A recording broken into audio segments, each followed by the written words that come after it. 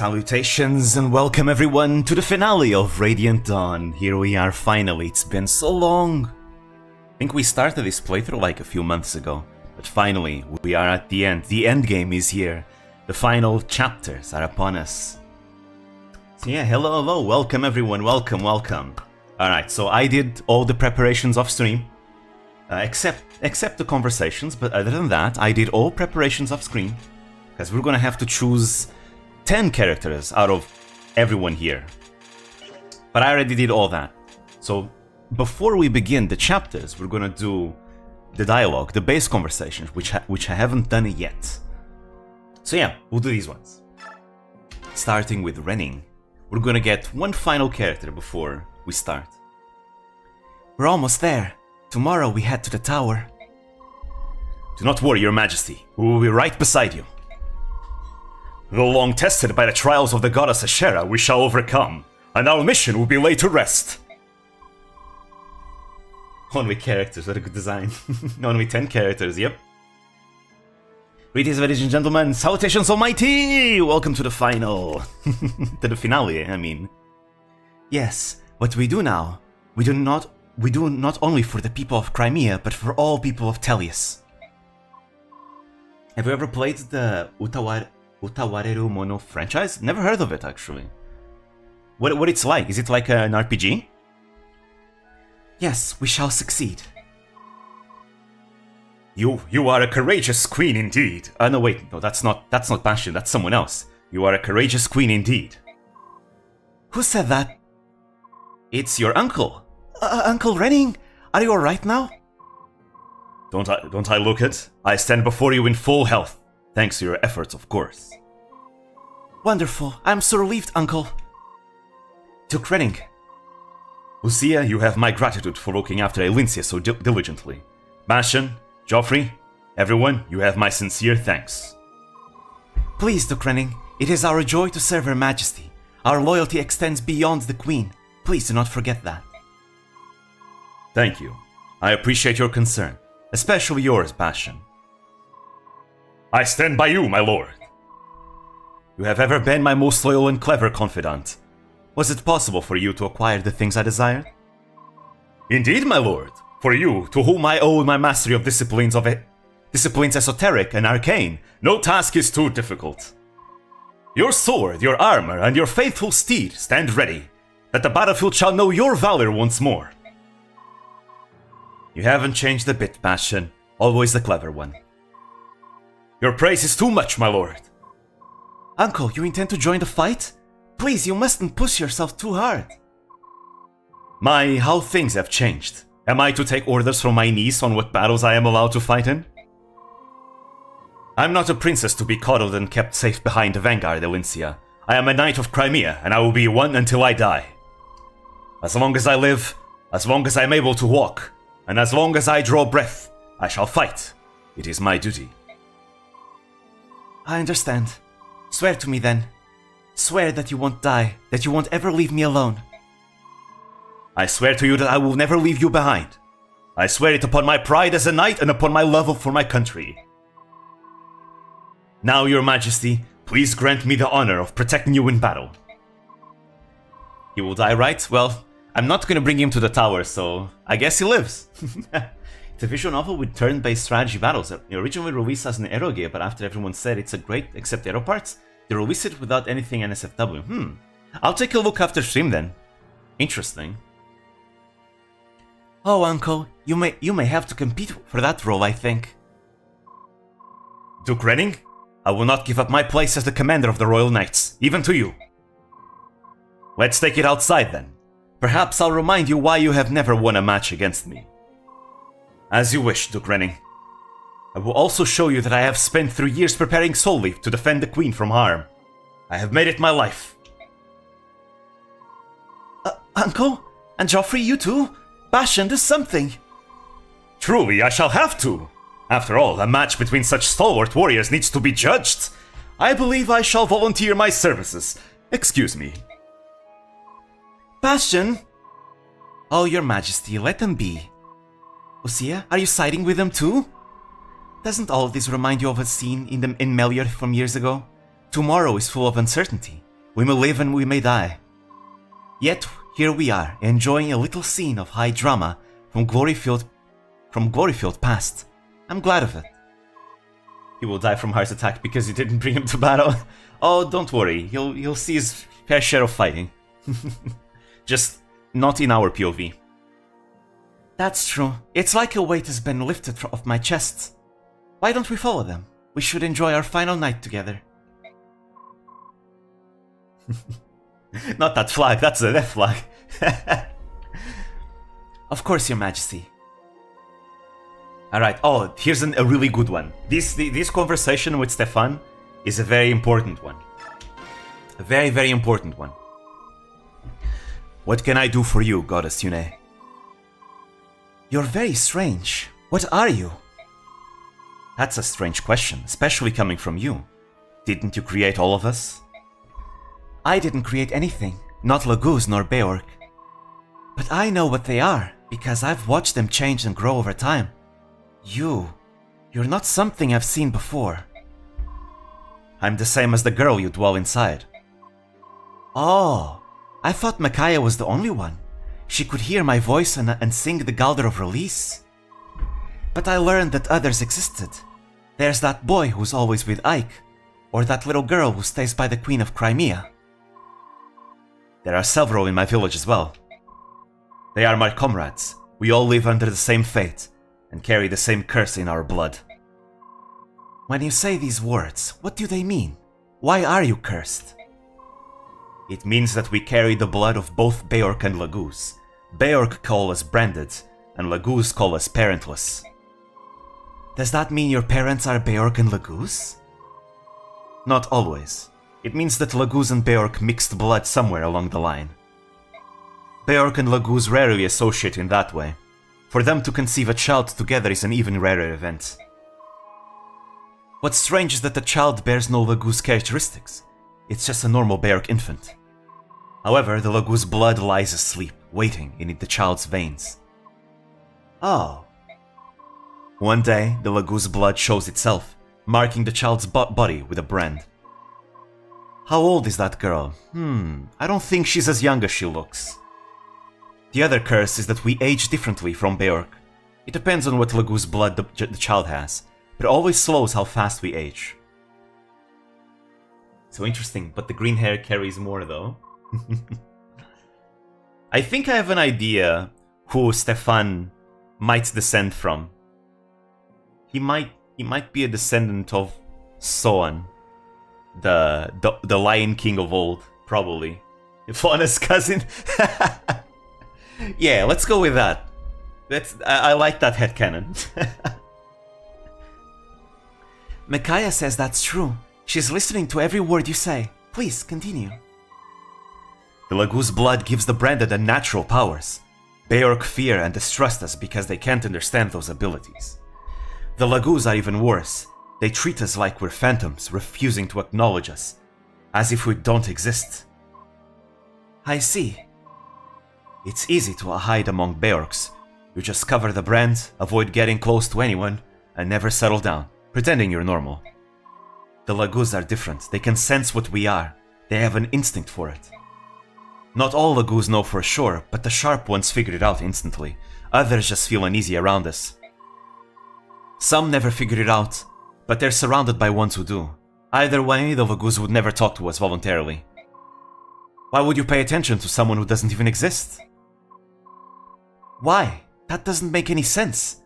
How did things get like that? I would like to know that as well. It's said that a union between Laguz and Beork is a crime against the goddess. That's what we've always been told.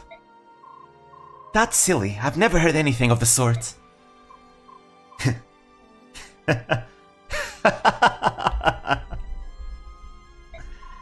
Why are you laughing?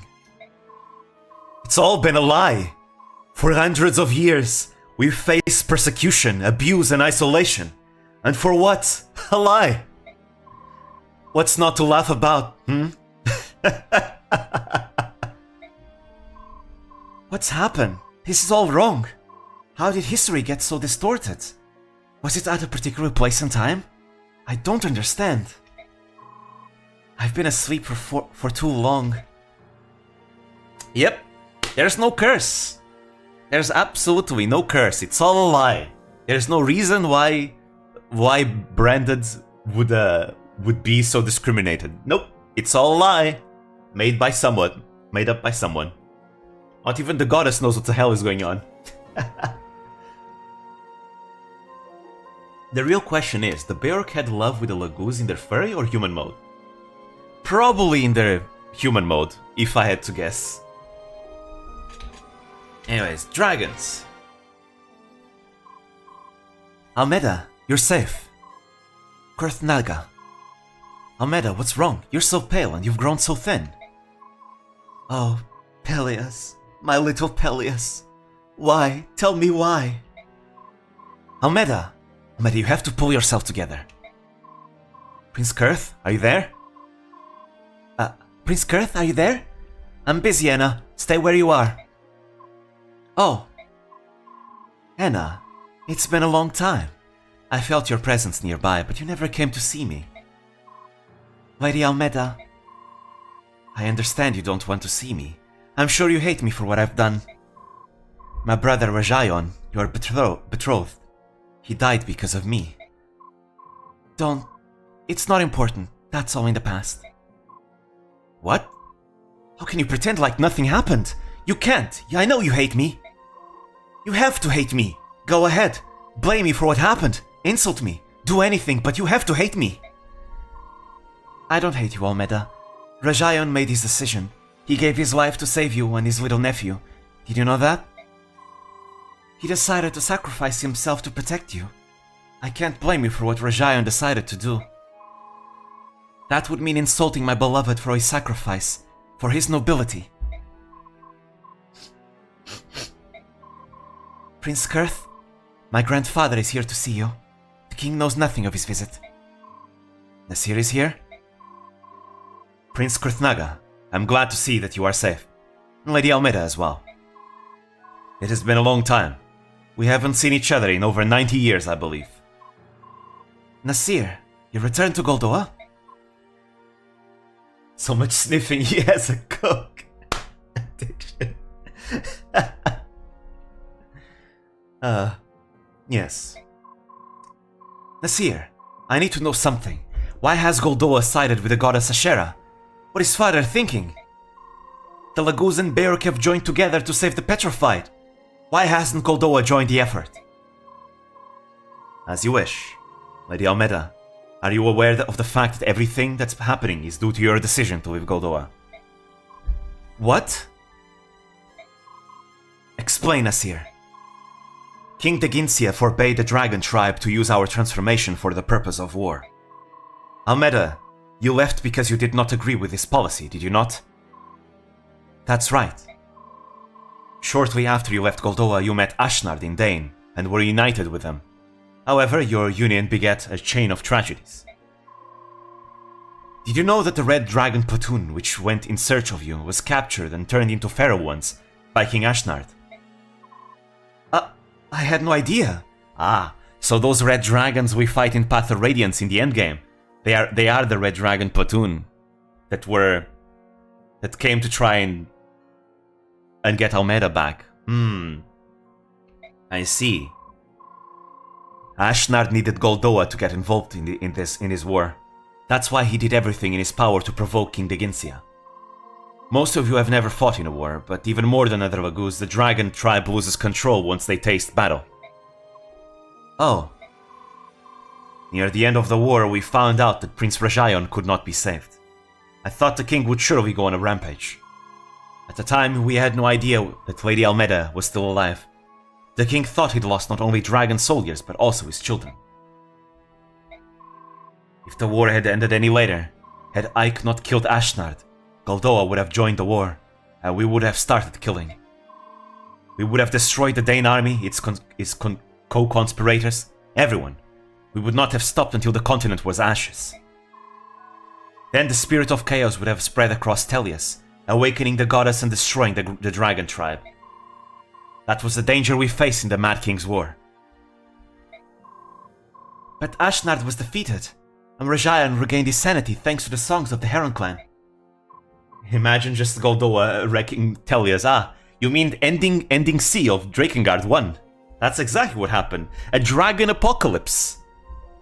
A giant dragon apocalypse. Actually, if I remember correctly, Yokotaro... not Yokotaro, but there was a writer that was working with Yokotaro that ended up writing a future where the dragons just control everything in Drakengard 1.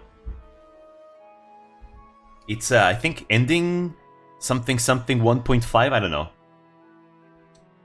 Dragon Apocalypse, I'm pretty sure Ike solos it. Not giant flying babies. We escaped annihilation once. We took Prince Rajayon's body back to Goldoa, and the king did not shed a tear, nor fly into a rage. Not so radiant, Dawn. So I think the giant babies that we see in Drakengard, though, are an inspiration from Berserk, apparently. Because I learned that in Berserk, there's a chapter where these fire giant babies that appear. Keeping in mind that Yokotaro has said that he takes a lot of inspiration from Berserk, Neon Genesis Evangelion, and Madoka Magica. It might be one of the Berserk inspirations. He endured his loss by himself. He endured for the sake of his last child, and for the sake of his people, Goldoa remained neutral. Father. But now, all that effort has been wasted. Also, it wouldn't be a surprise if Ike himself was like based on Guts from Berserk. Really, I think they have some similarities. His way to win, get Holokuro Kaiyo to pop ultimate and eat everything. All that effort has been wasted. The war between the Laguz Alliance and Benyon has spread through Dane and Crimea. And to top it all off, Goldoa can no longer stay neutral because of what Prince Kurtnaga has done. You're saying this is my fault? I've started a war that my father tried to avoid? No, Kurtnaga, this was my fault. You fought because of me. This was not Prince Kurth's fault. Besides, the goddess Yune was not awakened by chaos sweeping across Tellius. She was awakened by the Galder of Release. By a Galder? Are you certain? Yes, that was what Sir Ike said. That's very strange. Nevertheless, the end result remains the same. Goddess Ashera has rendered their judgment. The Laguz and Beork must follow her decision. What? Nasir? I've come here as a favor to the king. Prince Kurthnaga, you have to return to us. At once. If we just accept the Sheriff's judgment, we'll all be turned to stone. That's the end of history as we know it. You expect me to just lie down and accept that? How can I? What you're asking is insanity. I won't do it. And you, Enna? I feel the same as Prince Kurth. Then I have nothing more to say to you. However, I hope to avoid fighting my own people, if at all possible. Nasir. What will you do on the battlefield, Kurth? Will you face your father as an enemy? I will do whatever I have to. Oh boy, we're gonna fight dragons. And this is why I kept all those Worm Slayers with me, by the way. And Soren didn't get... Oh boy. Well, you'll know. Alright, Kain Negis. Ike, I have something to give you. Hey, this is... It's called Urvan, if I remember correctly. I borrowed it from your father's grave. Why? Honestly, I have no idea, but I felt a sudden urge to visit Grail's grave on the morning of our journey. When I told Gifka my idea for a little side trip, he said he thought of the same thing. You know what? Oh, don't worry, Almighty, you'll know by the end of this stream. Trust me. You'll know by the end of this stream. I believe we were guided to your father's grave by a divine message from the goddess. When I saw your father's axe, I was convinced that I had to take it to you. I felt that's what your father would have wanted. Maybe he and my mother are looking over us from somewhere else. Alright, it's my father's, so it's only right that I take it. We got the Urvan, that was the axe that Ike's father was using. I'm gonna give it to her though. Volk? Over here. Looking for you is still like trying to find spilled ink at night. It's part of the job. Anyways, you've grown quite a bit since the last time I saw you. Everyone loves telling me that. You're starting to look like Grail. That might be true too. He is my dad. I didn't expect to see you here. Did someone from this camp hire you? Sure did. I see. It's good to have you on our side under any circumstances. Why did you call me over? I have to return something to you. What the? What's all this money for? It's the 50,000 gold you paid me last time around. Well, minus my pay. Expenses and that sort of thing, of course. Even so, there's a lot here. Yep, it's the money we paid him in Path of Radiance. Well, the contract ended sooner than expected, I guess. You did a lot for us back then. I didn't even get a chance to thank you. It was a job, there's no need to thank me. I know, but if you hadn't told me the story of my father, I would have never known about his past, so thanks, Volk. Yeah. Anyhow, you have your money back. See you later. Did you really just get embarrassed because I thanked him? What a weird guy. Okay, it's not the 50,000 gold, it's 20,000 gold. Anyways, again, like I said, I did all preparations. Ike does not have enough axe rank yet, so I am gonna give this to Har. Har will be the one to use the Urvan. What else? Right, we also have Duke Renning now. Again, I'm not gonna use him, but this is Renning. It's Elincia's uncle. He is a paladin, he starts with SS in swords, an A in axes. He has an earth affinity, which is pretty good, though he kinda arrives too late for that. He's decently usable. No problem. So yeah. So that's it. I have a lot of gold, but I have nothing to do with it. I really don't need any more gold.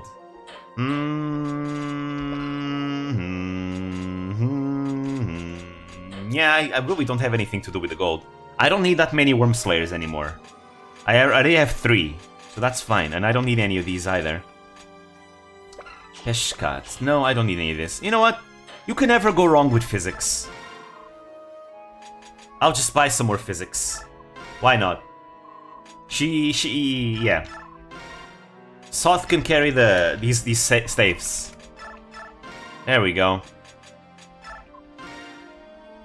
I really have no more use for it. Anyways. You have my axe. My bow. You have my swords. And my bow. And my axe.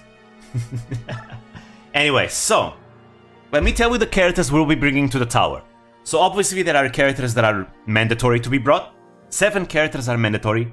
The other 10 you have to choose. Obviously Ike is the main character. You always have to bring him to the tower. Always. So our Ike is absolutely insane. Look at him. He capped most of his stats. The important stats are all capped. He's got the Ragnell, which is insane.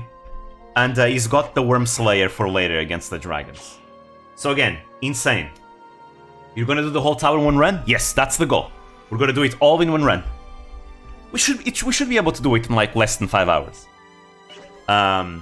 Then we have Micaiah. Obviously, she's just a support. So I gave her just a bunch of physics staves, a recover, and a ward for the final chapter. Because the ward is gonna be nice for the final chapter. But yeah, that's Micaiah. She's a support. Just a support. Soth is mandatory, so he's gonna be like a backpack for Micaiah's staves.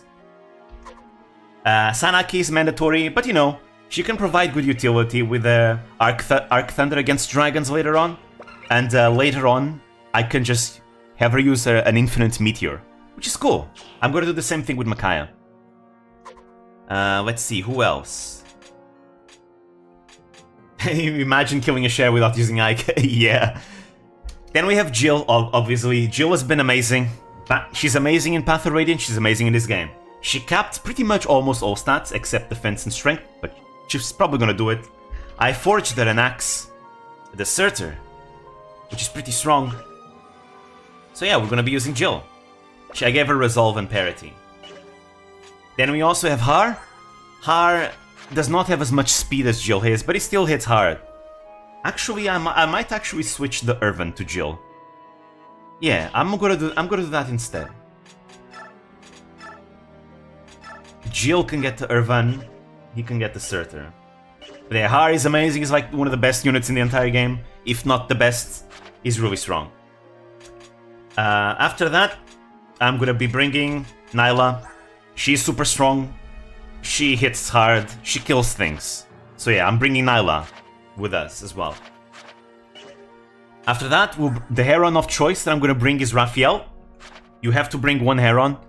The one I'm gonna choose is Raphael, because I would choose Rayson if I had a spare Lagus gem, but since I'm gonna be using the Lagus gem on Liar, I don't have that spare Lagus gem. So instead I'm gonna be using Raphael with a Celerity skill, which gives him extra movement. After that, obviously, we have Soren. I'm bringing Soren to the tower with an A support with Ike. I gave him all the arm scrolls we had in the shop, so now he's maxed out in Wind, Thunder, and Staves. So right now, Soren can use the Excalibur, he can also use the Blizzard, he can use the Arc... well, the Arcwind doesn't matter, I suppose. But he can use the Arc Thunder for the dragons, and he can also use, like, high-level staves for utility. But yeah, after that, we have our Juggernaut, the true main character of this run, Liar, one of the worst units in the entire series. Buffed up, super strong, right? Look at her. It's beautiful. She capped luck too. It's amazing. She is my greatest project. Even greater than my Juggernaut Mist run that I did in the past. With the Lagus gem, she no longer has the problem that cats have. But yeah, she's almost maxing out her strike rank. Almost. She just needs to fight a little bit. And she has, you know, the Rend skill, Quick Claw, and Daunt. But yeah, amazing. Look at that. Beautiful. Let's see, after that... Sorry for making you horny. Don't worry, no worries. Here's the Barn. I'm also gonna bring him to the tower. It's the Barn. He's strong. I don't have to say. You guys have already seen what he can do. I also gave him the skill that Naysala has, because I'm not bringing Naysala. So I gave him Naysala's skill to attack at range.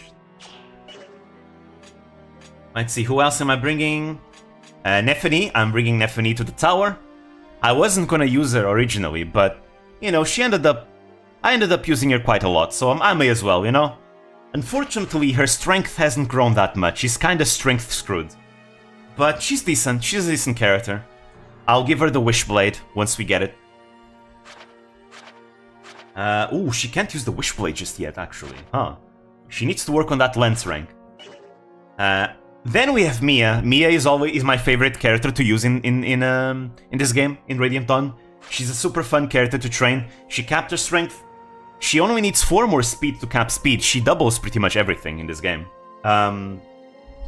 It's beautiful. Look at that. I gave her all the good swords I have. The Brave Swords. The 2 Worm Slayers, which are going to be good against the dragons. The Veikati from Stefan. Storm Sword and Tempest Blade. She looks amazing. Look at those skills. Vantage, Astra, Adept, Cancel. It's beautiful. I love her. Beautiful, beautiful. Who else am I going to bring to the tower? I'm going to bring the Lion King, Kainegis. Look at him. He is insanely strong. Very strong. His stats are crazy. He's stronger than Liar, and he's not even maxed out. It's insane. Look at that. Ah, and then he has his skills right here. I gave him Provoke and Heal. It's going to be really useful. Also, he has Fortune. What does that do, actually? Nullifies enemy critical hit. Okay, that's good. And I'm also going to bring his Shadow, Gifka, who is also pretty good. It's pretty much a second Kainegis. And that's all I'm going to bring. And then we also have Kurtnag and Enna that are mandatory to be used. They are not very strong, though.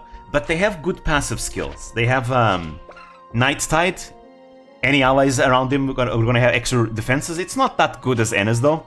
Enna's is the good one. It gives extra strength and skill. This is going to be very useful for the final boss. Trust.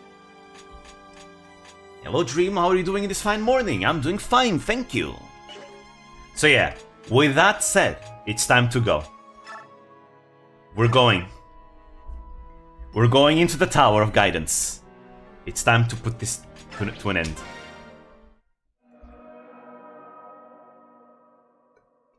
The prototype rally skill, yep. Oh no! Yune, what is it? What's happening? The Tower of Valni? No, the Tower of Guidance. You can't grind in this one. There's only a one way in. This isn't good. These soldiers, we've killed them already. They've been reborn in flesh but not spirits. Brought back from the dead. A miracle of the goddess. A blasphemy, you mean? How could a goddess of order violate the most fundamental natural law? Philosophy later, everyone. They're about to attack.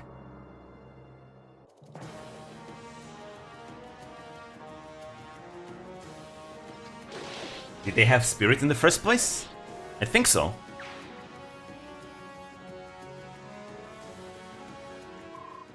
Are you alright? Those dead soldiers really got to you, didn't they? We can't win. All we do is kill the flesh, but she brings the flesh back. We need more time. No, there is no more time. Everyone else will be turned to stone, and I will be lonely forever. There's nothing more that I can do. I failed. I failed. Yune, get a hold of yourself. Ouch, my ears. What was that for? You big bully? What do you think I am? Yune, the goddess of chaos.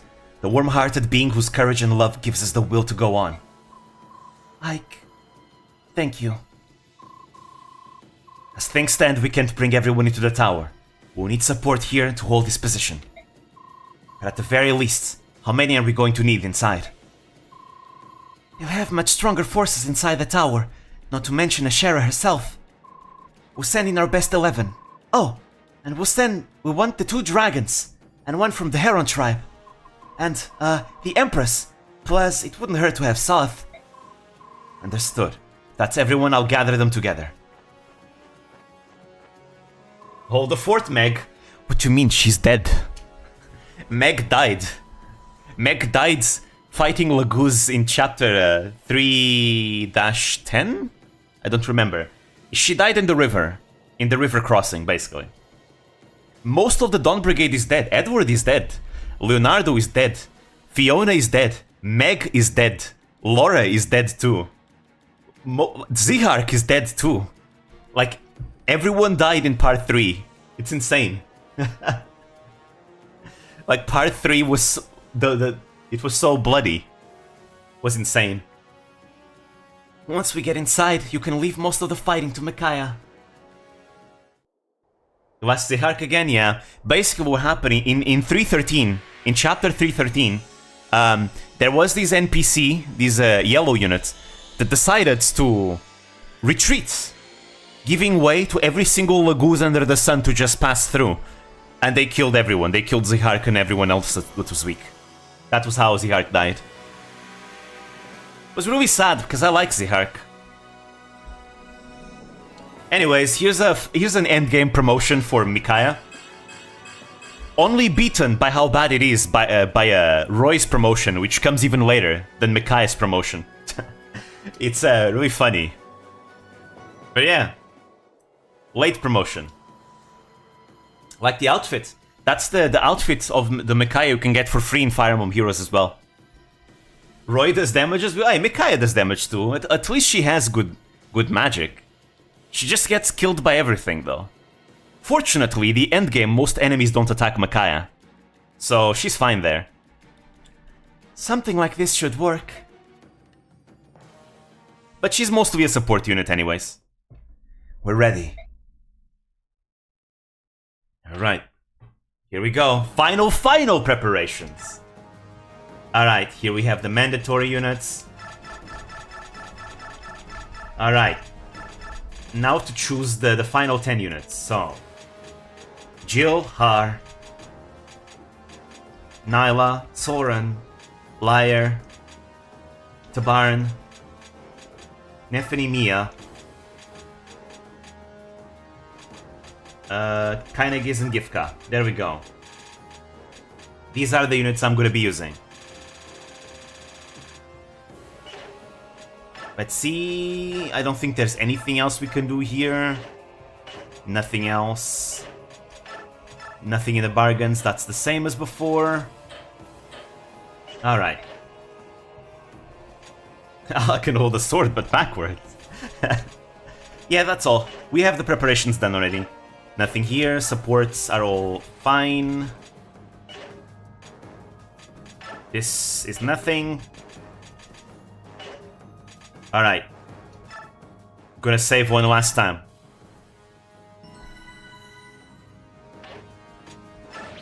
Here we go, to the tower.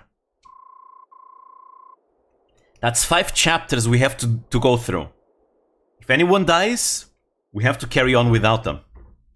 So we better not lose anyone. Alright, everyone's almost ready. Who would you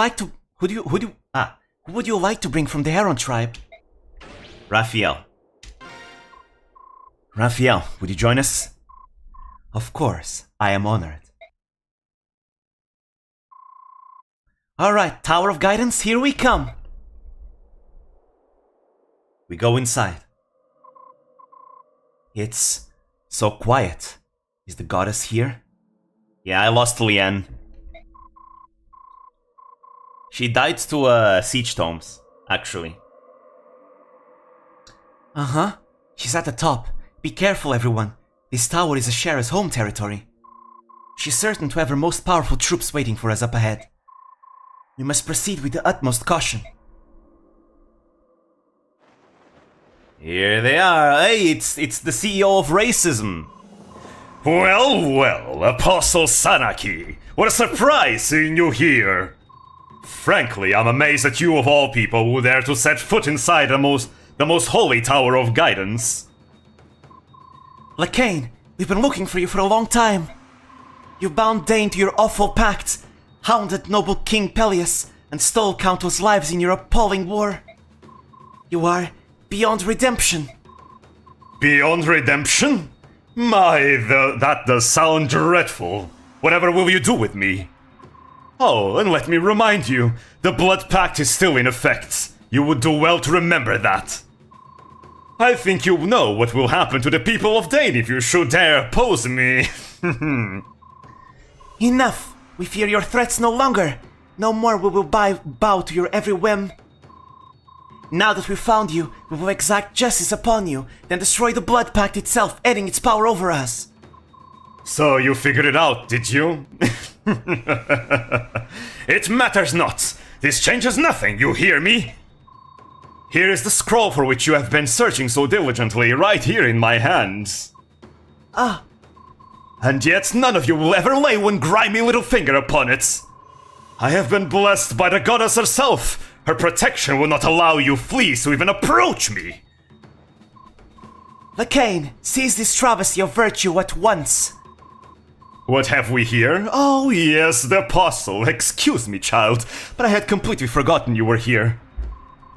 Somehow, despite the extraordinary plans of great men, here you are standing before my very eyes. If Sephiron and I hadn't been freed, you were just waiting for a chance to kill us, just as you killed my grandmother. Out of respect for the imminently deceased, I'll be completely honest. Yes, you assume correctly. Your assassination your assassination and the plot to once again frame the Serena's herons for it was entirely my idea. Yes, I thought as much. Impressive, Sanaki. When you were first crowned, you would have cried your little eyes out. You've grown slightly. Lacane is the absolute scum of the Benyon sanity. Yep, he's the worst of the worst. The CEO of racism himself. Lacane, Duke of Gados, before the 37th Empress of Benyon, prepare to be judged. An amusing game, child, truly. But you must know that there is nothing you can do against me. I am the greatest servant of the all-knowing almighty Ashera. I am her chosen champion. And you, Sanaki, are a pathetic wretch, mewling behind your pack of Dane curs. Ashera's judgment is upon you. You will not live to be turned to stone. You will die here as flesh and blood. Alright. Here we go. Alright, so for this you need to be very careful. There's a lot of enemies. And a lot of armor knights everywhere. And armor knights in Intelios are actually quite strong because they have speed. Anyways, the real danger in this chapter is actually these guys. This right here, the sleep staff. We have Hetzel with a sleep staff. The silent staff is a bit whatever, but the sleep staff is the worst because they really like using this against Ike. And Ike has terrible resistance, and he falls asleep and then dies. He puts you to sleep. If you are asleep, what happens is that you cannot dodge anything. And you know what happens when the enemies have siege tomes, right? They attack you from long range with magic. You know what Ike's weakness is? Magic. So yeah, you need to be very, very careful with the sleep and the siege tomes. Here's another sleep staff. Lacane is right here. He's got a droppable Rexora, which nobody will use. And he can warp around the chapter with rewarp. If you get very close to him, he will basically start warping to these locations over here. All around the map. But I'm gonna try and kill him before that. Let's see, this guy also has a Blizzard Tome. Ooh, and this guy has a double bow, which I would have used on my Shinon if I had one. But my Shinon died, unfortunately. His bow is so good. At least no Berserk Staff. Yep, I really wanted to use Shinon. But oh well, that's how it is. Anyways, so here's the plan. Here's the plan. I'm gonna bring all my Lagoos right to the front. Yeah, Shinon died. I ended up putting him in way too much danger. You go over here. I want Jill and Hart to go together over here. Nyla can go also over here. In this side. There's no fire tomes, I think. And as for Mia and Nefany, they can also go to the middle. Yeah. This is fine. There we go. I want to keep Ike and Soren together, though. Because they have their support. Alright. Time to go. There are also chests in this chapter, but you do have a thief and Soth, so it's fine. Yeah, they have a chest over there. Oh, actually it's only one chest. I think that's the final chest in the game, if I remember correctly. Anyways, here I am saving again, because I'm paranoid. But now we go. The first chapter of Endgame. So my strategy to start this chapter is just to make a wall over here. I'm gonna start with Soren. Let's see. Let's see the animation. Oh, it can double. Let's go. That's nice. Rexcalibur. Look at the animation of Rexcalibur. The magic animations of this game are so cool. Oh yeah, and this is the end game battle theme. It only plays in the tower. But yeah, the Rexcalibur animation is really cool. All the SS tomes are super cool. Look at that! I swear, there's no magic animations like Tellius. BGM's popping off, yep. Nice, he got speed! He got speed! That's great! Alright. Here comes Kainegis.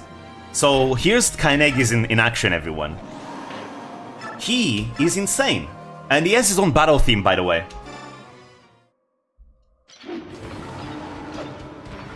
It's called March of the Lion King.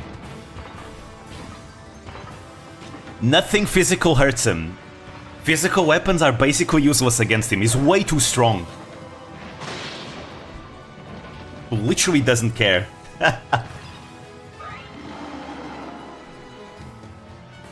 Alright, and Gifka is pretty much the same thing.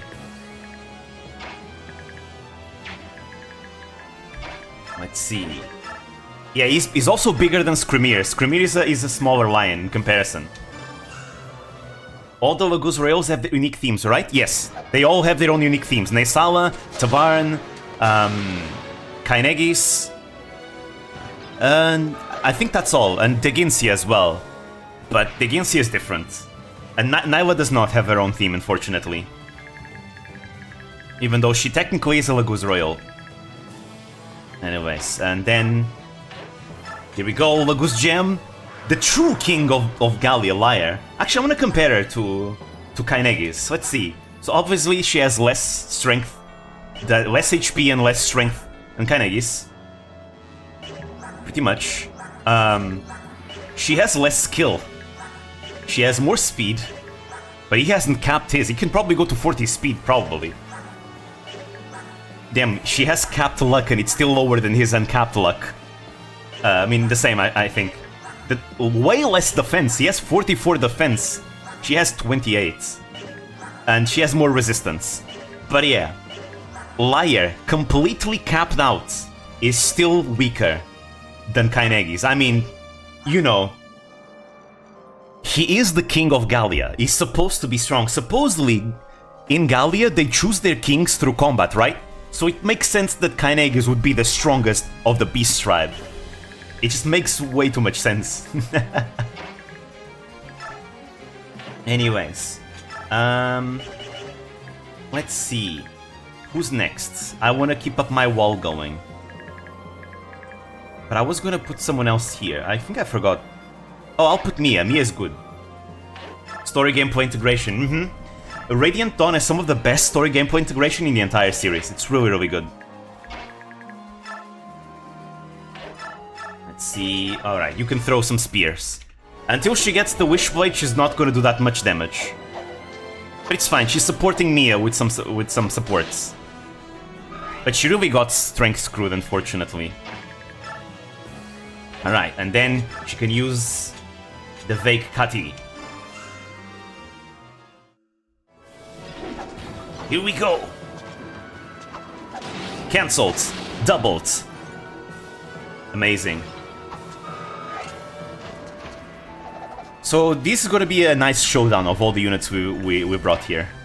And then we go here and we use another Lagus Gem. Our wall is complete. So even if they put someone asleep, that person is not gonna be attacked by too many enemies. Which is what's important here. I am still, however, gonna give Ike the word staff. Actually, should I do that? She used Twitter 2 times. Alright, I can also do this. No, I think I'm gonna play it safe. I'm just gonna words Ike. There we go. Because I've had bad experiences of losing Ike in here for magic. And then I'm gonna rescue.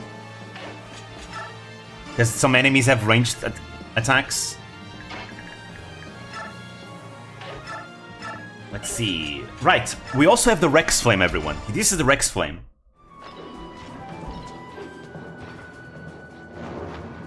Unfortunately, the Rex Bolt, which is my favorite one, we don't have anyone that can use it. Only Ileana can use the Rex Bolt.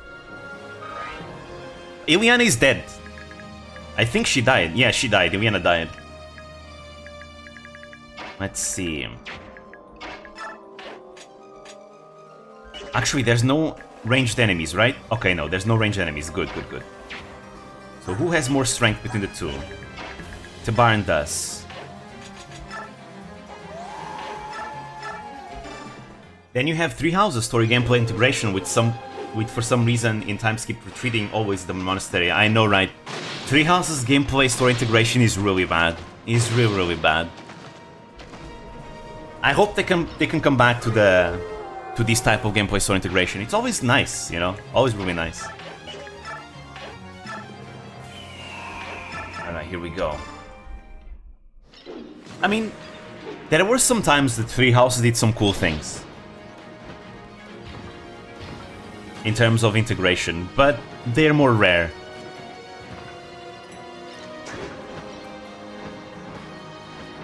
Here we go. You know what I like about the gameplay and story integration?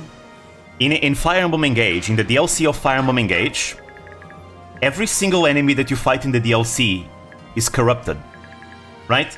But they don't look corrupted, right? They don't look corrupted. But they are all considered corrupted. And then you discover why. And it's really cool. I thought that was really, really cool what they did there. Because, and the reason why I found out is that I was using Emblem Celica on one of my characters in the DLC. And then I noticed that when the enemy attacked the Emblem Celica Wielder, they took damage back, and it's like, wait, why did that skill activate? That skill is supposed to only activate whenever an enemy corrupted attacks you. And then I checked the enemy, and then so wait, they are corrupted, what the hell? And everyone else in the DLC is corrupted too. Which was really, really cool. I like that. I like that touch. Because again, supposedly everyone in the DLC is already dead, right? They're all already dead. They're all corrupted. They just don't know it yet. Ah, I have a hammer for this. But Har cannot double, no! That's a shame. Oh well.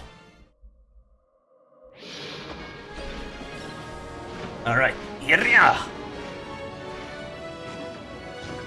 Then you have Fogado in that DLC. I really like the DLC. I mean, gameplay-wise, the balancing of the DLC is all over the place. It was really annoying playing it on hard modes or even maddening mode. So from now on, I just play it on normal modes to enjoy the story. The story of the DLC is actually interesting. But man, the gameplay is a bit unbalanced, which is the opposite. It's kind of funny because it's the opposite of the main game. The main game, the story is very meh, right? But the gameplay is really good. Meanwhile, the DLC is the opposite, where the gameplay is kind of meh, but the story is good. Which is kind of funny because the DLC is supposed to be a world where everything is reverted. I wonder if they did that on purpose. Would be kind of funny.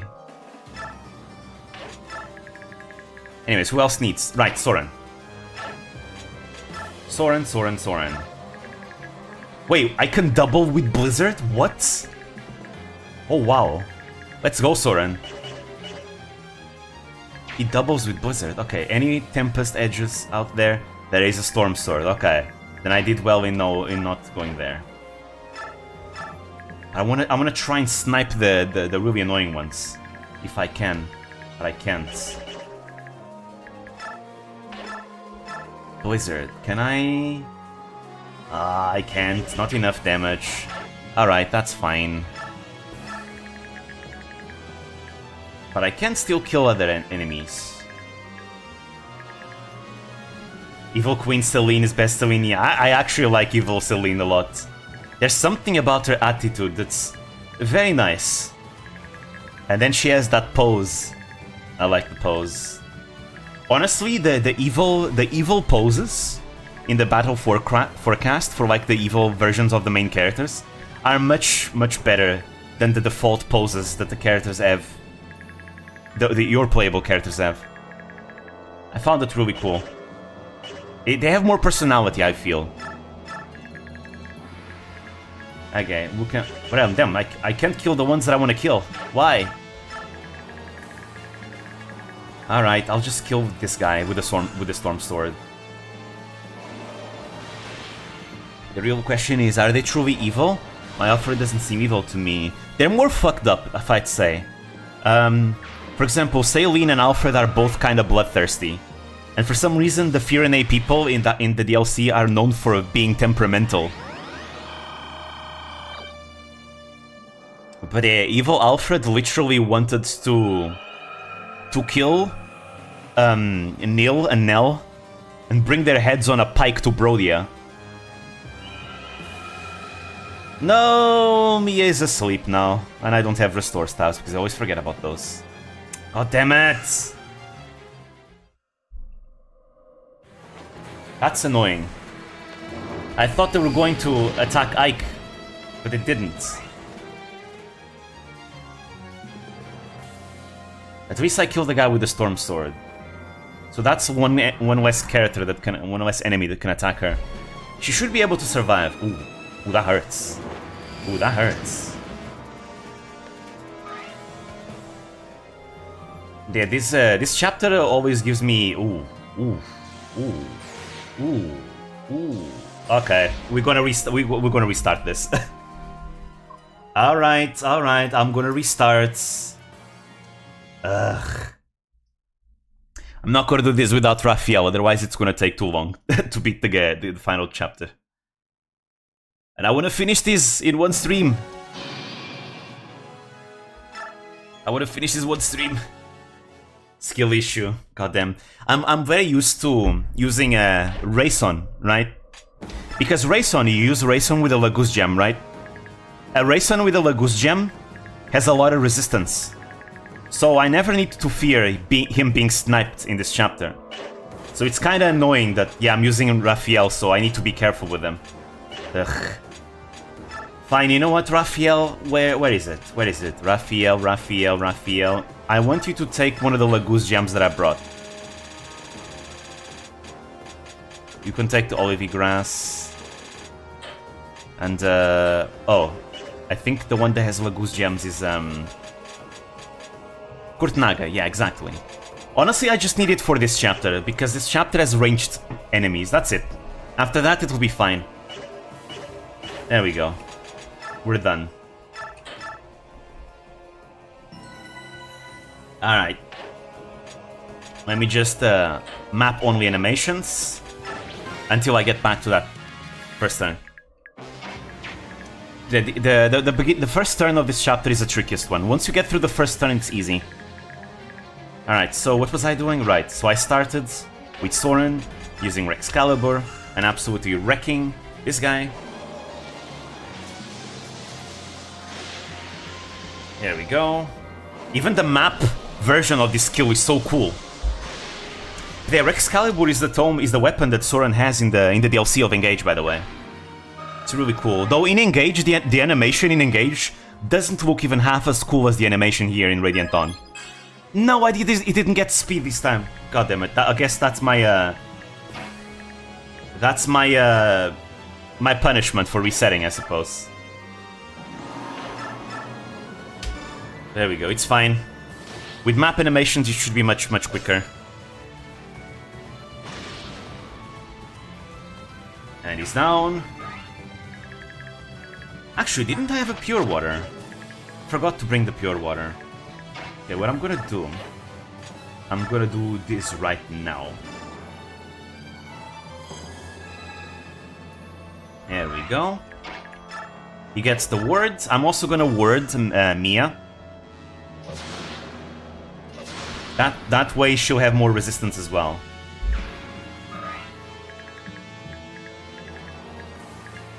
Let me see. Who else did I want to use here? Don't remember. So I was gonna go attack with Mia there. But not yet. I want to word first. I think I'll do this right now. And then I'm gonna rescue with the Kurtnaga and Enna. To be fair, I should be using the terrain a bit better, because these tiles give me 10 resistance, which is good. Yeah, let me see. I'll do this. Since Kurtnaga and Enna are not going to be very good for combat, I may as well just use them this way. For rescue drops of my squishy units. And then I can ward Mia. There we go. And we do the same thing now. Spear. Cancelled. Both Mia and Nefany have the cancel skill, I just realized that. That's kind of funny. Alright. Actually, let's have them converse. Nefany, you're so great, you're my favorite person ever. You can ever leave. Promise. Oh, and I hope you like dueling at dawn. Just, you know, throwing it out there. Alright, I won't die. Okay, that's the generic dialogue they have with everyone, basically. Nice. She said it's done! A radiant dawn! Alright, and then become a lion. Big scary lion. We can Rex Flame again.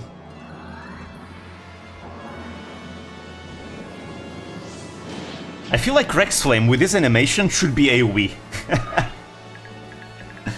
It should probably be AoE. Alright. Nyla transforms. Obliterates this guy. The Radiant Dawn is the friends we made along the way. Hell yeah. I fight for my friends. Ike fights for his friends, after all. Which is funny, that's a quote he has in Smash, but he doesn't have it in the games. Alright. Everything good here. And then Jill crushes the enemy with her hammer. Very nice. She doubles. She's stronger than her by now, because she can double. Har cannot. Let's see, there we go, another hammer. Smash is not always accurate like Roy, true. I mean, Ike does fight for his friends, to be fair, even if he never says it. But yeah, he never says the actual quote. But yeah, Roy feels more like Ike. Because originally, see, Roy came out in Smash before his game came out. So, back then, Roy's name was going to be Ike. He was not meant to be called Roy. He was meant to be called Ike. And he was supposed to be a more hot-headed type of character, right? But then they changed that when because supposedly the game, the Fire Emblem 6 was going to come out for the SNES. Or actually no, it was going to come out for the N64, but they didn't. So it ended up coming out in the for the GBA instead. Let's see, who was I gonna one-shot? See, now I can't one-shot this guy because I don't have the speed level up. That's annoying. That's obnoxious. Oh well. Blizzard. I'll be my refill before I get sick to hibernate through the increasing heat of the daytime. How goes your anti-racism activism? We're wiping out all the racists, yes. The final racist is right here. This is the final racist. This is the CEO of racism. Right here. After that, we just need to kill God, that's all. Well, at least one of the gods. The other god is on our side. You're resorting to violence. You didn't try to protect or sign a petition first. We can't. We're gonna be turned to stone. Imagine being from Europe or America and having Marth with his game only being in Japan, and then Roy without a game that was only going to be available in Japan. Yeah, and that's how it is. I mean, to this day, that's still how it is. Really. Like, FE6 never came out to the West. We can only play it through fan translations. Otherwise, you cannot buy the game in English. So legit. FE6 is yet to come to the West. In English. Wow, he's dodging everything. Endorsing terroristic activities, okay. To be fair, they're the ones that started. They're the ones that kind of triggered the Civil War. And the slave trade. We're just responding in equal measure. That's all. It's fine, we also have the Empress on our side, so it's fine. But Mom, he started it! Anyways, Ike is asleep. I hate sleep staves. But it's fine, once we deal with the beginning. Oh. Have you ever guys seen a lion do a somersault? It's called a somersault, right? Or a flip. Two lions doing a flip.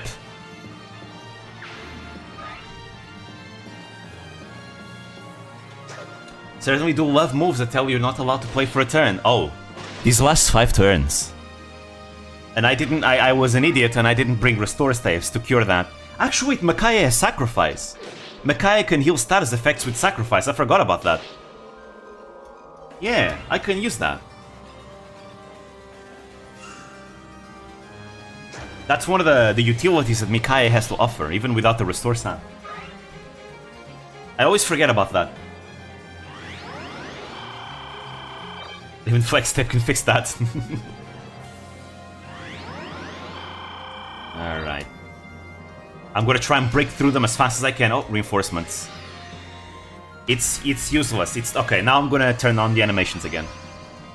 Ah, right, and Anna can also heal status effects of anyone around her. That's really nice. Okay, there we go. There we go, Micaiah. Sacrifice. Heal. And Ike is awake. Alright. Can we one-shot? We can't one-shot, that's a shame. So we'll kill right here instead. Nice. Wait, no, that's not the move I wanted to do. Why did you aim there? What the hell? Ugh. Fine. I'm gonna use the Cymbeline. I like the Cymbeline animation more. Because she drops a goddamn sun on top of them. Cymbeline! Taste the sun, a radiant dawn. It's the move you wanted to do. No, I need to save the blizzard uses. Anyway, let's see. I am going to probably do this. Actually, what I can do is the following. Because he has the Kanto skill, I can do this, kill here, and then sing. Can she sacrifice herself to death? No, no, no. She always stops at 1 HP. That's the maximum. That's the maximum she can go for. And then you do this. There we go.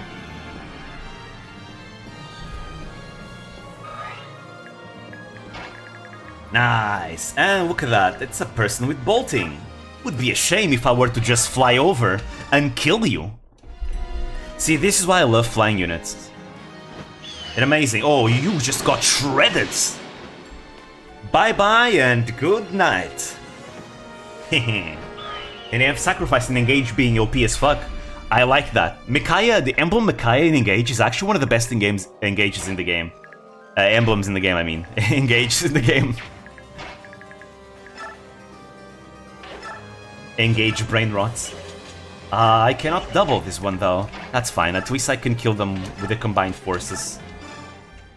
Can she proc flare though? Go Sanaki, Cymbeline! Kaboosh, another sun. I swear, but again, some of these magic spells, they kind of feel like they should hit multiple targets, because they're just insanely huge. There we go. Rexcalibur! Bye, see you next stream! Bye bye! And here we go! Boom, boom, boom, boom, boom, boom. I love this animation so much! Why does Magic suck in Tellius? They have the best animations in the series. I think that's the reason why they just nerfed the animations later games. Really, that's so lame. He's not getting speed anymore. I'm getting pissed at that. God damn it. You get speed, Soren! Get speed! Alright. Ah, she can't one round. Come on, Nyla. Proc Savage or something like that. You're strong. I know you're strong. You've been this strong since the beginning of the game. There we go. That's my queen. That's Nyla. Savage! You're dead. Your armor can't save you from that. And Echo's animations are sick though. Oh yeah, I think Echo's... Before Fire Emblem Engage, Echo's had the best animations in the series. They were the most polished in the entire series, I feel. Let's see, can you... Right. Oh, never mind. Look at that. Look at that. He can one-shot. He can't double, but he can one-shot, and that's good. Go hard. Hit them hard with a hammer. Hurrah! Another one down. Alright, next one. We can double that one as well. We need to be careful though. Magic is still kinda... It kinda doesn't big ouch against her. For me, Echoes is easily the best FP game. It's one of my favorites actually. My favorite is still Radiant Dawn. But Echoes is probably one of my top 5 games. I love Echoes. It's such a fun game. It's a fun game even if the game design is a bit archaic. It's a very fun game. And in my opinion, Fire Emblem Echoes has the best writing in the series. Like, just the dialogue and the way people speak in that game. It's just so well written. Like, no other game in the series has as high quality writing as Echoes. Like the dialogue for Echoes, the way characters talk to each other. It feels like something straight out of Lord of the Rings, you know? They have a very poetic way of speaking in that game. And I really like that. I wish we can have more of that type of writing in future games. Because really, I love Echo's writing so much. Like Echoes can feel very casual and modern when it wants, but also very like poetic and archaic when it wants, and it's really nice. Anyways, here's a kill for Nephanie. She can take care of the mages. She's a mage killer after all. Nice. Think again. She dodged that. Beautiful. She's getting a lot of XP, so she might get strength by the end. I hope so. I really do. Here's my other mage killer, Mia. The Great. Well, Mia is a everything killer. She kills everything, really. Oh, and she proc Astra. Bye-bye. That's just death.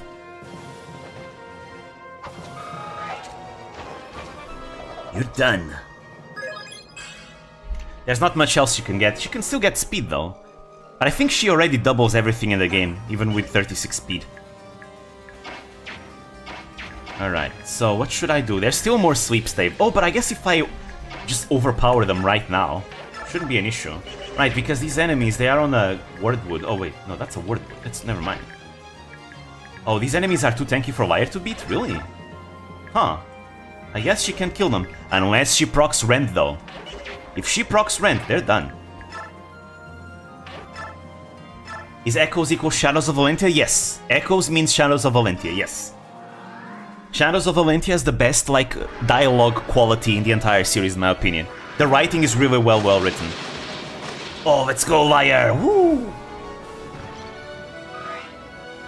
Beautiful. When Tobin wants to talk with Cliff, and he just doesn't want to talk. Yeah, I really like the supports as well. It's so nice. Okay, let's see. That can Ike murder one of them? He can't. What about these ones? Can he murder one of them? Does he have? Yes, he does! Bye-bye. Is it the only game with special quotes for the final chapter? No, I think Engage also has special quotes.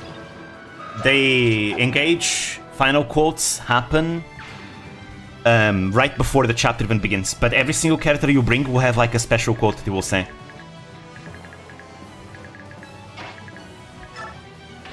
But in Echoes, they only trigger when you click on them. Big Lion! Up, and time to wait for the March of Doom. The Armor Knights will take a long time to walk to us when we're using one of these units. Anyway, there we go. He's dead. I love lions so much. Lions are such cool animals. Actually, my favorite animal is lions. Anyways, and here's a bigger lion. Even bigger lion. Roar. He'll get here anytime now. Anytime now. But nobody says a battle between God and mortal sounds exhilarating to me, so point for Echoes. Again, Echoes has a lot of good dialogue that just sets it apart from every other game in the series. Just in general. Like every single thing that comes out of May's mouth, for example, is gold. Like literal, legit. May is such a great character. I love her. She's great. She's my favorite character in Echoes. Let's see. Okay, what else can we do here?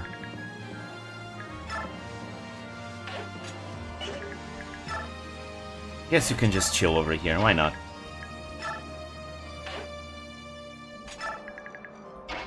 Ooh. Every character in Echoes is Tobin. And he's asleep. Now, okay, it's fine. If Soth is the one to be put to sleep, that's fine. He's just chilling in the back. Gray and Tobin are the biggest bros. Indeed, indeed. Ouch. It's fine. We'll be... Oh, wow. Wait. Not Anna. Okay, she'll survive. She'll live being doubled. But I need to kill these ranged enemies quick. These siege tomes. They're annoying. It's the reason why I no longer want to repeat Azure Moon in 3 houses in maddening mode. I did it once and I think that's enough. Because Azure Moon in 3 houses in maddening mode, they have ambush spawn siege tomes. And goddamn did that made me rage. I was so frustrated. I guess I'll probably try it out, but not in a regular maddening. Probably in a new game plus. Anyways, we're doing fine.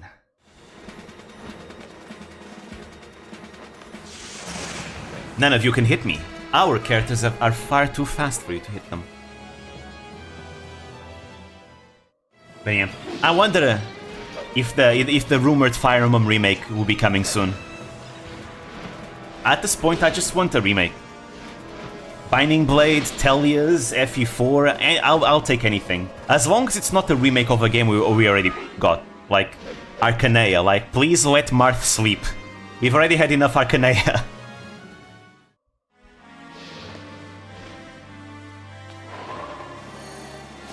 Ugh.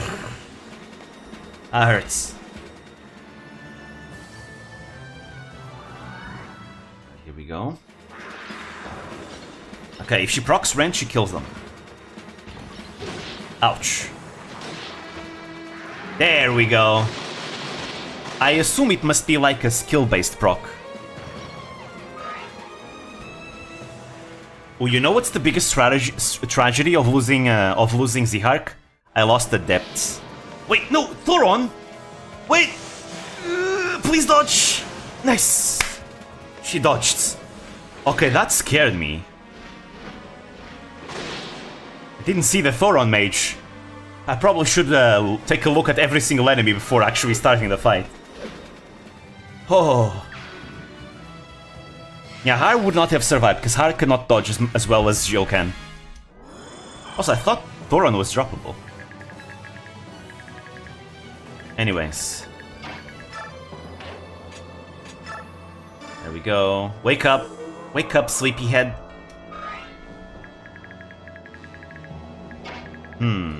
Now what to do? I do have Meteor. I can just Meteor enemies from here. Should I Meteor someone? He's asleep. Let me do this before she dies. Oh wait, she doesn't have any healing items? Wow. I forgot about that. Wait, this is the most unoptimal Galder ever from Raphael, but I just want to heal to cure the silence.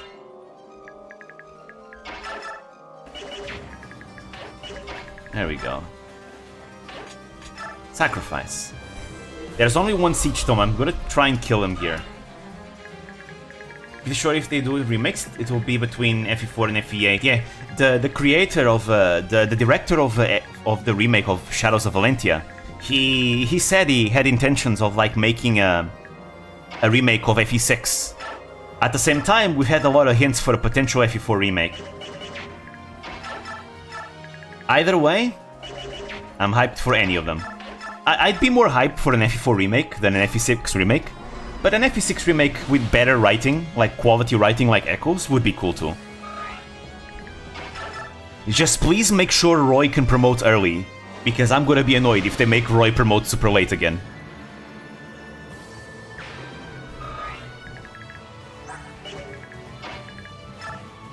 Alright, there we go. But the FE6 remake only because Roy is my favorite lord, but FE4 remake would be sick. It would be really sick. FE4 with modern graphics. I really like Engage animations, so if they like build up upon Engage animations would be really cool. Apparently Engage has an entire new engine or something that they're using. So it would be really cool to see animations like that. Like, unlike Pokemon, Fire Emblem is actually improving its animations. Okay, I'm not gonna get into Pokemon rants. No, I'm not gonna. This is Fire Emblem. This is a Fire Emblem stream.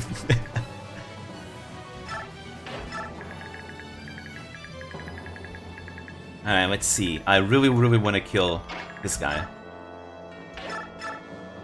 Ah, we don't have enough damage! Alright, Mia can do it. Hell yeah, let's go. And they should buff the infantry units in FE4. Yeah, I do wonder if they're gonna do... I'm gonna be honest. I do want an FE4 remake, but I do not want giant maps. I don't like that about FE4.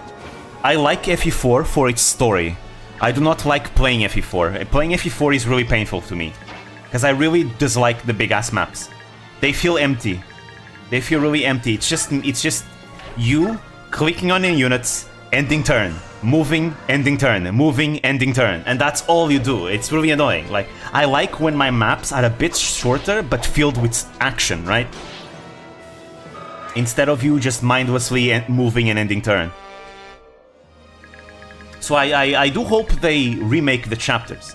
Instead of making 10 giant chapters, split up the chapters in smaller chapters to be more traditional. Because FE4 is just not fun for me to play. Even if I use like the advice that I've seen. Oh, you should use your infantry units to go straight for the end of the chapter, while your mounted units do the objectives around the map. Even if I try to do that, it's still way too boring to play. I don't like that. It's really boring. It's part of the reason why I haven't finished FE4 yet. I'm still in the Thracia chapters. But I haven't finished FE4 because I just can't be bothered to play it. It's really annoying. So if they do remake FE4, I hope they change it. Make the chapters smaller. And I was thinking exactly that. Adapt it to more chapters, but shorter. Yes, that's exactly what I want them to do, if possible. If I could, that's what I would have done.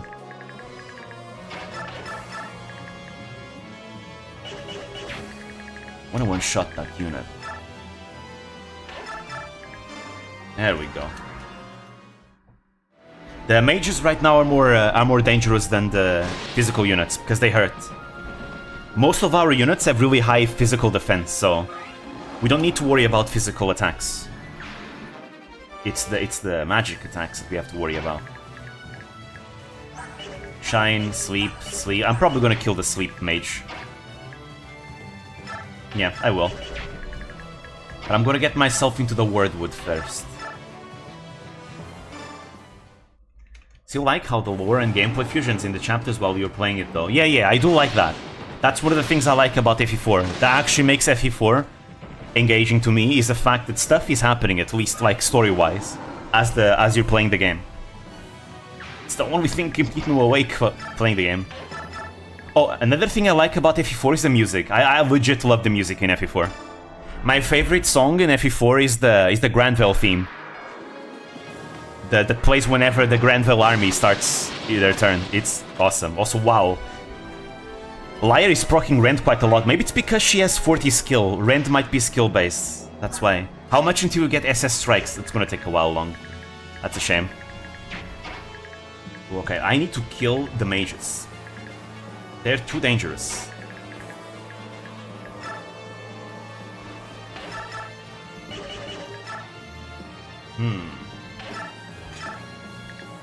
We can't one-shot anything. Why, Har? Why can't you double? Fine, you know what? That's okay. We'll kill the double bow guy. Oof. He's shooting up ledge. Up ledge. How much HP does Har lose though? 22. Ooh. With a 1% chance to crit. I don't like that. But maybe if I use a dragon instead. Oh, wait, if I do that, she's gonna die. Then I really have to kill him. Maybe this is too risky. Maybe I shouldn't do this. Well, she can handle this pretty well, actually. It's just a shame that Har can't kill anything.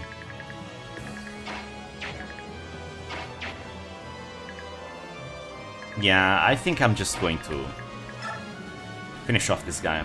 She survives. Oh, but the double bow attacks at right. The double bow can attack at close range too. Alright, fine. In that case, I'm just gonna retreat.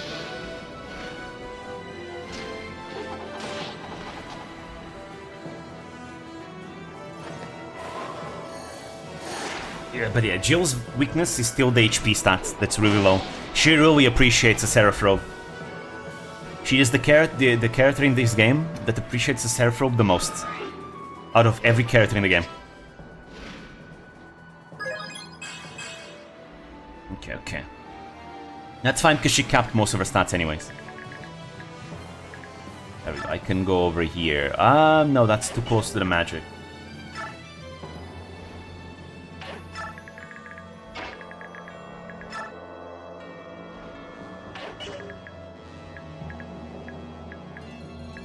Actually, how does Har deal against this guy? Nah, that's way too much crits for my liking. Way too much crits.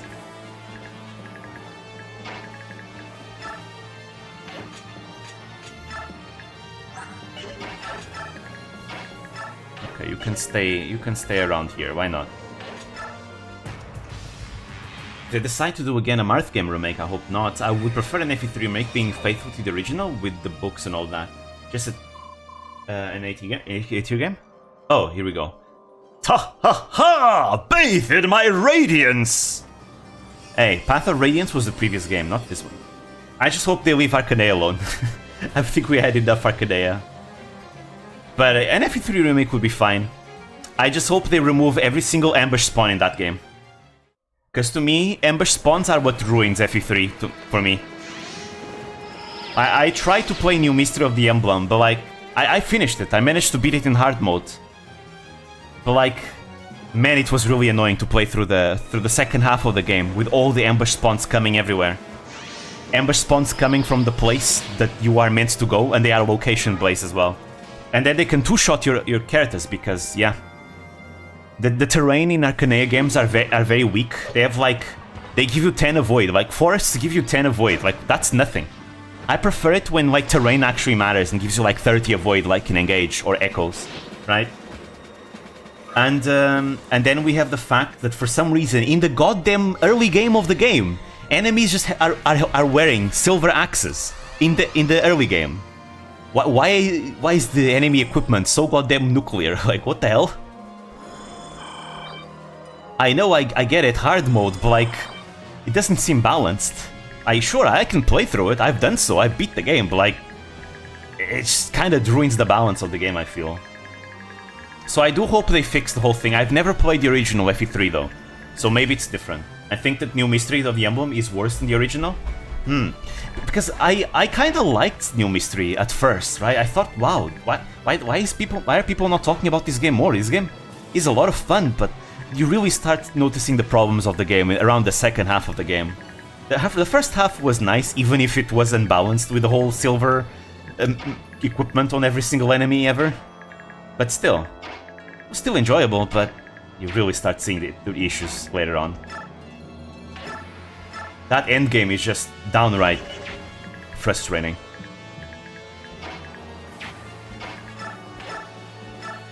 Alright, there we go. Okay, this is better.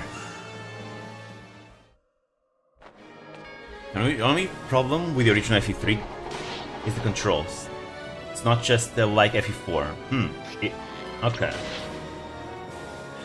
Oh, there we go. Resolve. She needs healing.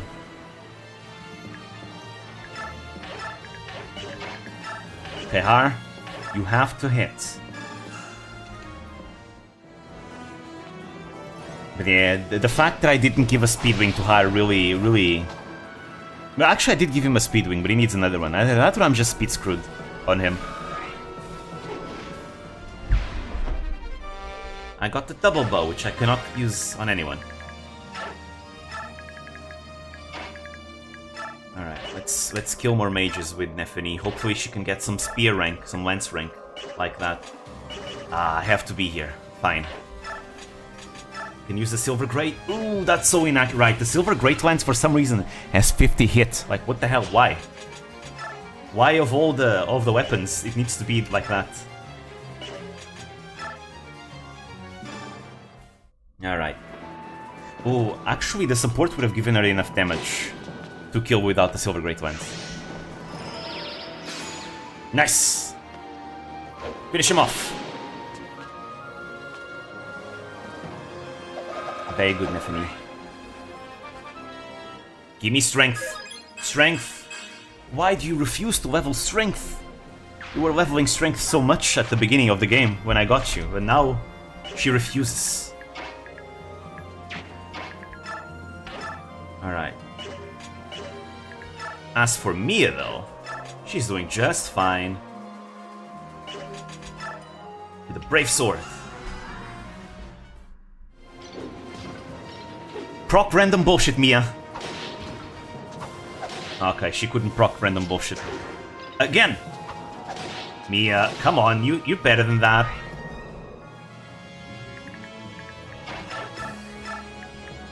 Alright. Let's kill them quick before reinforcements start arriving. Because I wanna end this map relatively quickly. This is like one of the biggest maps in this endgame.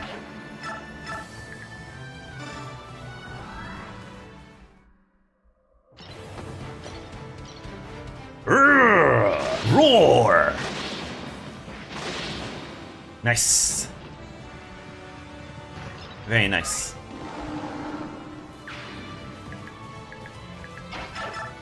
Now, do they have any weapons? They do have shine combs, but I am in good terrain, favorable terrain, so it's fine. I just kill the guy that hits harder. As long as we're in the Wardwood, we don't have to worry about anything else.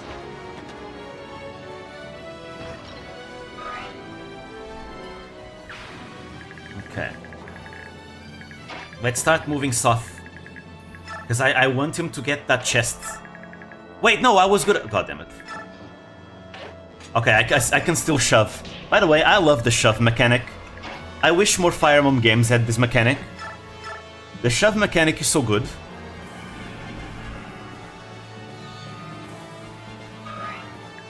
It really is a shame they don't bring it back more. Three Houses brought it back, but it's a skill you need to equip. And that's just not the same. I like it when it's available to everyone. Okay. Yes, I can double with Rexcalibur. Go, Soren. Rexcalibur! Swear I never get tired of these animations. They're so cool.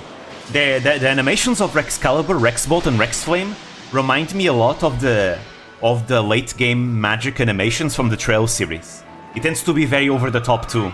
Even more than this, actually. The Trail's magic spells for late game are even more over the top than this. It's really funny.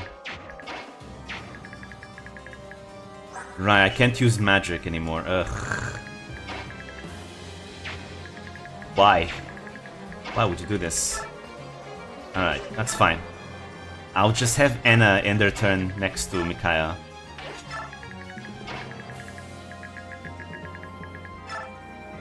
We go over there. Now, for Har and Jill, I was gonna have them go here, right? Yeah. Can Har kill this guy? I think he couldn't. Yeah, he can't. And I think Jill is about to die, so it's best if I don't do it. Yeah. Too risky. Then again, I could just use an elixir. That fixes everything. That's why we have them after all. I remember that chapter in Path of Radiance that makes you use Shove to recruit Astrid. I know! The first time I found out about it, I was like, wait, really? You have to use Shove? Obligatory? What about the new player? They would know. But yeah, otherwise she dies. She just dies. Alright. You're done too. Nice stun! Hiya!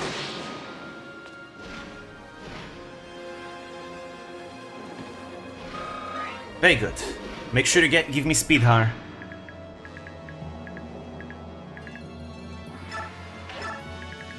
Who else needs to move? Oh, if I go here, is he in danger? He is in a bit of a danger, in a bit of a pickle. If I do this on myself. Yeah, it's best if I keep him away, for now. How much move does he have? Actually, he doesn't move. 1, 2, 3, 4, 5, 6. He doesn't really move though.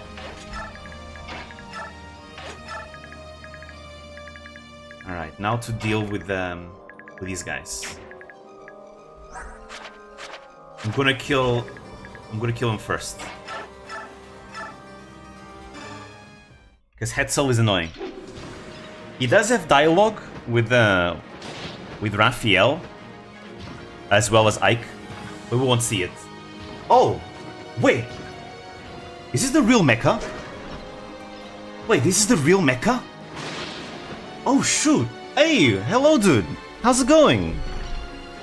How's it going? That's so cool. I haven't found out, dude. I've been watching you for years. Literally every time I recommend like videos of an FE2, but I recommend your videos. So yeah, really cool. So you're Hetzel, huh? Raphael told me about you. That's right, yes, I'm the one who saved his life. He's still alive because of me. Ancient history doesn't change the fact that you're fighting against him now. And if you fight him, you fight me. Here we go! I do feel bad for Hetzel though. I think he's a bit of a tragic character. Deep down, Hetzel is not really a bad character. He just is a bit of a coward. And he ended up being complacent with a lot of evils in Talias, unfortunately. But he really makes me kind of sad. Because again, he's not really that bad of a person. Deep down, really. Save me! My goddess, help! Hetzel's a great bystander character, yep, pretty much. Let's see, now we just need to defeat Lacane. It's a route chapter, so I guess I can get the chests as long as I keep one of the defenseless mages alive. I mean, these guys don't really move, so I guess it's not really much of an issue. Who else needs to move? It's difficult to see who else needs to move because... Oh, right, Gifka. Gifka's color scheme makes him a bit difficult to tell. Alright, we'll finish him off here. We're almost done with this chapter! Almost done! Hopefully we'll be able to finish endgame today. Hopefully. Goddamn, the March of Doom again. Yeah, it's Gifka has the same issue that who is it? Nealucci has. Nealucci also has the same color, right? So it's very difficult to see when you need to use him. And more recently in Engage, in Fire Emblem Engage, Zelkov has that issue as well. Zelkov also has that issue where you don't know if he's moved or not sometimes. Oh god, he ran away. Ooh, but I might be able to see the Sanaki dialogue though. I do want to see that. I don't remember ever seeing the Sanaki dialogue. Nice dodge.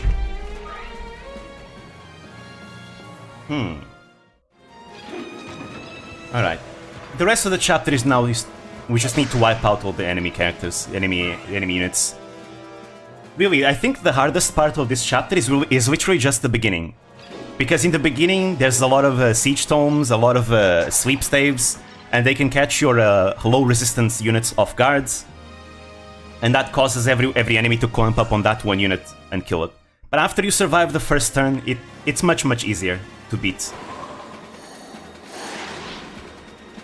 And I'd say this is probably the hardest chapter of endgame, in my opinion. The next chapter is not really that difficult.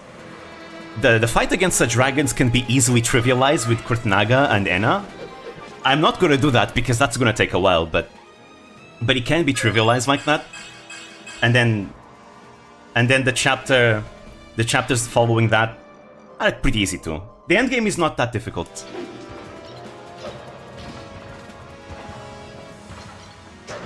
Alright. Nice! Tear him to shreds!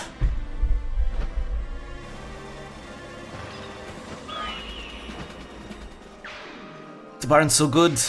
Oh goddamn, here you come with the reinforcements. Alright. There's still more to come. I want to finish this chapter before the reinforcements from the south appear. Because if you don't finish it fast enough, there will be like a bunch of mages appearing here, and that's just annoying. It just drags on the chapter a bit more. But now Lacane is over here, and that's also very annoying. I'm gonna bring Jill over here. Her and Jill should fix any issues.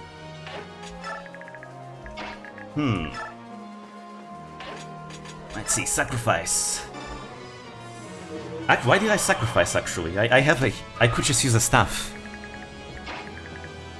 Sorry, just distracted there. Anyways. Soth is almost there. In 2 turns, he'll be able to get that chest. So I just need to carve him a path. Safely. Raphael is here. Actually, I should be able to do it this turn. If I do a proper dance with Raphael. I should think about it. Alright. Let's see. I definitely want to kill all of these in this turn. So I'm gonna do that. If she procs Savage, she can do that. If not, Nephany can finish off. Nephany can't do really that much because she's kind of strength screwed, so... Yeah. There we go. Nyla proccing Savage on the second hit, just like she's been doing the entire playthrough.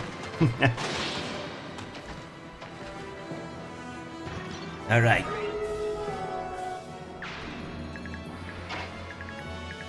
Alright, let's see, what else?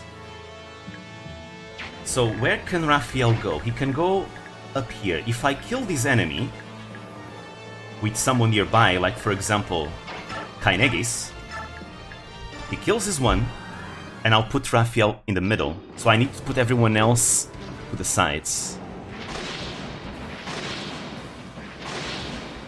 CEO of racism is just escaping like a coward. Seems legit. Yep. He can't escape for long. We'll get him. We'll get him. Alright. Storm Sword.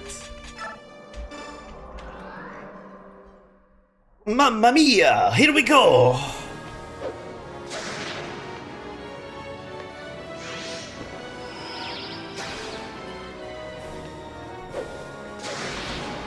Alright. If everything goes to plan, we should be able to finish this chapter in at least 2 or 3 turns, if I had to guess. Shouldn't take much longer.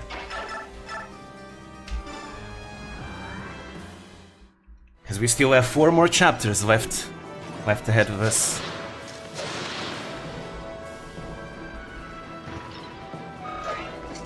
Alright.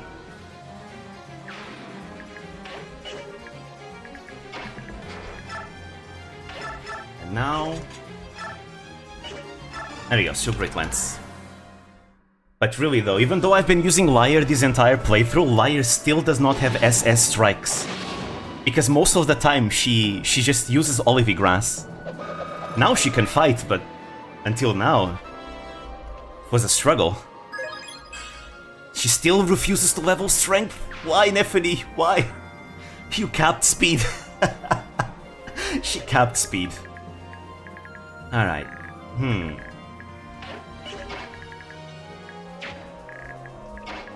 Alright. So we need to carve a path for Soth.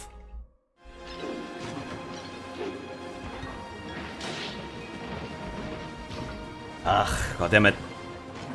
Maybe I should take away the animations every time a lion attacks... A lion or a flyer attacks the Armor Knights. Well, not that there's any more that many Armor Knights left though, to be fair. I think the next chapter doesn't have that many either, so... I'll stick to it.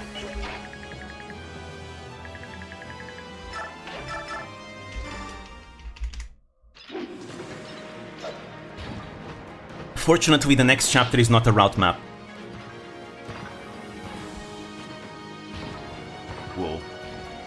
I feel like this walk is even longer than the previous one. Why, Tabaran? Can't you land next to him?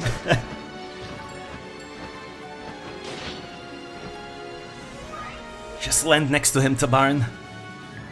You'll make this much quicker for all of us. Oh, actually, I have an idea. Oh, wait, I screwed up. I was thinking of not killing that guy. So that Liar can maybe have the SS ranks, but... You do how much damage now? Wait, I forgot there's a cover tile, that's why. I mean, if she procs Ren, she should be able to kill him still, right? Right? Let's do that. They both have ranged axes. Just proc Rend. Well, oh, actually, this is a nice way to get the SS strikes, though.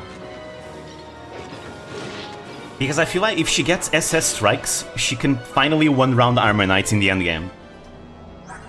How much? Come on, we're almost there. We're almost there!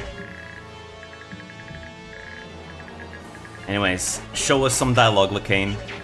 Oh, right, I'm silenced. No dialogue for us. We'll have to end our turn next to Enna. Wait. Don't forget about the important boy here. Soth. There we go. 4-person dance. Sing. Galder. Now the only problem is that I cannot get the chest this turn still, because... One of our units is going to occupy the tile. Oh well. We begin the preparations for the next turn then.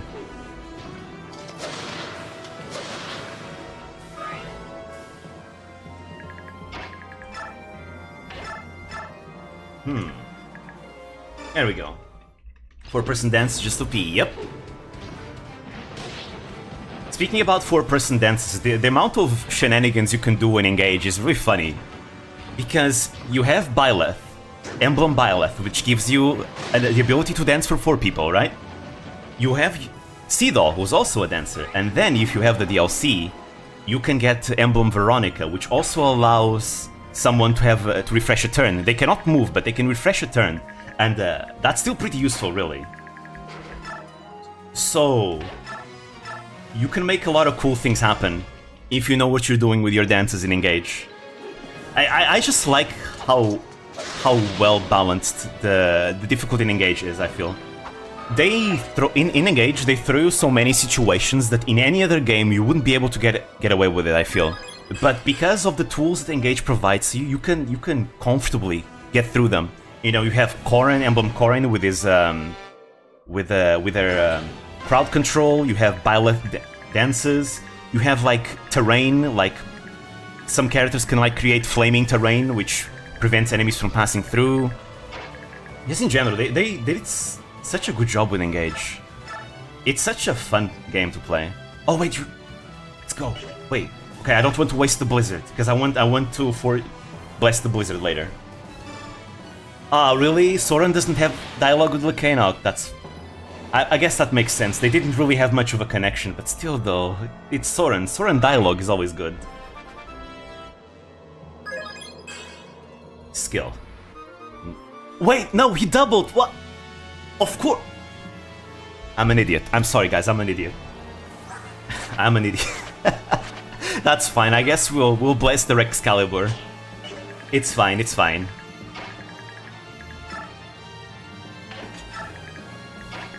It's not like he was gonna do that much anyways in the end game. I just wanna bring him for the dialogue with Ike.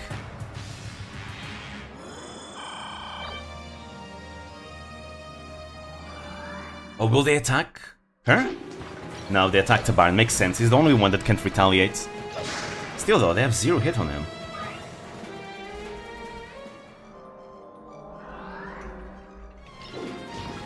Oh, this one has 4 hit. Tempest Blade, Storm Edges, and Wind Edges have really bad hit rates. I hope they bring them back in future games. I think ranged swords would be nice in modern games. You know? Because usually that's kind of the reason why swords tend to be the worst weapons. It's because they have low might and they can't counterattack at range. But I feel like if they brought Wind Edges back in recent games, Sword Masters could suddenly become really good again. I mean, Swordmasters are still good in games where enemies are strong, though. Still, give some love to the swords. They deserve love too. Alright, now he escaped over there. Alright. At least this side is clear. Unfortunately, I wasn't able to finish the chapter before these mages appear. They're not that strong. They only have like shine tomes, I think. Yes, we can reach. Doubt I can finish in this turn. Matrona. I forgot what this does. A staff that restores all HP with this entire... Ah, right. I never use this staff ever. I always forget it exists. I think usually I don't even get this chest. So yeah, I don't have anyone that can use it. No one in my party can have SS rank in staves. I mean, Micaiah could, but... I think Micaiah could. But she has A rank, unfortunately. Alright. I'll bring Ike over here. This is gonna take a while still. Kagetsu is quite the monster in Emblem. Yeah. In Engage, I feel like enemies on Manding are actually pretty strong. So like Swordmasters like Kagetsu end up being pretty valuable. Because they can kill things. But still though, please bring back Wind Edges. Please! They can be the worst weapon, but I will always be a sword lover. Swords are great, very cool. I've always been a fan of lances, though.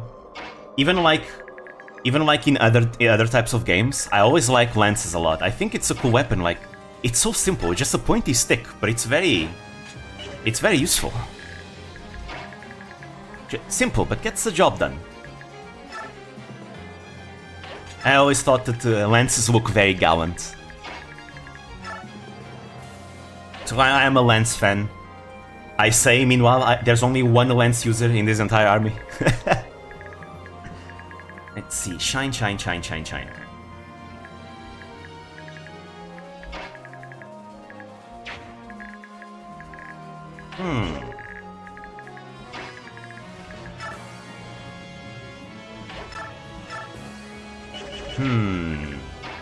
I want to see the dialogue with Lacane.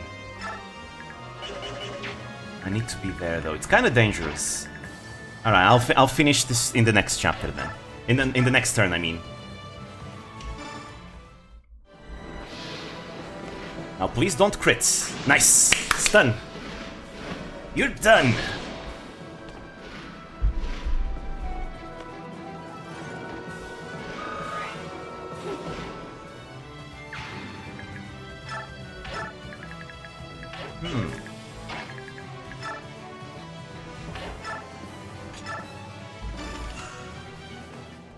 But yeah, please no more reinforcements. Please, Radiant Dawn, I beg of you.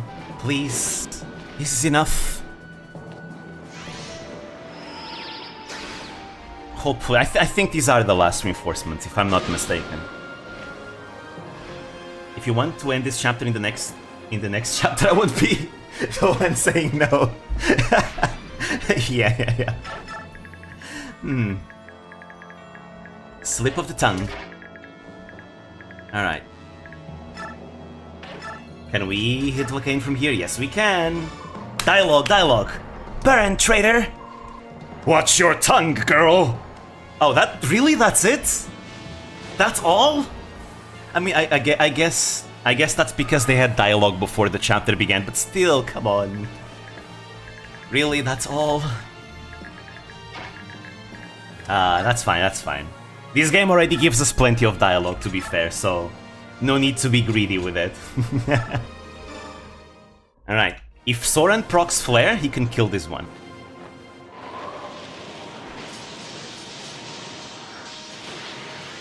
The Oliver one was better. True, I know, the Oliver dialogue with Lacane is really fun. One day I'll have to use Oliver. I've never brought him to the tower. But I did see the Oliver dialogue online.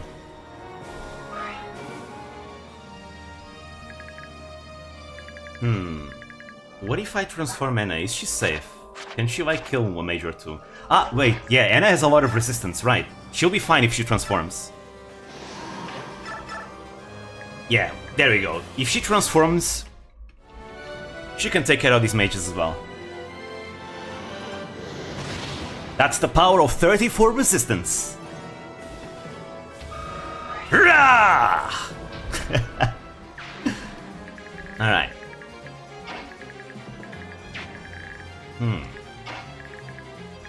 Right, I still have one more dance with Raphael.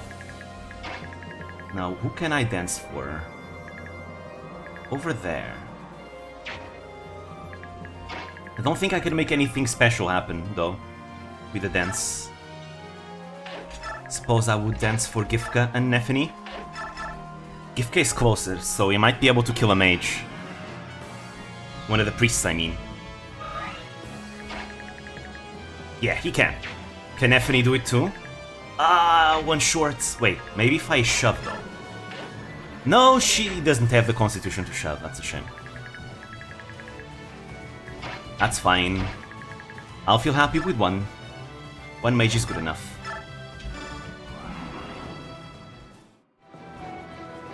Big lion incoming!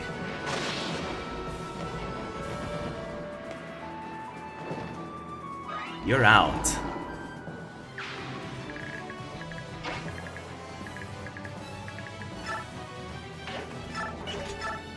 Let's see, physic.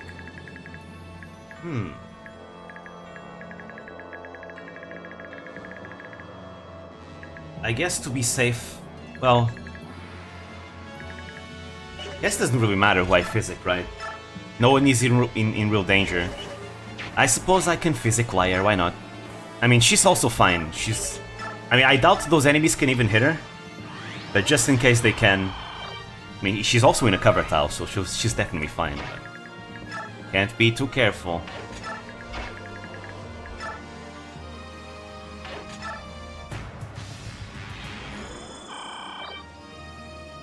You're dead next turn, Lacane. Enjoy your life while it lasts.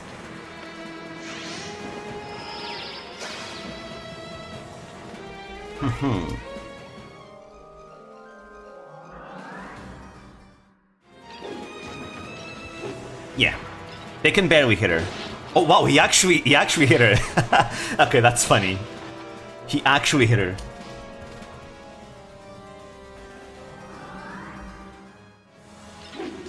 This one has 1% hits. Watch him hit her as well. Okay, no. Never mind. It's not Christmas every day.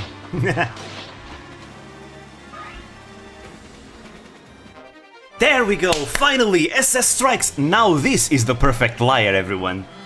Finally! We have achieved peak Liar. She can't get stronger than this anymore. Well, there's still more reinforcements. Really? Wow. Still, we achieved it. The peak Liar is here.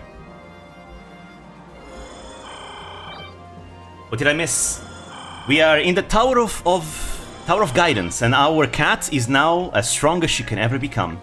Look at her. This is beautiful. Mwah! Beautiful. 18 might. Has the same might as the Ragnall. This is beautiful. This right here is peak Liar. You cannot have a Liar stronger than this. Okay, sure, maybe 2 extra points of res, but that's not gonna really make much of a difference. But this is as strong as you can make her. It's beautiful. It's unfortunate that you cannot defeat the final boss with anyone else other than I. But, because if I could, I would. I definitely would have. Alright, let's kill Lacane. Maybe if I kill Lacane, the reinforcements stop coming. Usually in a lot of Fire Emblem games it tends to be that way, where if you kill the boss, reinforcements just stop. This is a route chapter anyway, so I have to do this. Knight of Dane, I am Lacane of Gados, your ruler at King Pelias' will. You can stop right there. Dane will never bow down to you again. There we go, Jill has dialogue. Let's go. Right, I think everyone in the Dawn Brigade should have dialogue with him, right?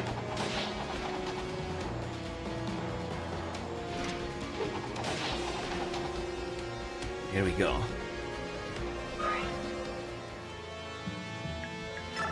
The Final chapter of FE3, it's the one where you have to go and up to Medios, but there's still like more Earth dragons and other types of dragons being spawned all the time. I really don't like that chapter. Really don't like that chapter. It was such a pain to beat it the first time on hard mode. The ambush spawns are what makes it bad. If the game didn't have ambush spawns, it would be doable. Why is it that the authority figures are always so unwilling to let go of their power? The world could flip upside down and you'd be trying to boss around gravity. You clearly know nothing of me, lout! To oppose me is to oppose the goddess Ashera herself! That's strange. I always thought that the role was filled by the Apostle. Who can keep up these days? So you're defending the goddess. Will she do the same for you? Hell yeah. Har also has really good dialogue with a lot of bosses. I really like his dialogue. Anyways, Nephany shall deal the final blow.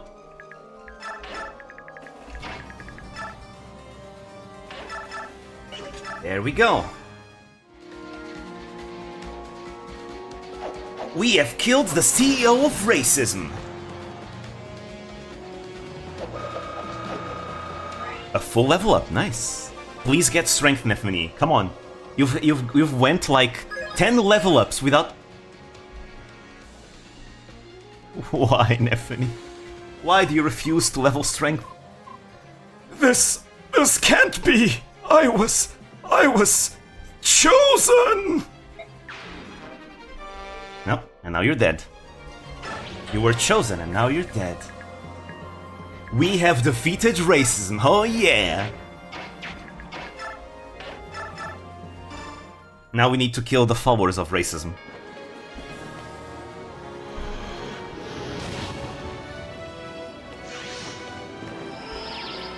Shine!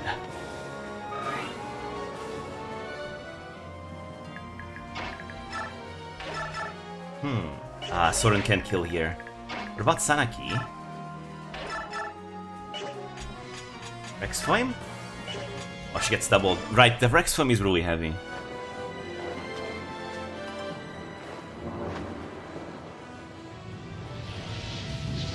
Kaboosh!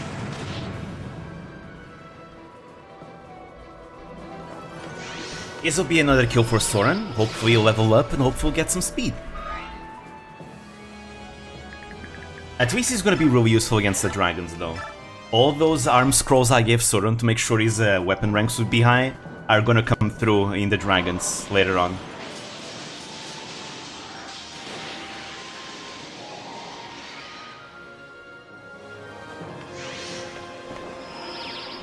Tink! Here's another one.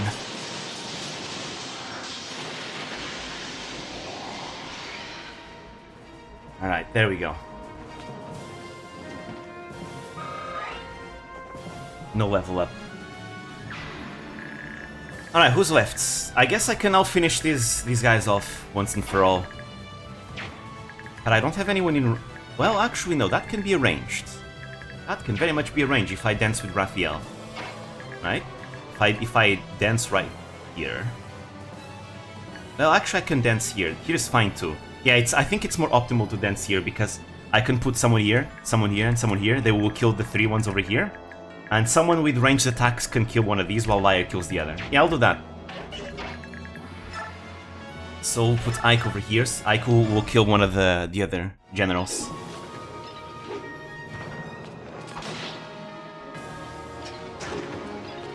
And we'll finish this turn. Finally. Fortunately, the next chapters won't be so bad with reinforcements. Because the next chapters are like kill boss. They're not route maps. So even if there are reinforcements, which there are by the way, they aren't really much of an issue. Oh, but I don't have anyone in range of that. Oh, you know what? That's fine. That's why we have Lyre here. Lyre, pants on fire!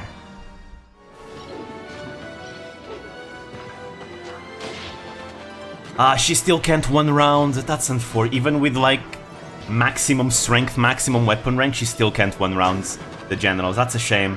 But hey, Rent though, always comes through. Let's go!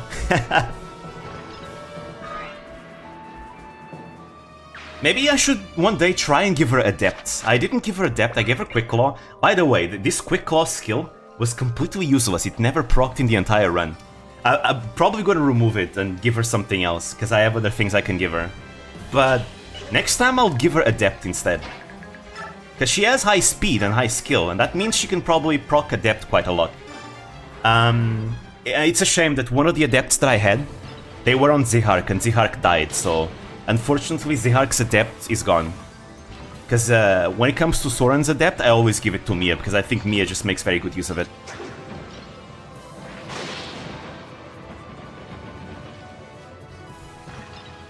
Boss map? Nah, man, that's just the route map, but the boss is the last one to die. When I play by myself, I usually do that, yes, because I just like, you know, trying to defeat as many enemies as I can. But for the sake of the playthrough and being able to finish Radiant Dawn today, I'm just gonna aim for the bosses and that's it. But on my own, that's what I usually do.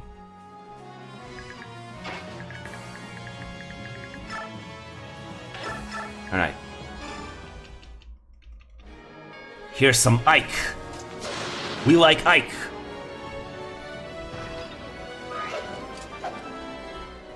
There we go. Luck, but that's to be expected. Ike is pretty much perfect by now anyway, so we're fine. Just take care of this guy here. Once a very wise man said, "Kill every last one of them!" Yep, words to live by. We are done with this chapter. Number 105, complete. Micaiah, this is it. I pried this from Lucane's dead fingers. It's the actual blood pact. At long last, we finally found it. All that misery Dana suffered over this wretched parchment. I know, but with this we can finally free Dane from the curse. Come on, Micaiah. You know what to do. Of course. There we go. The suffering is over. Phew. Suffering at last is over. Now Micaiah does not need to kill innocents anymore.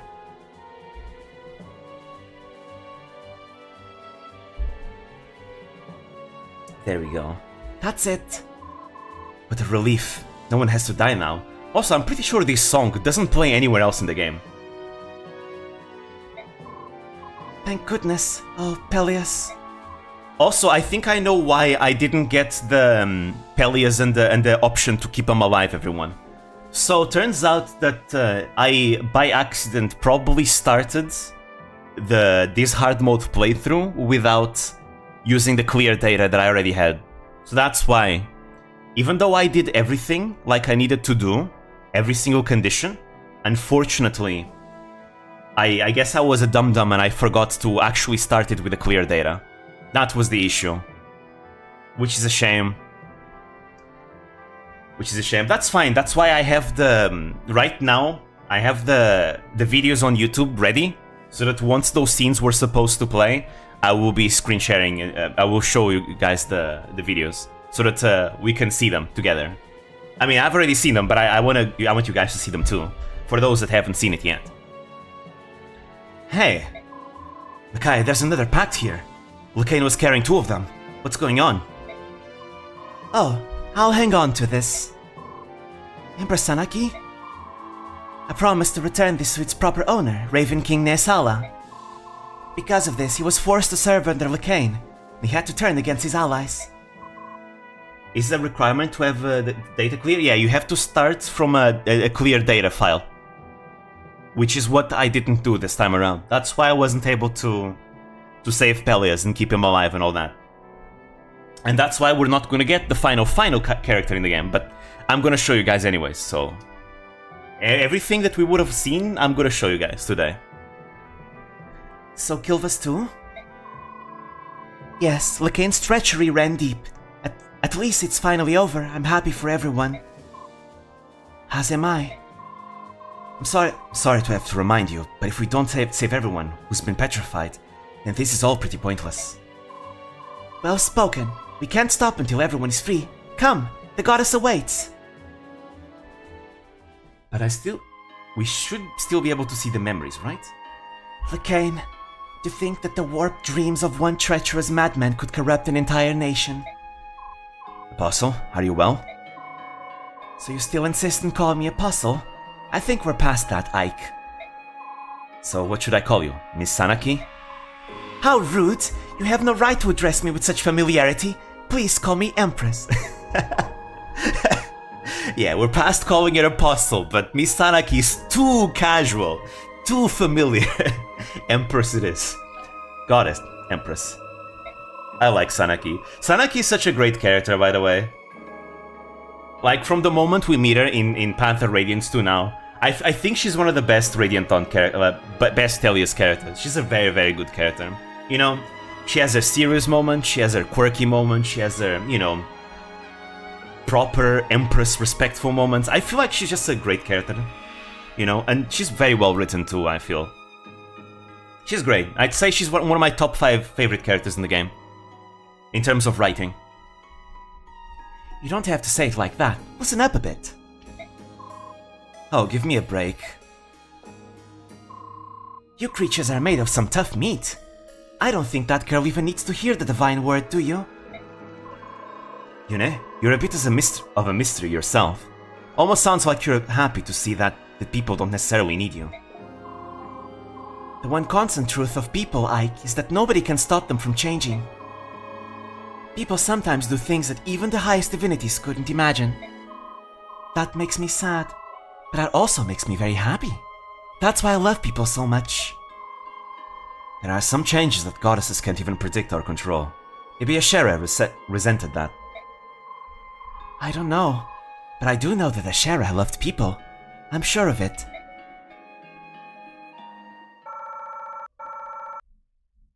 There we go. First one, done. Time for the second one. Wait, do we get the memories? Wait, weren't we supposed to see the memories by now? Okay. If the next chapter begins without us seeing a special scene, I'm gonna show you guys. Are we going the right way? Yes, Ashera's at the top. We're going up. It's definitely the right way. I'm a little disoriented because this is much bigger than it looks from outside. It's not my imagination, is it? To be honest, you probably shouldn't look around too carefully.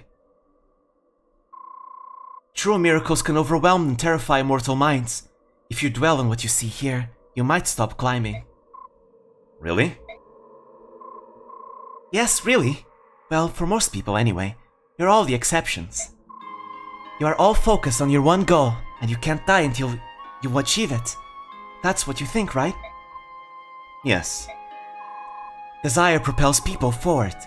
That's how it's been since the beginning of your kind. Your hope, take, give, kill, struggle. Out of all those needs and desires, hate and strife are born. That's alright. You should want. You should strive to feel what you want, that want. You should challenge your fates. When all else fails, you can still die fighting. Your philosophy is pretty extreme too. Ashera doesn't forgive people for their imperfections. But you embrace both the good and evil natures of people. You seem to enjoy our internal struggles. That's a very Taoist perspective that Yune has, I'd say. A straight road is boring. Defeat and destruction are far more interesting than stasis.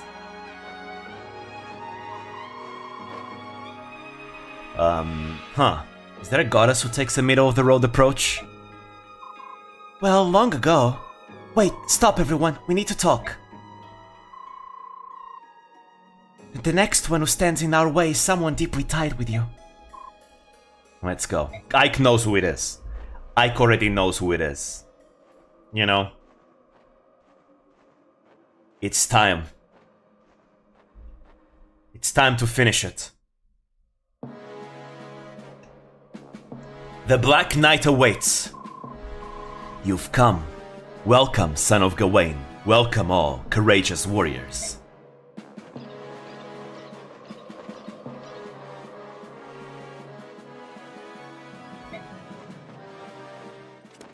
Oh, cutscene!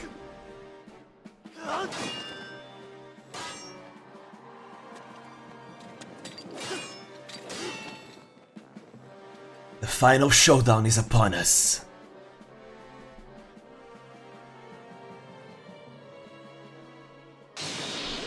Damn, they both crit each other. Wow. I wonder how I didn't notice. Your composure, bearing, voice. It seems obvious in retrospect. Or I could use a hammer. I will use the hammer once we kill Lavelle and get the Wishblade. I wish I'd had the chance to fight you, or see you fight, General. Then I would have known a lot sooner. Unfortunately for both of us, that opportunity never came. So it really is you, the Black Knight. No, General Zelgius. And here's Zelgius the Brave, his theme song. Ike, I have long looked forward to the day we would fight again. Now that it is here, let us not delay any longer. Raise your sword and begin. Let's finish this. Stop right there. I've got a debt to settle with this scum. True, your revenge against me remains incomplete. However, may I ask you to step aside for now? Though at different times, Ike and I both learned the way of the sword from the same master. One of Dane's famous four riders, General Gawain. He left Dane an assumed name and formed a mercenary company. I was entranced by Grail's swordsmanship while we was in Dane. I studied under him, I fought next to him, I idolized him. When he left, I was crushed. I vowed to find him again, and challenge him to a duel. I had to know if I had surpassed him. 3 years ago, I caught up to Grail. I challenged him to a duel and was victorious, but something was wrong. The fight had been too simple. I thought I'd never feel the satisfaction again. Then Ike told me why it had been so easy. Grail had severed all the tendons in his right hand and swore never again to draw a blade. Can you imagine my joy at the news? I knew that a swordsman of his stature couldn't have been so easy to defeat. My master's skills were passed down to his son Ike. I will defeat him and finally surpass my master. I trust that you understand. Once our fight is finished, I will allow you to settle your quarrel, Hawk King. Please, Tabarn. Fine. If you're taking my place, you'd better win. Got that? Of course. This is my chance to avenge my father's death. This time he won't walk away. I want to talk about one thing before this begins, actually. I feel like Zelgius, even if Zelgius were to defeat Ike, or if Zelgius were to defeat Grail at his peak, I don't think Zelgius would feel satisfied. I feel like Zelgius would feel the same emptiness that he felt when he beat Grail without knowing that he was not at his peak. Because this reminds me of a concept that exists in martial arts, you know? And it's a concept that in the Trail series they explore a lot, right? What comes next after you reach the pinnacle of your skill, right?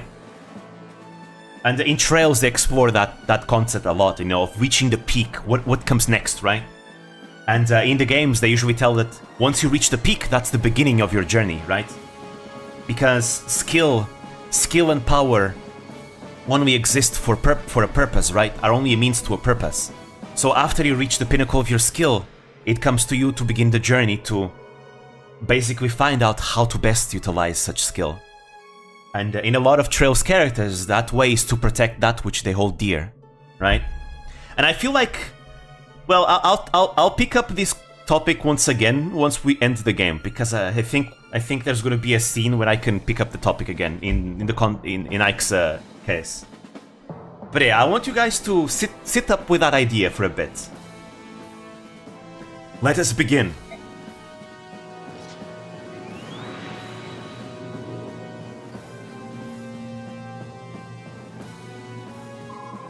I won't allow anyone to interfere with our fights. Agreed. It's better this way. I can focus on you. No draw, no escape. One wins, one loses. We shall end this. One of us will live, and one of us will die. I'm ready. Goodbye, General Zelgius. Alright. Okay, so we didn't get one of the scenes that we're supposed to have by now, so I'm gonna show you guys the scene. Yeah. Because I'm pretty sure we're supposed to get this scene by now. Are we? Actually, no. I'm gonna go through this chapter, and if we don't get any scene, because I don't remember if this is the scene we're supposed to see. I'm gonna go through this chapter. If we don't get a scene after this, I'm gonna show you guys the scenes. Will we survive? Oh, trust me. Our Ike is as perfect as he can get. Our Ike is really, really strong. Anyways, let me just give him the hammer. The other side won't need it. And is it har.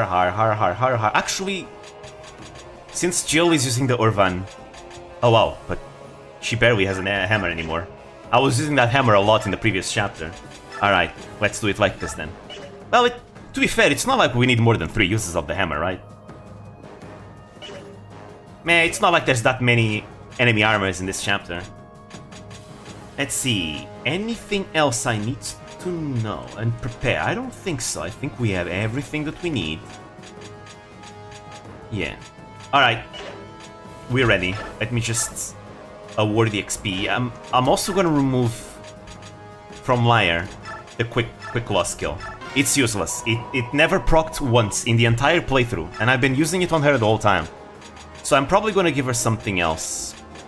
Pass? Pass is good. Imbue. She does have magic.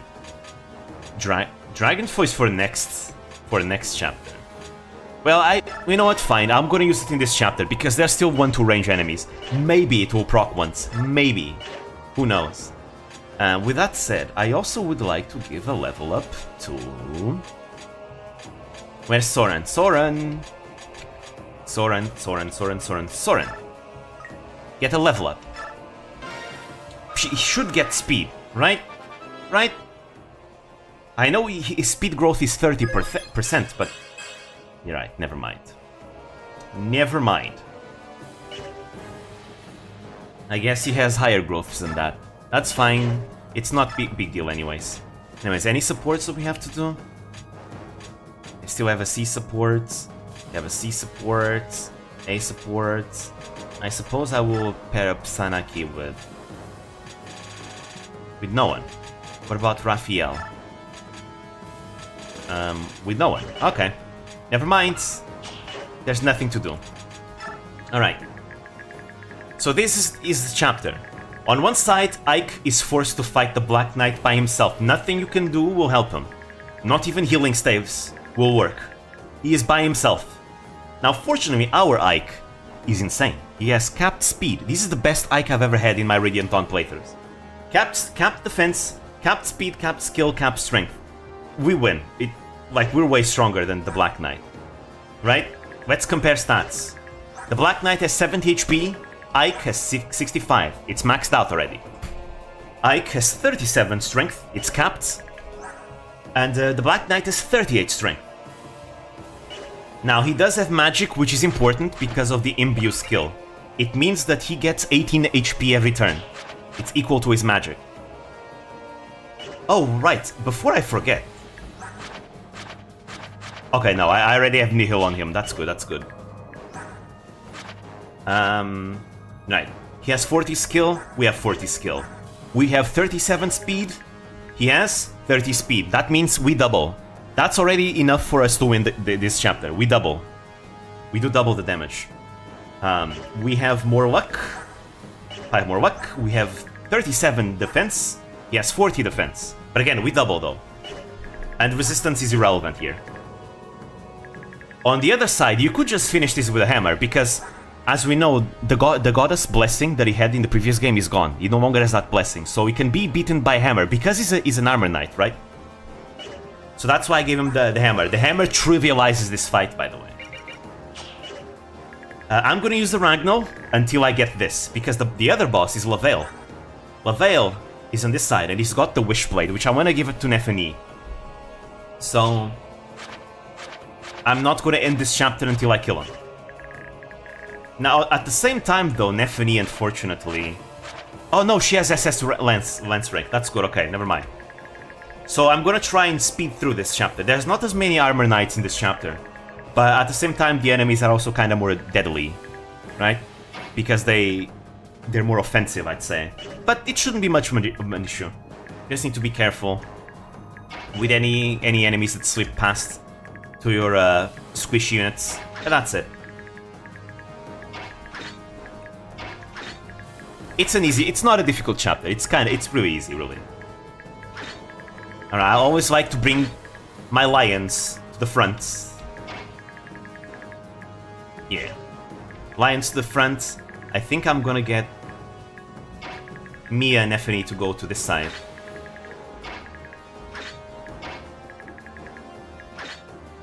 Yeah, we can do it like this.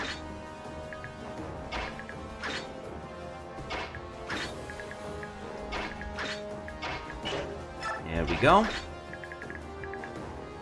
I don't want Sanak in the front lines, actually. Let's do this instead. I like it. I prefer it like that. Because we're gonna charge right at the enemy. Charge straight at them.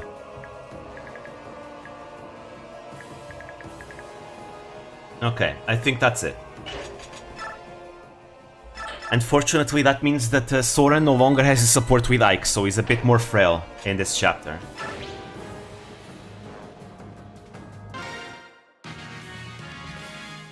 So, number one, you notice that in the floor there's cover tiles. These cover tiles give 10 defense.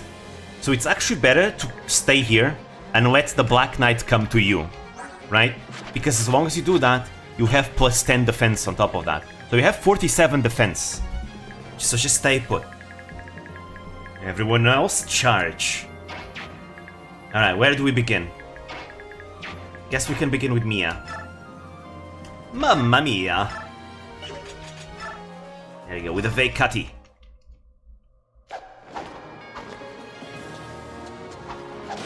Ah, no cancel. Haha! Take this!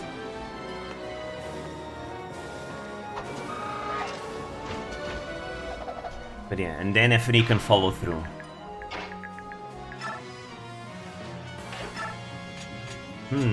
Should we go with the Killer Lance? These guys have a Wood Owl, but they don't do that much damage. I guess I'll go with 1 to range. It's safe. The Wishblade is going to be 1 to range too, so I may as well just use the ones I have here.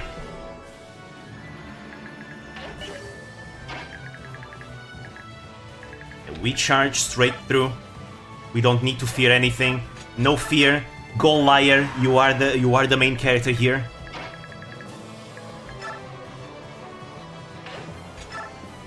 There we go. Beautiful.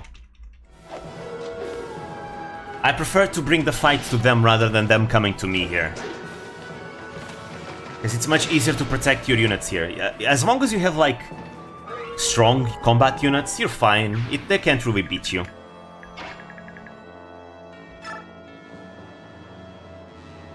Here comes Kainegis.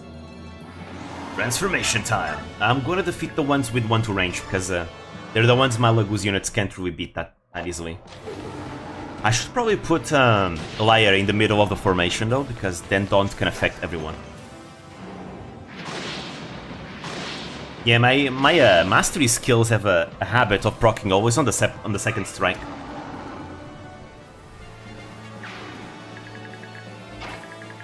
And then Gifka.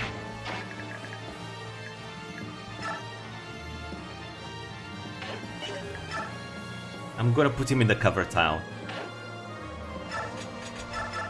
There we go. Tabarn. Kill this one.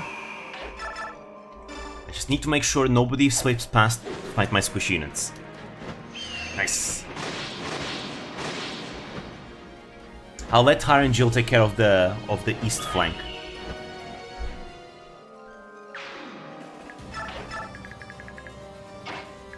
They should be strong enough to do it.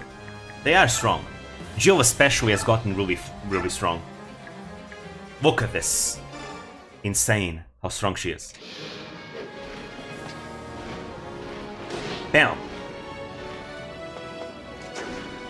But yeah, these enemies don't take too long at getting at me.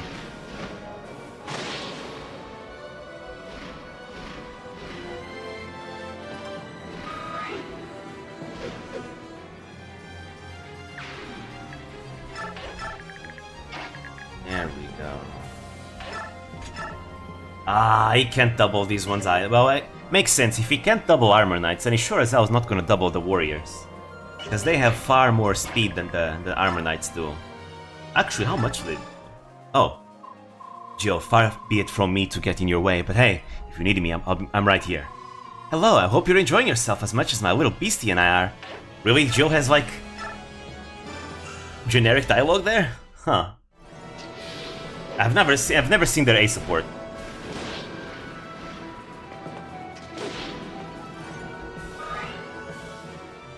You need to take a nap after the first attack. That's a good headcanon. I like that. I'm gonna start believing that actually. Alright. Aha! Take this!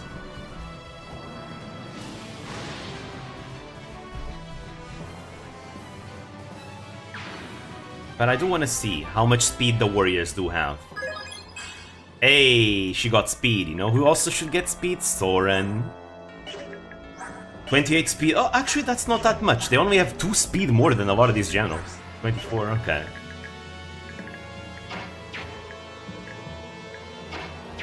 Okay. And any damage we take is fine because I can just use physics.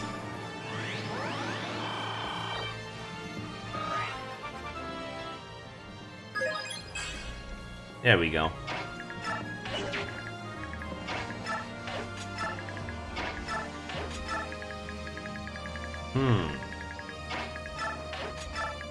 I mean, Soren is still kind of strong though, so maybe I will bring him over here.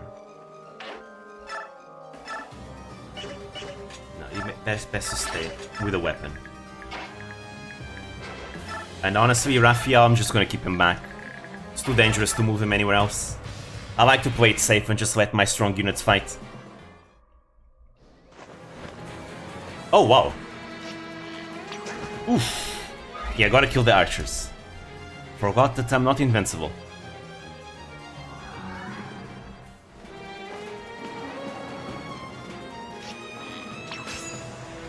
But yeah, half my army is Vaguz. Interesting. Oh! Oh. Oh. Well, that's a restart. I guess she was far too... yeah, she was far too close. Oh, never mind. No restart. Sanaki decides, nope, not today. But there's another one in range, isn't it? Isn't there? Maybe if she didn't have Meteor, she could have perhaps not get doubled. Wait, I think there might be another enemy in range though.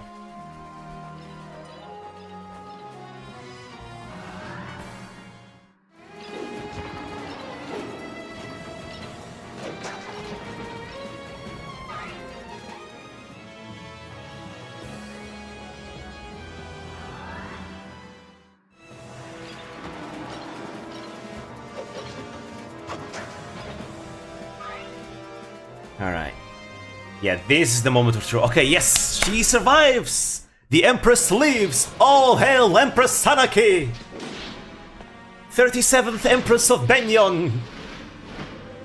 She lives! So our slaughter continues.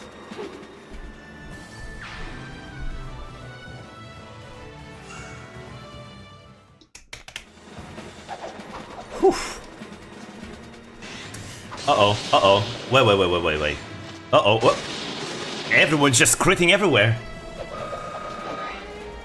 The RNG is so volatile in this chapter right now. It's all over the place. Oh, this is bad. I think I put Nephany in range of way too many enemies. Okay, there we go. This one doesn't do that much damage. Did I give a resolve? No, I did not give a resolve. I guess Nephany is not as strong as Mia is. Ah!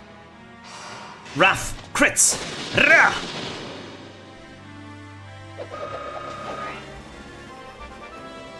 This is not... This... Nephany is probably my weakest character in the arm. She leveled strength and defense.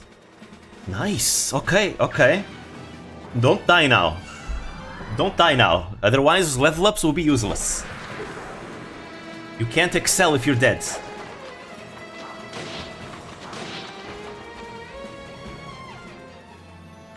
That one is in the tile, yeah, in the cover tile. Yeah, Mia can take some heat because she's very dodgy, but Nephany can't. Yeah, she was so mad she actually leveled strength off of it. Off of her anger.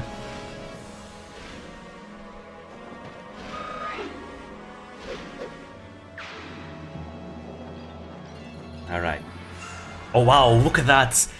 That general prefers to attack Nyla instead of Lyre. Lyre is actually stronger than Nyla. Here's a savage. You're down.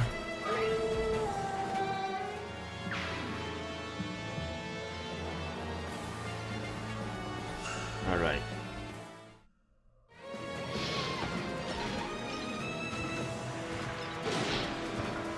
I swear, next time I play this, I'm gonna give her every single speed wing under the sun. It's just so sad to see her not double anything, you know? Because when her doubles, it just wrecks. She just kicks so much ass. Alright, give me a tear. Give me a tear. Tear him to shreds. Ah. No luck, no luck. And again, I got luck. Okay, Nephany, you have to live. Please, Nephany. You are not squishy. No, it's exact damage. Come on. Please block it. Nephany. Yes. Let's go. She lives. Critical hit. Oh. Whew. And here he comes, the Black Knight. Let's see how you handle this. Oh wow, Ike deals a lot of damage. Needless to say, I don't think I need the hammer to beat the Black Knight. Yeah, I really don't think I need the hammer to beat the Black Knight, guys. I've never kicked the Black Knight's ass so hard as this. This just reminds me of Chapter 17 in Engage when Vale attacked Louis but crits so he would die because he was doing 16 and she had 17, but then he crits. We need to rush the others because Ike might in the next turn. True, I need to rush everyone else before Ike kills the Black Knight. Alright. But before that, I'm gonna heal. I have physics tape, so I can heal Nephany. But yeah, let's aim right at Lavale.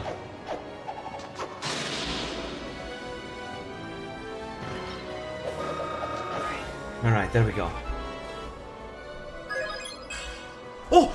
She got strength again, let's go! Oh, dude, this is Nephany's redemption arc. Nephany's redemption, everyone. Nephany's redemption is here.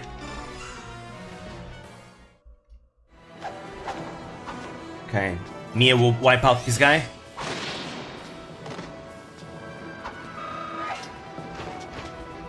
Alright, nice, nice. Now, we need to cut us a path.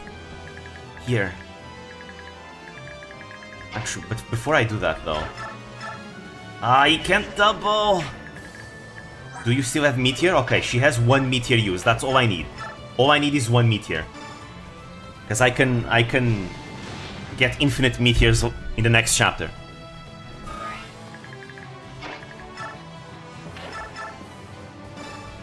Rexcalibur!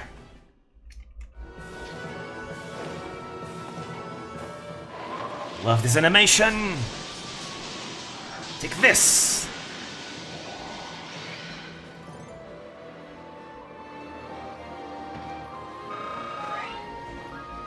Alright. I'll carve us a path now. We'll go straight here. We'll ignore that general. He's not a threat. But I need to kill the archers as well, though. They are dangerous to Baron. They can actually do quite a lot of damage to him.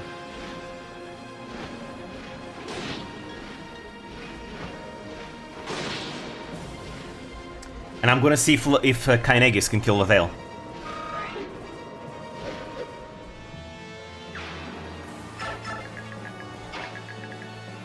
Can we do it here? Okay, we can. So I think it's best if perhaps I use the barn here. There we go. But I'm gonna focus on the archers first.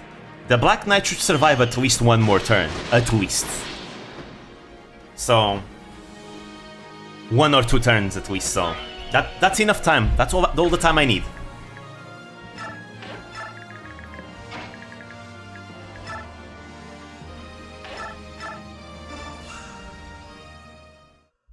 There we go. That's a kill for her.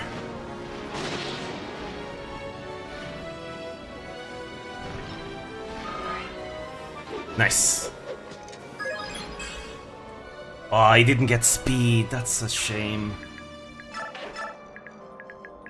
Alright. Then Nyla can kill this archer, and a liar can kill the other archer. And the lions will break through their armor knights.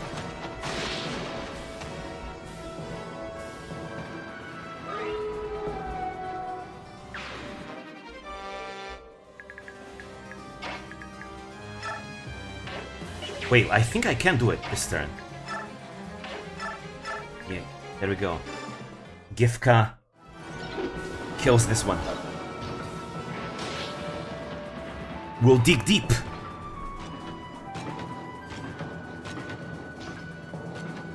Anyways, 3,000 years later, here we are. My turn. Rah! Alright, Lavale is exposed. Now's the time. Oh, he's on a cover tile though. Okay, we can't kill him because he's on a cover tile. That's fine. Face me in a honorable duel, and know that I shall be the one to take your life. But if Kainegis procs Roar, he's dead. Also, Lavale does have... Oh, there we go. Lavale has the Impel ability, but because Kainegis has the Nihil ability, is fine. We killed him. General Zelgius, I'd hoped to fight for you a while longer. We got it. I'm very tempted to not stop here and just kill everyone else, but you know what? We got what I wanted. So, ooh, nice Rend, nice liar.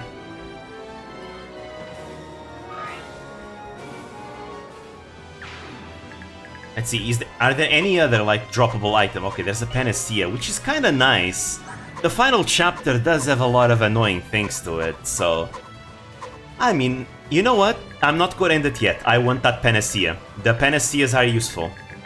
Are gonna be very, very useful. In the final chapter. So, just one more turn. One more turn. And I'll be ending it. Let's see, anyone else needs healing? Yes.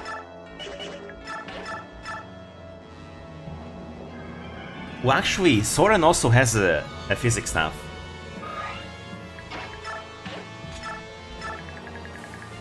There we go.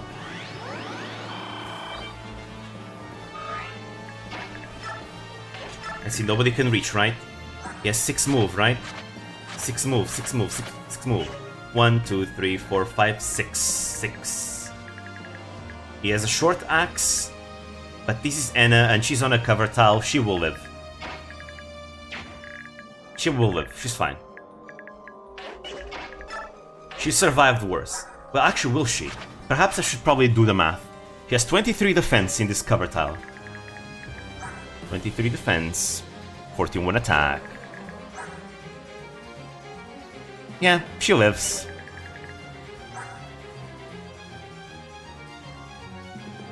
Yeah, she survives. She's fine. 1, 2, 3, 4, 5. 1, 2, 3, 4, 5, 6. 1, 2, 3, 4, 5, 6, 7. Yeah, we're fine.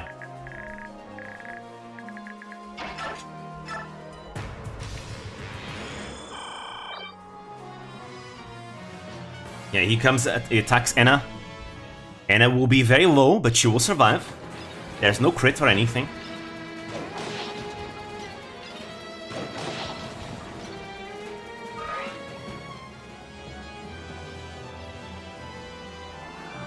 there you go. Their commander is down. Texo, it's totally. Enemy officer defeated. Oh wait, there's still another archer. Ooh, nice dodge. And I've been sniping all the archers so far. Har might see a lot of engagements, but he does have a lot of defense, so he's fine. And also Kainegis has provoke. Some enemies will go against Kainegis.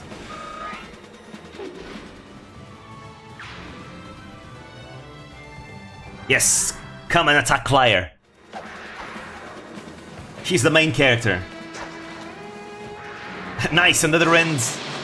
Boom. She could double, even, you know, she could kill him in one round anyways, because she can double them.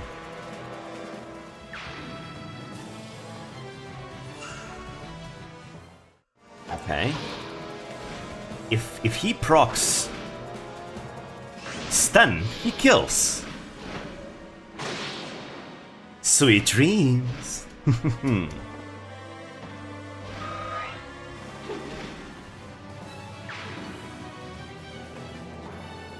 Oh, attacking Kainegis, that's brave of you.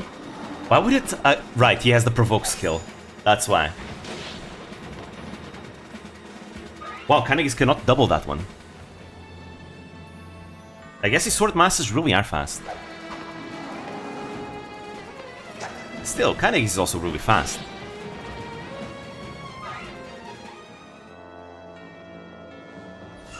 Come on, Har, proc another stun.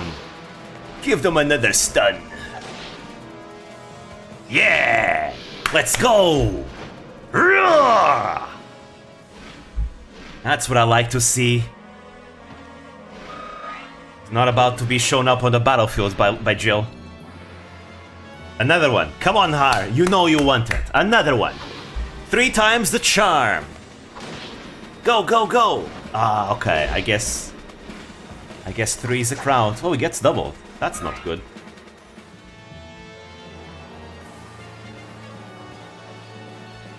And now we can finish off this guy. This is a long enemy phase.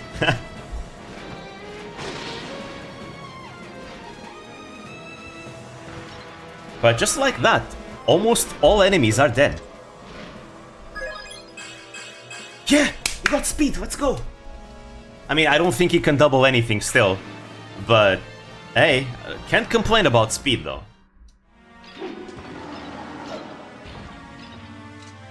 Nope! Try again, you. Roar!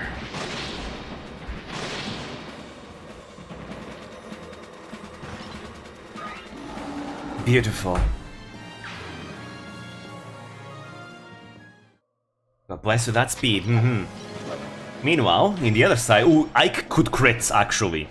Ike has a chance to crit the Black Knight here. Oh, he actually did! He actually did! No, Ike, my panacea! Ike, I was gonna get the panacea. No, I'm ending this right here and now. No hammer required. Good thing I killed the Lavelle that early, because otherwise I would have lost that Wishblade. Damn, Ike. Ike set up. I was gonna kill him next turn, not this turn, Ike. Impressive, most impressive. Damn. Now Ike wants to end this now. That's what happens when you have so much speed and skill and luck. Ugh. You are stronger, much stronger than before. I have you to thank for that. I grew stronger through our previous fight. To be honest, I was overjoyed when I heard that the Black Knight was still alive. That surprised me. I felt neither sadness nor hate. Just joy. My hands were shaking with anticipation.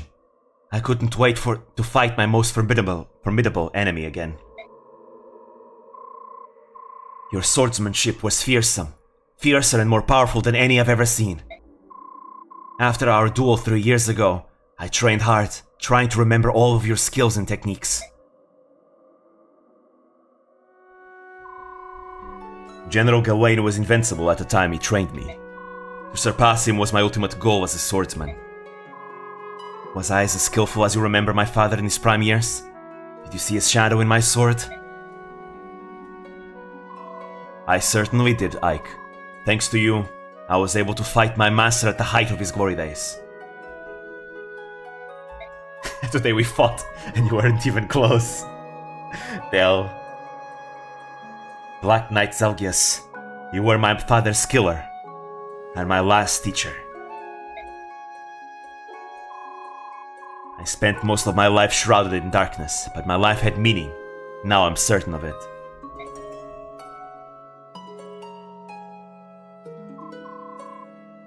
Firan, I'll wait for you in the afterlife.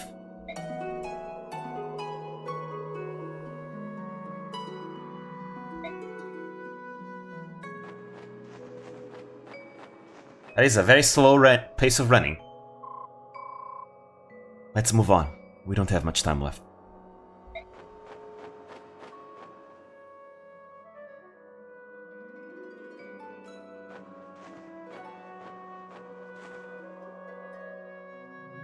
Why did I wear these slippery shoes? The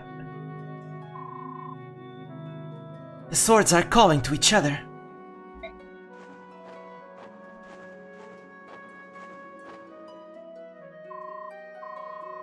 The Holy Sword Alandite.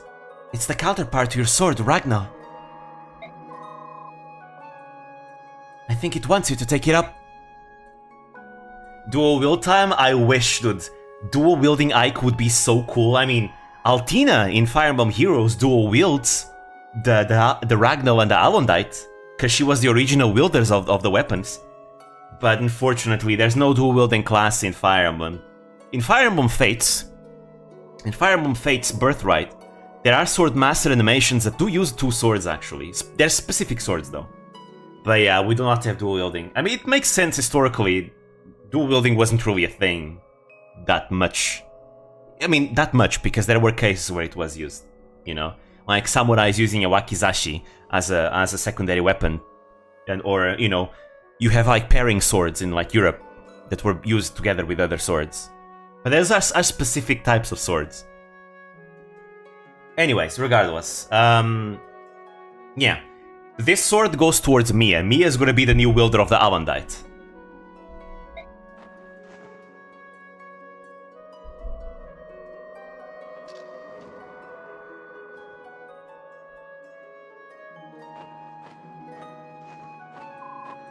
Can you still fight? Yes, I will keep fighting. I won't stop until I die. Fight on! Emblem of Radiance! What's happening? Ah, what? Oh? Oh?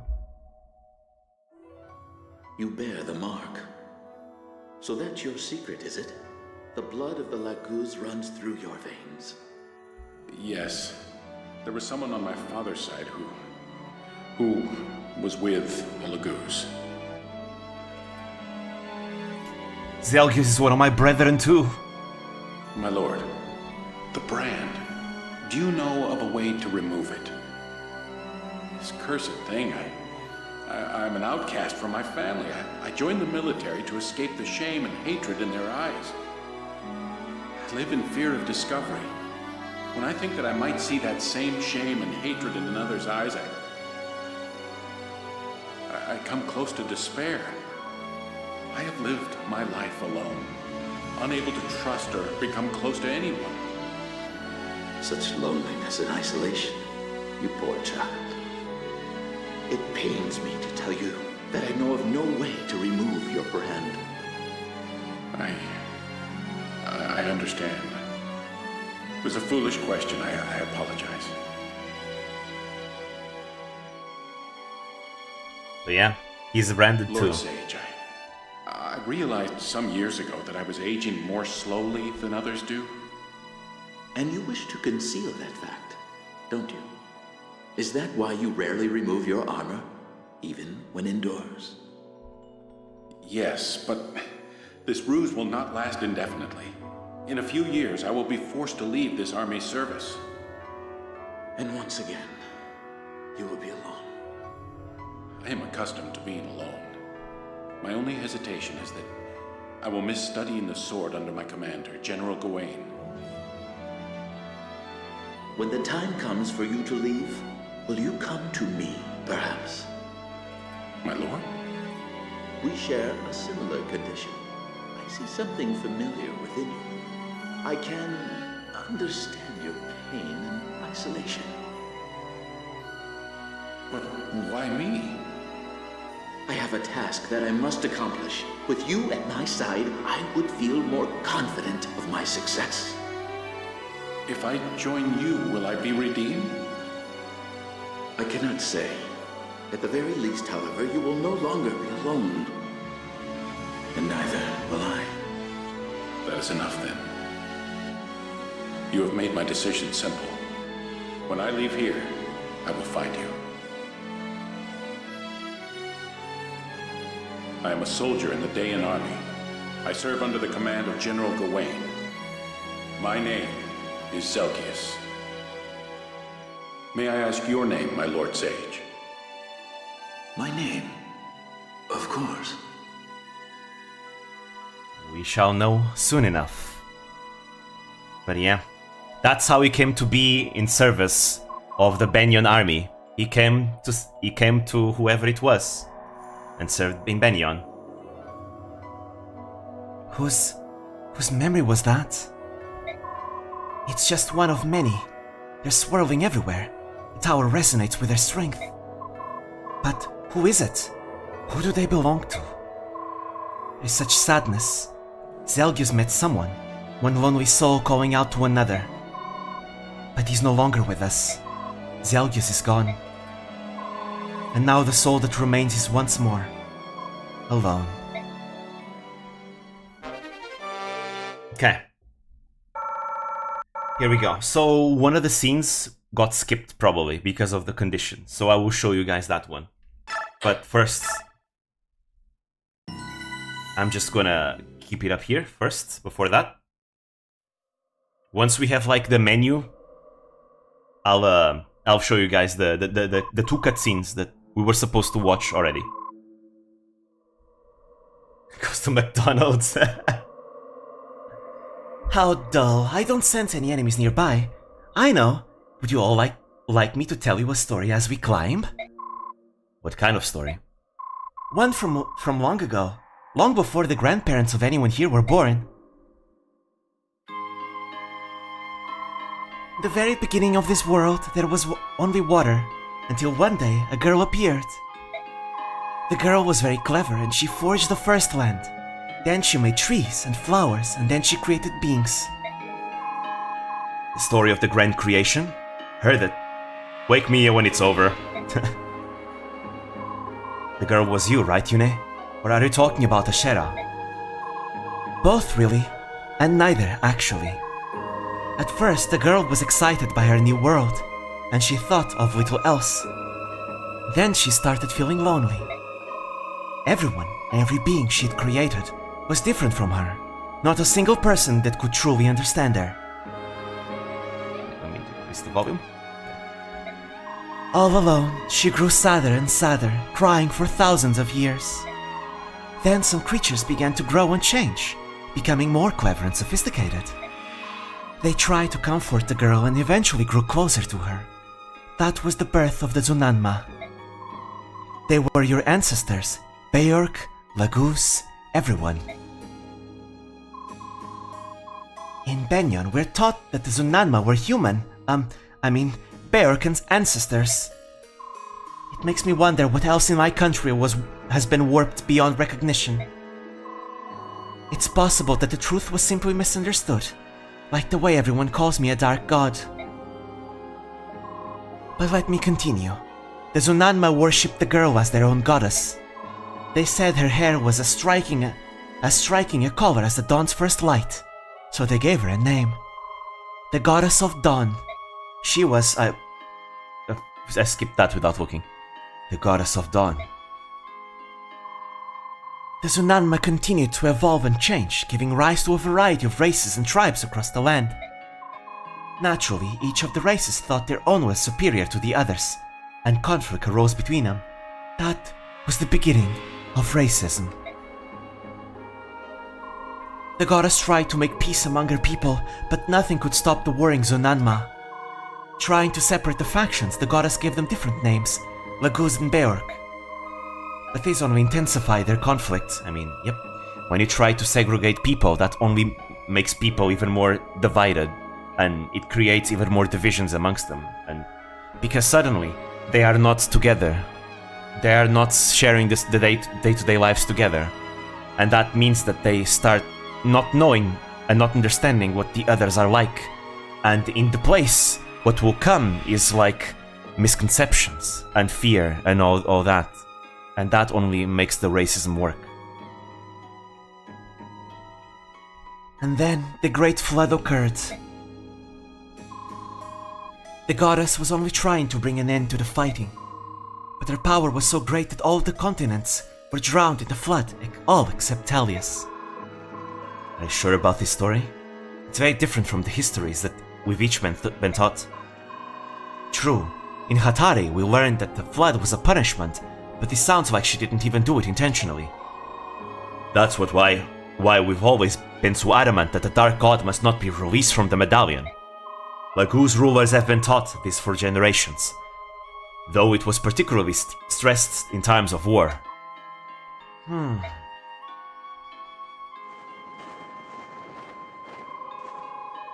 Neither Laguz nor Beork have an accurate depiction by the sound of it.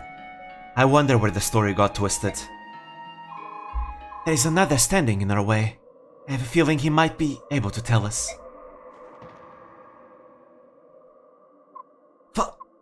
Father? Huh? My father. Just beyond these doors. My father is waiting.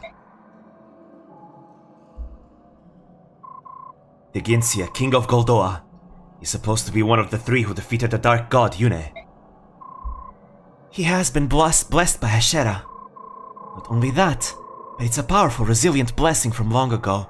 He may be nearly impossible to defeat. Let's get everyone together. There's no better time than now. I was hoping to avoid this until we reach Ashera. Actually, I hope not to have to do it at all. But she's left you with no choice. I will give you the blessings of Yune, goddess of chaos and freedom. In their natural state, the attacks of mortal creatures have no effect on divine beings. When Ashera set out to defeat me, she gathered the strongest warriors and bestowed on them some of her power. There you go, you can see that the human is Altina, the first empress of Benyon. She is dual-wielding both Ragnall and the Alondite, and if you want, she's playable in Heroes, but I wouldn't recommend Heroes because Heroes is not a good game. But hey, she's there, and I think she's free. And then you have the Ginsia, the Black Dragon over there, and then you have Soan, the Lion King. When Ashera set out to defeat me, she gathered the strongest warriors and bestowed on them some of her power. This is called the Goddess's Blessing. She empowered the dual swords of the Beork swordsman, Altina, the Laguz warrior, Soan, and the Ginsia, the leader of the Dragon tribe, were also blessed.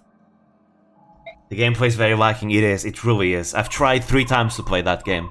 But every time I just get, no, this is just not good enough. It's just not good. I failed then. But this time will be different. I'll use Ashera's own tricks, and I won't be defeated. I want them to make a prequel to this game. I want them to make a prequel where we get to play as Altina as the main character. That's what I want. Everyone, take some time now to ready yourselves. Beork, be sure to equip your best weapons. I'll begin when everyone's ready. Okay, but before we do that...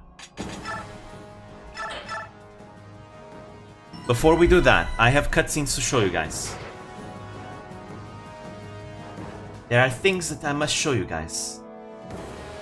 Alright. So one of the cutscenes the game skipped over. We were supposed to see that cutscene after we kill Lacane. Let's see.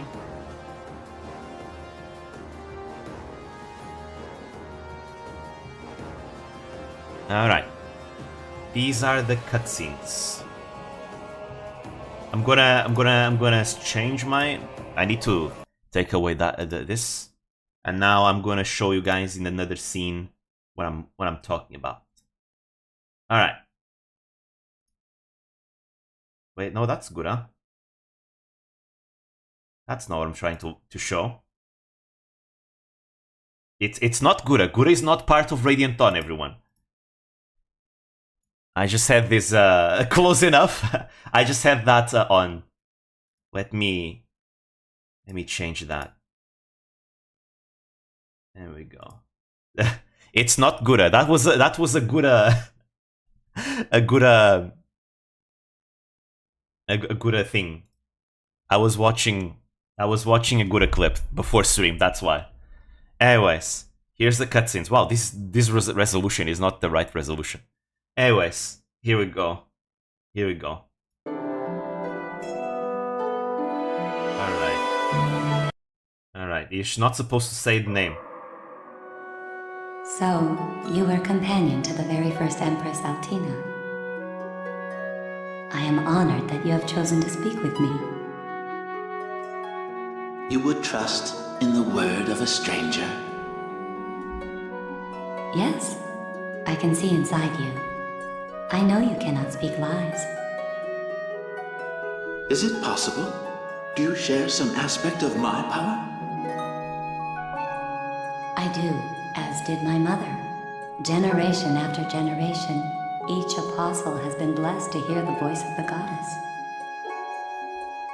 We know of impending disasters, how crops will fare. All revelations originally intended for you. The children of my union with Altina. I had no idea. Please, look at this. That mark. All of the apostles have borne this brand. It is our greatest secret.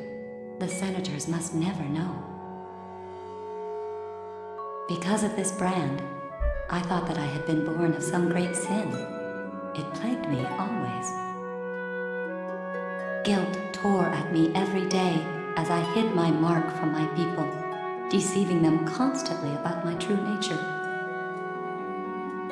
Oh, child, how can I apologize to you? And yet now that I've met you, I understand. There is no shame in my heritage. None at all. I will not live in hiding. I will reveal to the world that I am one of the branded. They must see there is no shame in who I am. No, you mustn't. You don't understand the danger you will be placing yourself in. Oh, but I do. The senators will do their utmost to rally the people against me, as they did when I freed the Lagoos from slavery. But I will not be deterred. If I am to lead this nation, I cannot allow it to be corrupted by prejudice and hatred. I can put the life the goddess has given me to no greater good than this. Such determination. Your eyes, they very much resemble Altina's. I will stand before my people and proudly proclaim the truth. And then I will guide them to a just and honest future. This is my promise to you. Thank you. Your strength of will, the truth that guides your life. You have shown me the way back to myself. I shall return to Goldoa and tell my friends of you and your actions. I will tell them that Laguz and Bjork may once again live together in peace. I will tell them that there is hope. Thank you, father of my mothers. I strive to be worthy of the gift of life you have granted me. There we go. And then after that, it's the Zelgius one. So that cutscene, as you can imagine, that was Apostle Misaha. That was the grandmother of Apostle Sanaki. She was the one that was assassinated, and then the assassination got blamed on the Serenes Herons. That was Lekain who did that. But yeah, that was the cutscene that we missed out on by not playing on a clear data. There's another one, however. The next one is related to Ike. This is a cutscene that you get after you beat Ike. You defeat the Black Knight, I mean. If you deploy the Black Knight in Chapter 1E, which I did, and fought him with Ike in Chapter 3-7, which I did, you get this extra scene. But again, we're not doing clear data. You need to play on a clear data to do this. On a clear data, no. On a clear data that already has like a completed playthrough, basically. But yeah, this is it.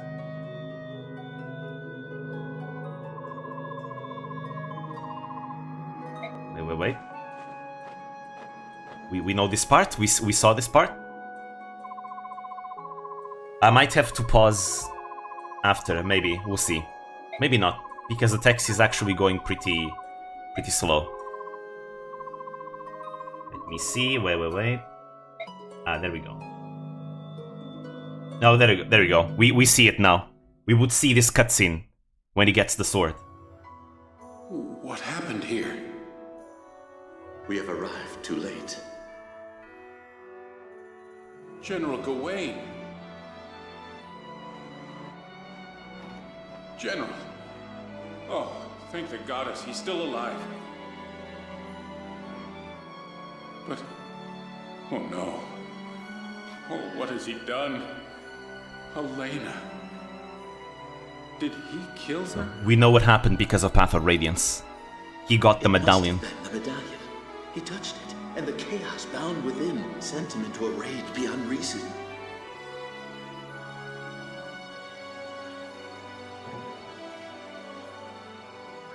Ike, wait for me! It's Little Mist. Ah! Father! Mother! The General's children. What's wrong with them? Are they asleep? Father! Mother! They are very tired, child. Let's not disturb them. We can't leave them sleeping here. It's cold out. We have to take them home. Ike, you have to help me. Ike? Small Ike. I'll take them home. Right, because I think You Ike show was me the way. witnessing everything that happened. Yeah, come with me. Yeah, Ike saw it happen, I think. Right? Yeah, he did. May your final slumber be a peaceful one. It appears the medallion was too much for Lord Ashnod. It would be unwise to allow him access to it again. Hey! Some lines are not voiced for some reason. That's my mother's medallion. No one's supposed to see it. No, child. You mustn't touch it.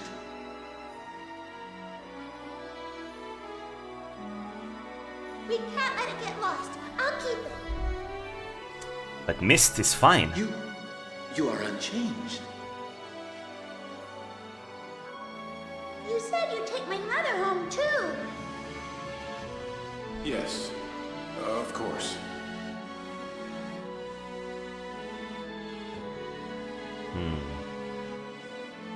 Ike, what's wrong? Why are you just standing there? Are you hurt? Ike completely froze with shock, with the trauma of seeing his dad killing his mother. Oh, You wait a saw minute. everything, didn't you? Poor child. Ike?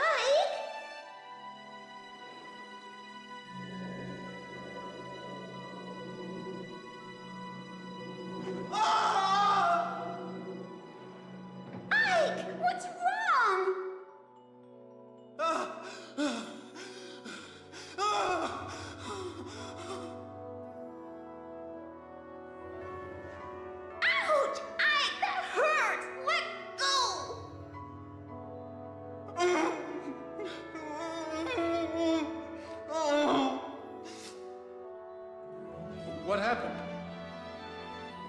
Give me a moment.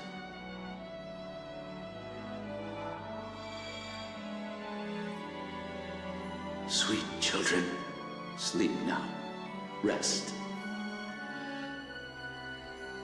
And just like that, he's gonna wipe those memories What off. did you do to him? Merely helped him to forget. I could not leave this memory to haunt him. It is too heavy a burden for one so young. What will you do with the medallion? The girl seems safe from its influence. We will leave it with her for the time being.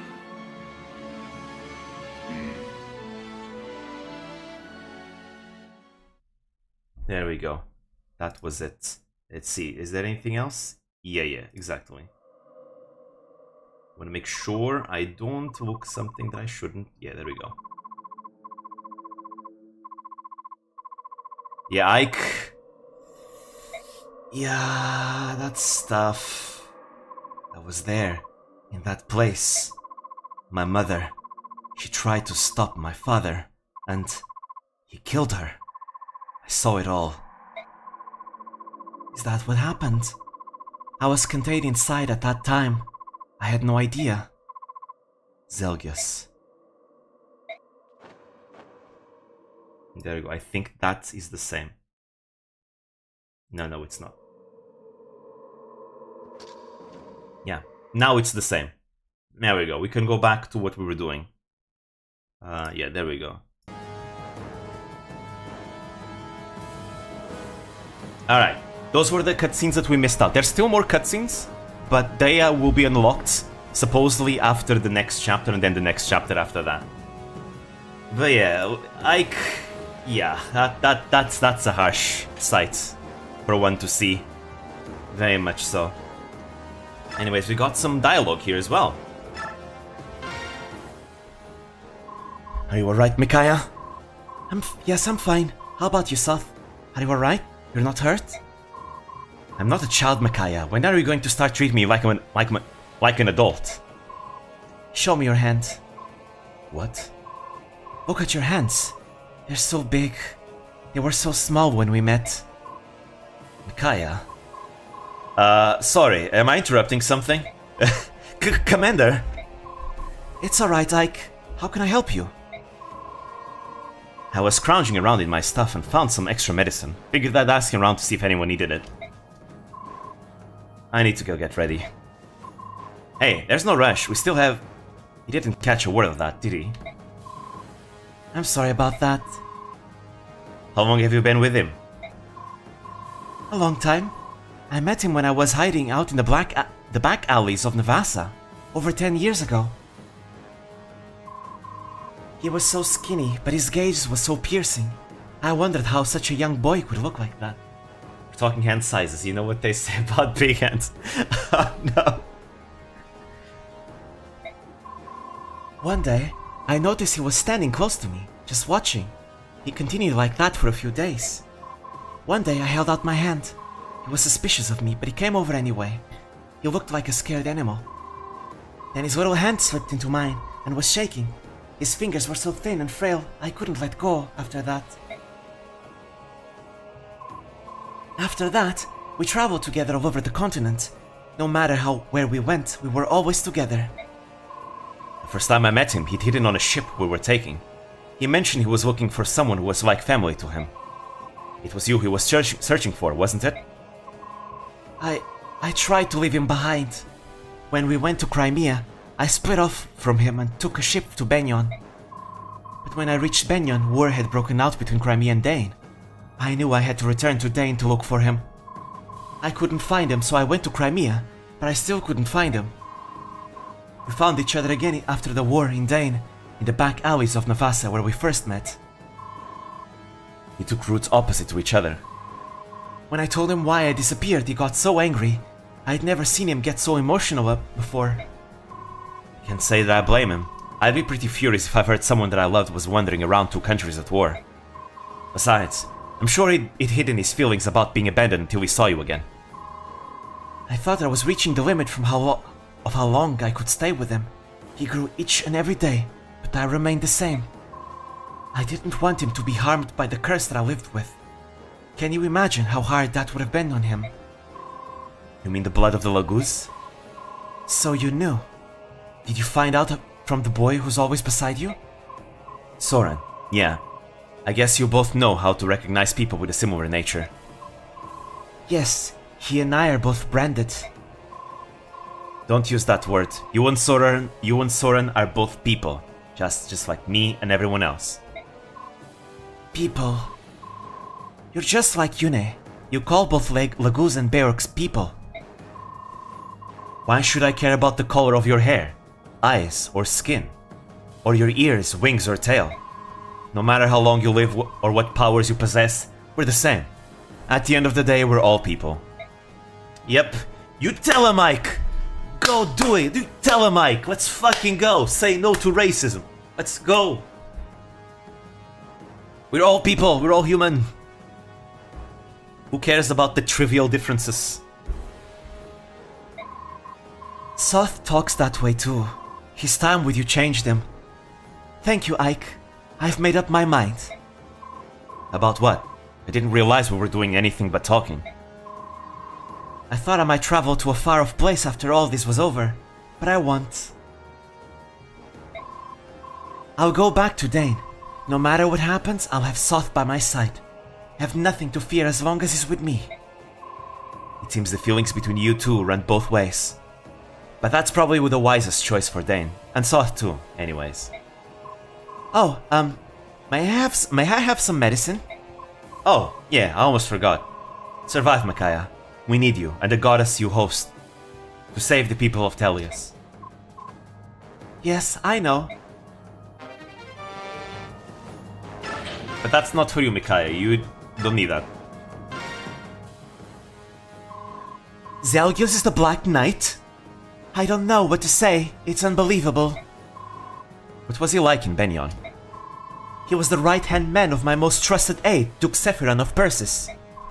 He was a hero, a perfect general, and the best swordsman in all of Tellius. He was never anything but loyal. But he was serving another country! Makes me wonder how Sephiron is doing. I doubt he's been turned to stone. Even though he was captured by Lycain and forcibly removed from his post, he'll have found a way to persevere. Sigrun always said, there's no other master of the arcane arts who can compare with the Duke of Persis. Makes you wonder, doesn't it? Ike, don't tell me you suspect Sephiron. Well, look at the facts. Do not trouble your mind with that thought. He would never betray me. It's nice to think so. But if he's not petrified, he have received a message from Yune. So where is he now? The goddess isn't perfect. She said so herself. Maybe the message didn't reach everyone. We have to admit that's a weak excuse. Let's leave it at that for now. We need to focus on moving forward. Please, let's... Again, this is one of those moments where we see that Sanaki is still 13 years old, everyone. She's showing a bit of her childish side right here. She just doesn't want to believe it. Please, let's... Oh, I almost forgot. I have something for you. What is it? Well, you're my trusted aide, just like Sephiron. You have to live, so protect yourself with this. A mercenary with a contract to act as aide to the Empress of Benyon. Would have thought, but thank you, Sanaki. You're welcome, Ike. And thank you. Hey, Paves. And then Raphael. Ike, take a look at this. Hey now, where did you stumble across it? Inside the tower. I thought of using it myself, but... Yeah, I don't think that it's right for you. Indeed. That's why I brought it here for you to use. Thanks. It's a very rare item. I'm in your debt. It's the least I could do. Alright, there we go. Now, let me look at inventories now. Ike can use the Alondite. Look at that. If he wants, Ike can use the Alondite. But the Alondite and the Ragnell are essentially the same weapon. They are the same weapon. They do the same thing. They have the same stats. Yeah. So, I'm gonna give it to her. Where is she? Mia, mamma mia. We no longer need any of the other swords here. Anyways, you don't need this nor this anymore. Micaiah, you're gonna equip the Purge. Soth, doesn't matter. Sanaki gets the Meteor. Doesn't matter. Jill gets the Urvan. And by then, I guess we can ignore this. Yeah. Har is gonna get the Forged Surtur. You can get the hand axe here. Nyla is here. Tabarn, Liar. You can only use the Rexcalibur by now because I screwed up and I didn't. I was gonna use Blizzard on him, but you know, I used them like a dum-dum. But that's fine, I guess the Rexcalibur is cool too. Nephany gets the Wishblade. Wait, right, Kainagis has the Wishblade. That's all you need. It's a very good spear, look at that. Amazing power and accuracy. And it's also 1-2 range. And gives X... Oh no, that's different, never mind. Anyways, as for this, you don't need this. You don't need this either. As for the Veikati, I'll keep it just because the Veikati still does have more damage. But I'm gonna bless the Alundite. Because the 1-2 range is nice. The Worm Slayers are still necessary for this chapter. There we go. You have everything you need. I'm gonna give the Panacea, actually, to you. So, because I'm always gonna keep Soth next to Micaiah, so if Micaiah or someone else needs it... Actually, no. Soren might use it better. No, Micaiah needs it, actually. But that should be it. As for you, you no longer need the Arcwind. You don't need the Bolganone either. Wait, that's not what I wanted to do. Arc Thunder is useful for this chapter. These two don't matter much, I suppose. There we go. Let me see, is there anything that I'm forgetting? I think that should be all. That is... We have a pure water there. We have an elixir that I can use. I think what I'm gonna do... I can give this concoction to Enna. He has an elixir, he has a concoction, he has a concoction, he has an elixir. This concoction, you know what? Kainagis can get the other elixir.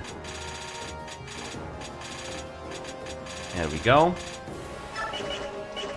Also, I'm gonna give... oh wait, I can't do it yet. Okay, there we go. We just adjusted the inventories. Let me just take a look one last time to see if everything is in place. Because, yeah, Ragnell, Purge, Peshkats, Meteor. Yeah, Laguz, Urvan, Surtur. Yeah, Rexcalibur, Wishblade, Alundite. Alright, that is it. We're ready. Yune is gonna bless us now. I think we're all ready. I'll need the Laguz to transform.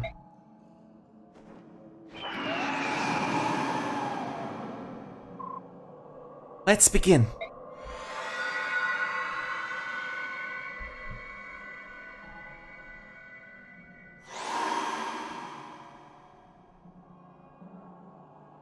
There we go. Now they can hit divine people. Okay. And also, another upside of being blessed is that whatever weapon you bless will have infinite durability. So those Purge and Meteor tomes, yeah, they're infinite. Okay, I'm all done now. Whew. That was really hard. I think I need to rest. Micaiah, are you feeling alright? You don't look so good. I'm fine, Thank you, Soth. What happened to Yune? What happened to Dorcas? She's sleeping. She wants us to take it from here. Alright, if we're all set, let's move out.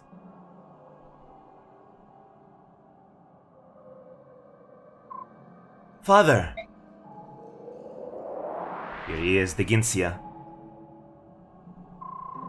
Kurth Naga, I wasn't expecting this. It's safe to assume that you've come prepared to fight? How many times have I said it now? How many times have I warned against starting another war? We have betrayed our vow to our goddess. We shall have learned, but the fighting never stopped. Now we must pay for our crimes. We must take responsibility and accept the Shera's judgment. No, you don't understand. It wasn't the war that awoke the goddess. It was my song. The Galder of Release freed the goddess. You can't expect me to believe that. We will wait here patiently for the punishment we deserve. If you are unwilling to await judgment...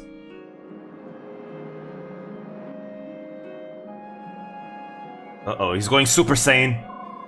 You will stand against the greatest of all dragons!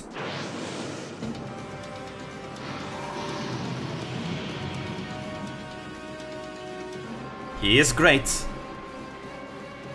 He is giant.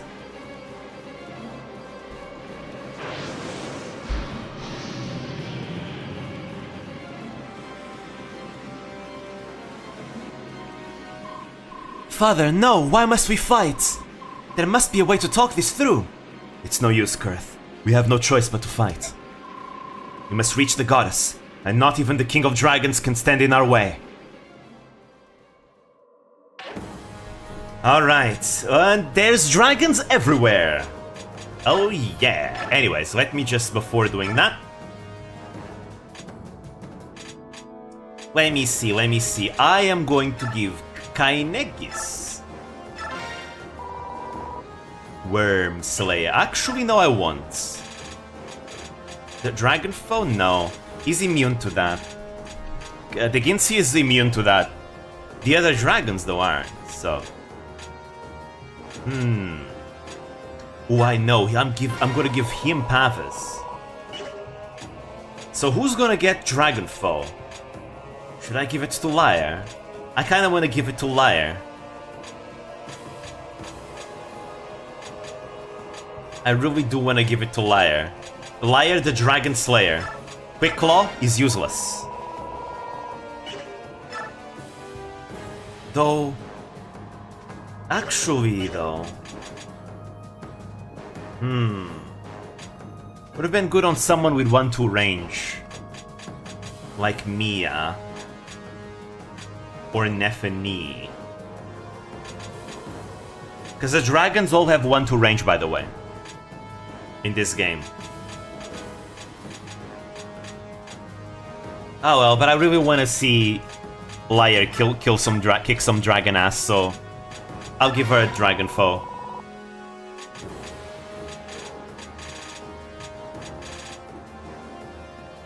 And Parity.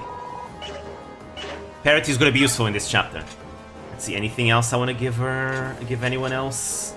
Doesn't seem like it. I have all these skills that I don't need.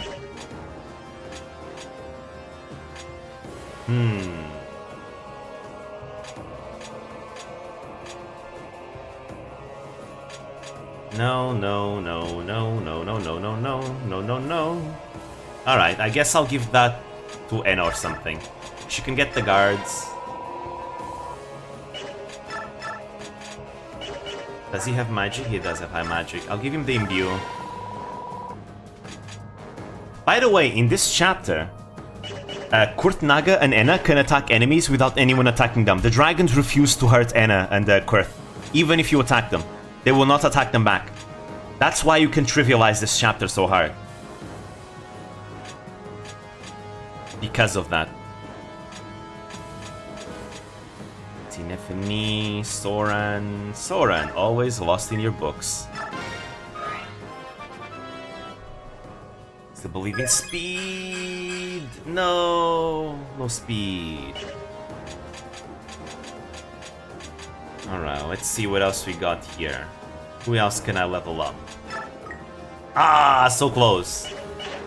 Alright. Supports.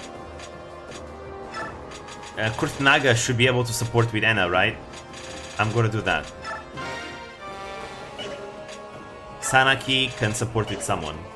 Ah, Jill and Har can support too. Nice. Nyla and Lyre as well. I guess Tabaran will support with Gifka. Ah, Gifka should be able to Kainegis, yeah.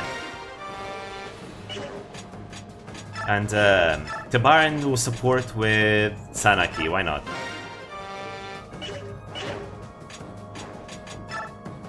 Alright, so as you can see, the weapons are now shining with blue. They are infinite now. For Laguz, it just, what happens is that they can transform from the very beginning. It's not that big of a deal because you do have Laguz gems. But it does help, I suppose. In case you bring a lot of Laguz.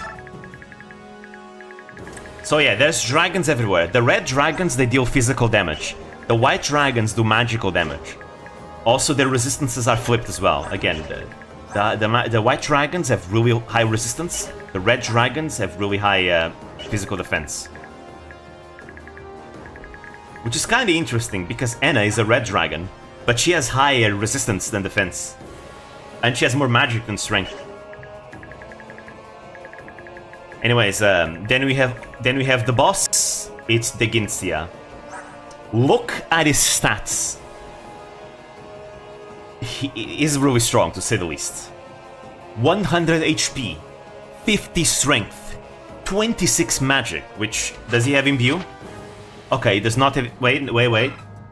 Okay, he does not have imbue.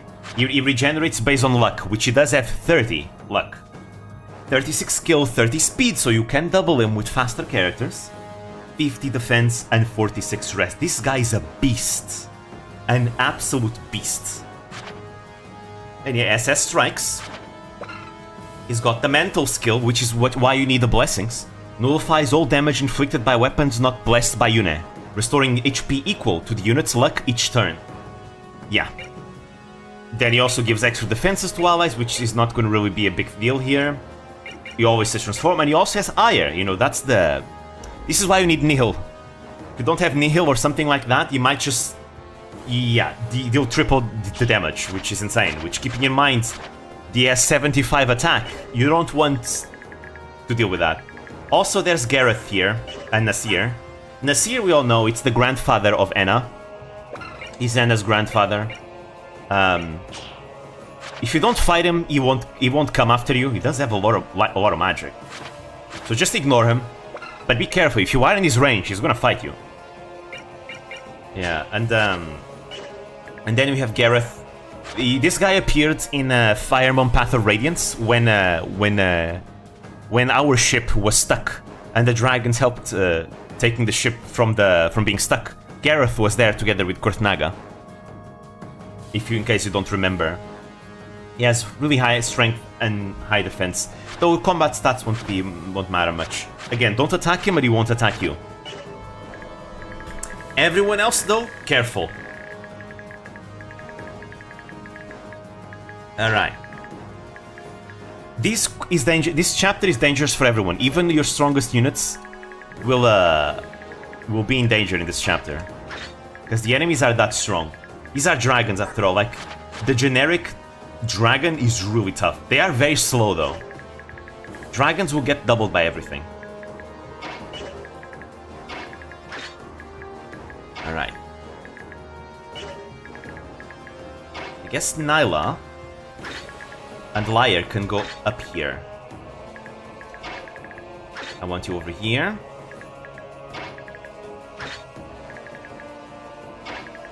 I want you over here.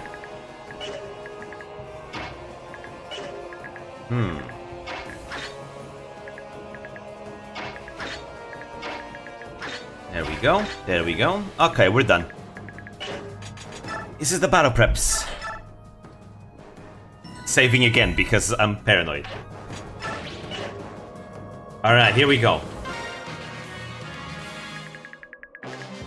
So these dragons are gonna be a pain. They have really slow animations. I might disable animations in a bit. For now, I'm gonna keep them on, so you guys see. But yeah. We can't one round them that easily. They have a lot of HP. Look at those HP bars. Those are some giant HP bars.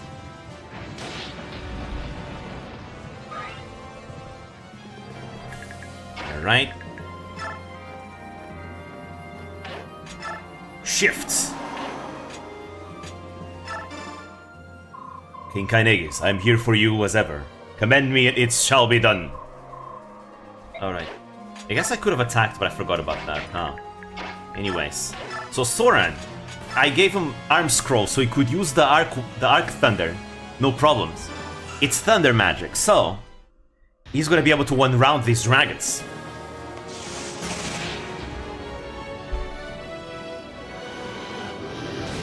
Ouch. But yeah, only the Gintia is blessed by Yune. Everyone else can be hit by other weapons.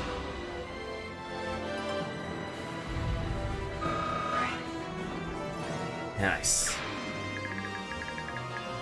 But yeah, here's what I was talking about when I said that the dragons will not attack Kurtnaga or Enna. They will leave them alone. They do not fight back.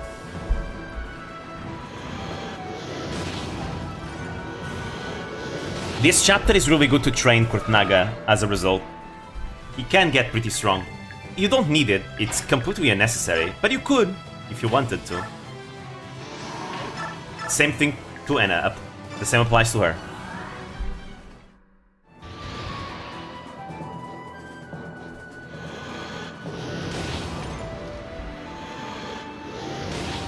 Well, actually, maybe Enna is like a pink dragon, because she might be descendant of a white and a red dragon at the same time. I mean, Nasir is her grandfather, and he's a white dragon, so maybe that explains it.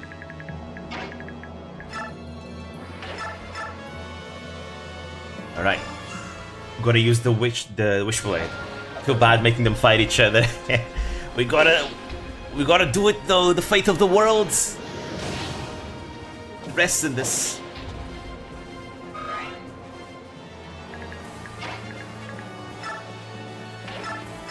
See, there we go. If I proc Astra, should be fine. But at the same time, the Veikati does really well. Oh, why? Forget about it. Wormslayer. I brought Wormslayers for this reason. There we go. There we go. You're done.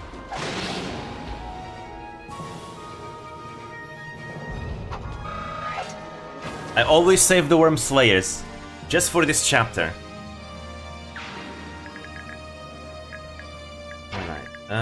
What else? I want to kill this guy here with the barn, if possible. Oh, he does good damage. It's not enough to kill. He needs to proc something, either a crit or tier. Also, he takes so much damage from the white dragons. Nice, he proc tier. So yeah, even the Lagoose Kings, they struggle against these dragons. Yeah, they are hurt. They really hurt. Nice, strength is good. And again, Sanaki, I also gave her Arc Thunder. I wonder, can she survive? No, she can't survive. Let's not do that, that's a mistake.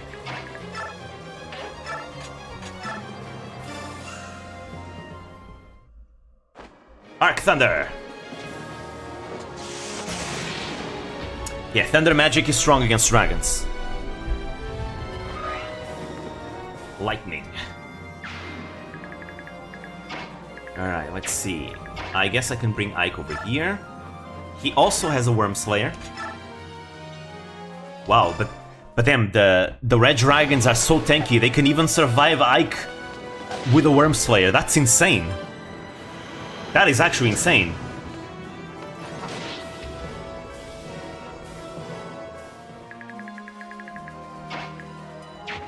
Alright.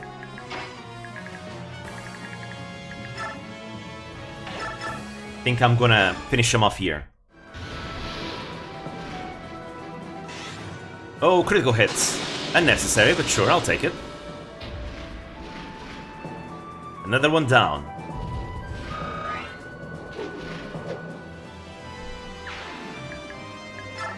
Alright, let's see. Where will I use Raphael?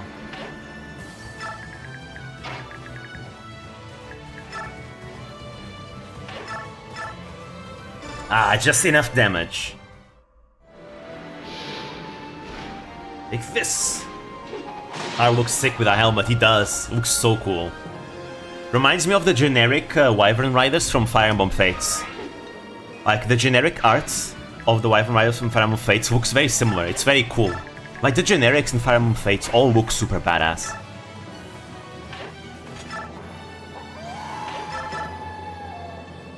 Actually, could I proc Glare? Ooh, no, that's very low hit.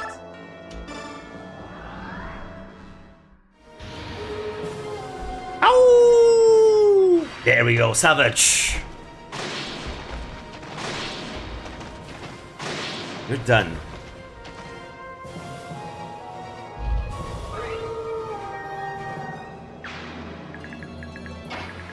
Liar. Liar, liar, pants on fire. I will still use the Lagoose Gem, because it's still safer. Let's see, I can use Physic. Over here.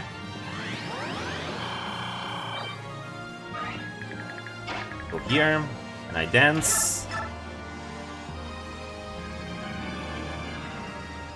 I just need to be careful, because there are lots of dragons that move. Really want to kill the magic ones the most.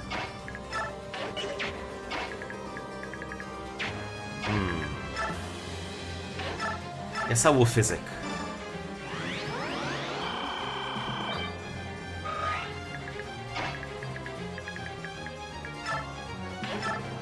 And you will... Ooh, I could Purge here. Wow, she deals no damage with Purge. Wait, no, that guy's on the tile though. Ah, this is much better. She can't double? Wow. She can't double the slow enemies. There we go.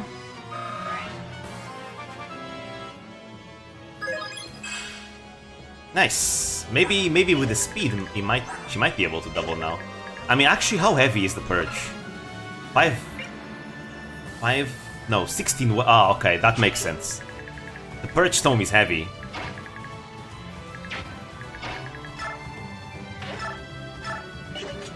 Urvan. Ah, too dangerous. You know what? That's way too risky.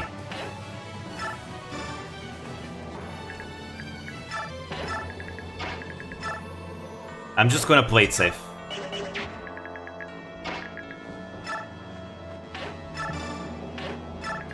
Because I feel like some of those dragons will move. Not all of them, but some of them will.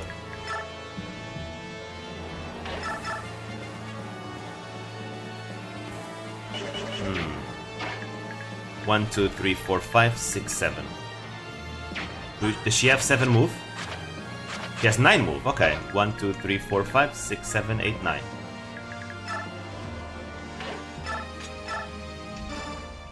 Just proc stun. Ah, no stun. Off by 3 damage. Oh, resolve? No stun.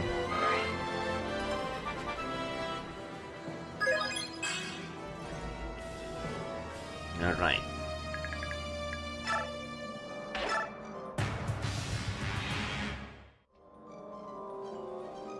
Ooh, nice, he went after Ike. No, Resolve doesn't add strength. It only adds, Oh, well then. I think we lost Ike. Yep. Magic is his weakness. Magic is his weakness. Yep.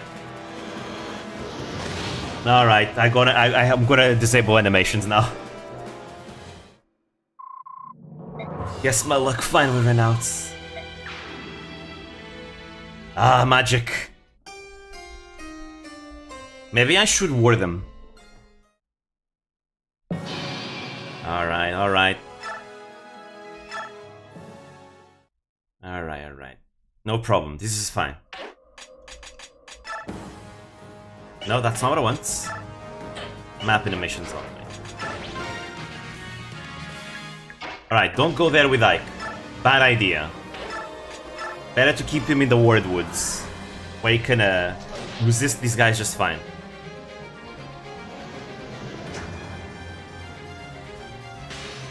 Ether!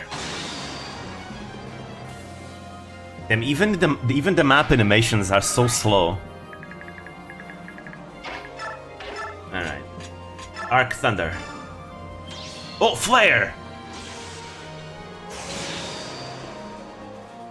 Nice damage.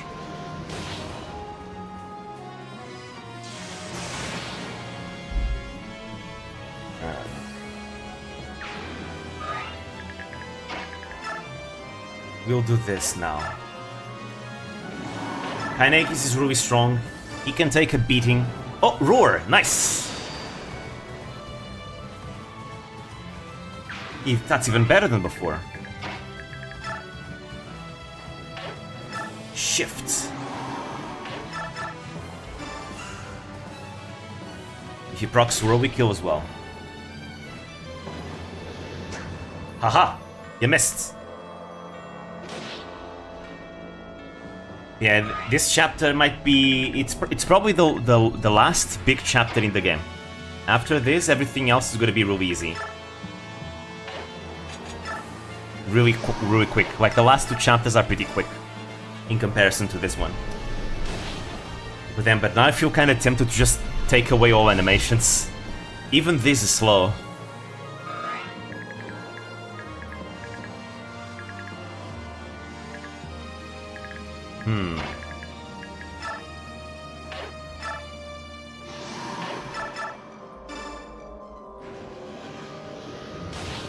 Maybe I will do that, actually, just to speed things up a bit.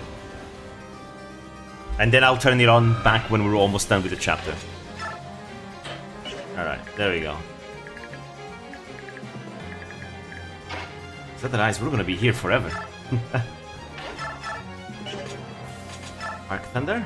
Ah, not so good. We can't spam meteors, though. We cannot double, unfortunately, though.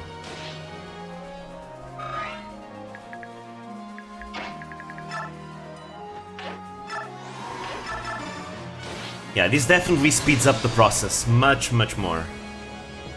But we still have to deal with their slow-ass death animations. Okay, same level up as before.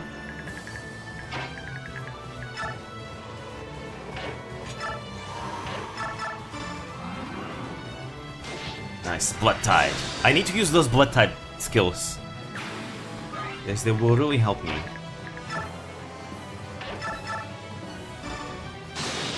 Nice crits!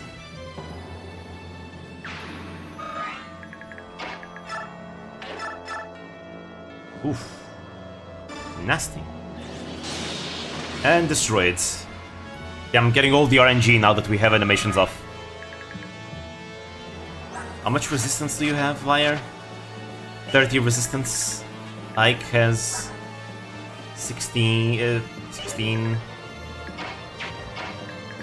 But then again, in the Wordwood we'll be fine because we have extra 10 resistance. Oh, there we go. That's the dragon foe coming through.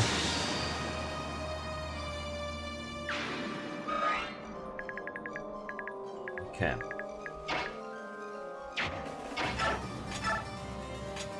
Purge? Wait, we can't use Purge? Yeah, yes we can.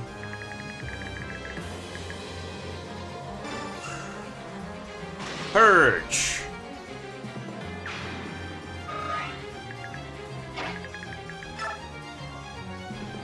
Let's see...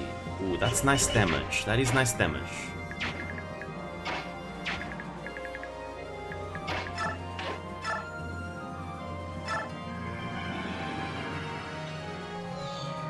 I'm gonna kill that red dragon in the middle. By throwing siege tomes at him.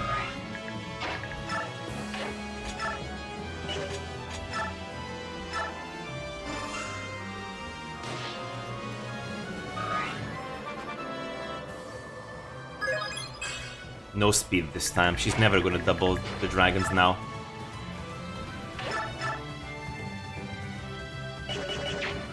I need a strong hit. Perhaps if Har could just one-shot him. Ooh. Yeah, that's not happening. I'll be able to move 2 tiles back. But that's it. Oh, nice, she dodged.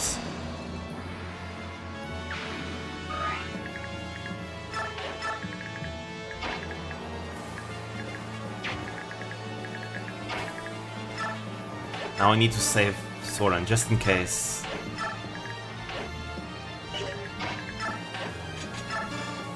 Okay. There we go. Now let's fingers crossed that Jill doesn't die. I feel like Jill is in danger.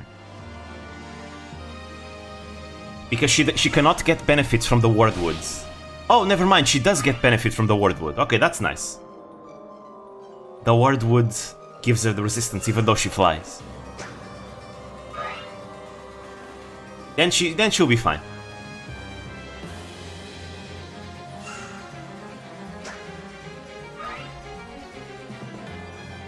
Here they come, walking very slowly. Very slowly. Ouch.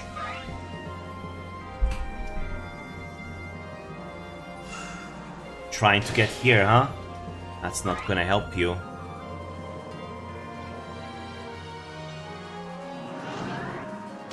Ouch.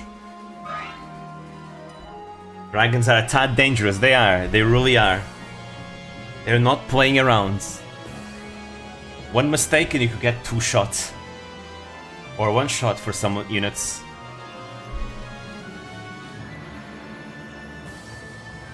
Alright, now that we're back at where we were, I can turn on animations again. For a little bit. Right. We'll do this. I want to kill this guy first. I'll use Physic with Micaiah. Or Soren. No fear! March, march, march!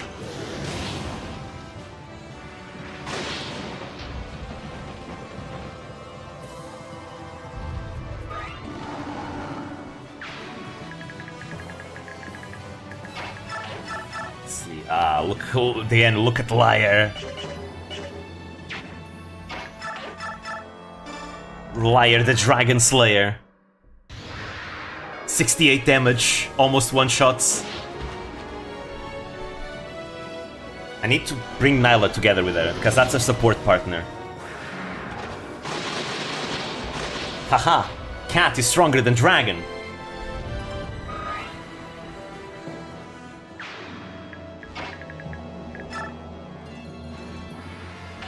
Right. I can just rush, put him forward, because he never takes damage from them.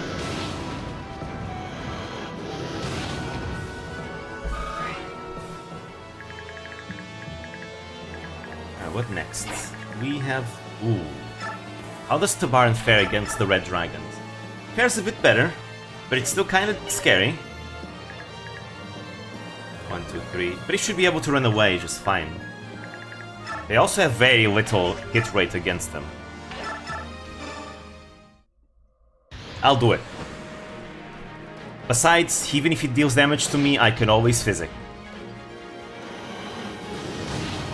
Ouch.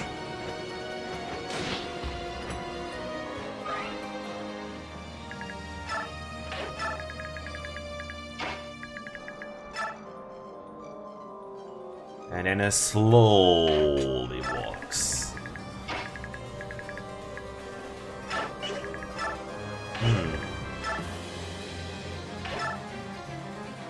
Right, we don't have a Siege Tome.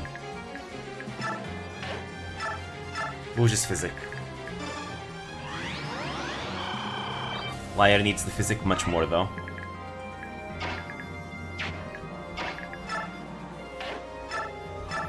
Meteor! Oh no, we're one away. That is sad. That is very sad.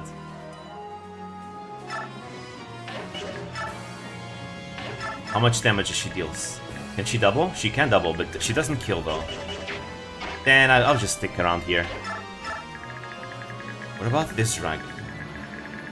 He's in a scary spot.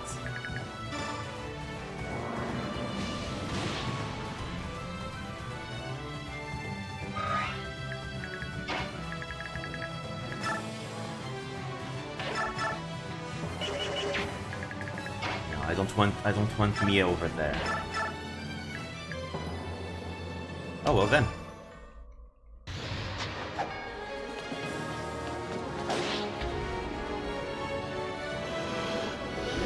Ouch! The physical dragons are a bit better for Ike. He can take them.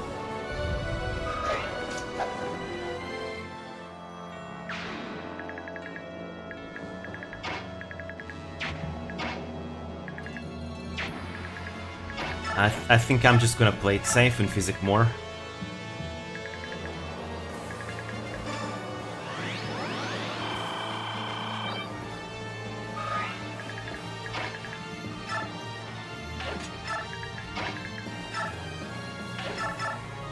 Here we go.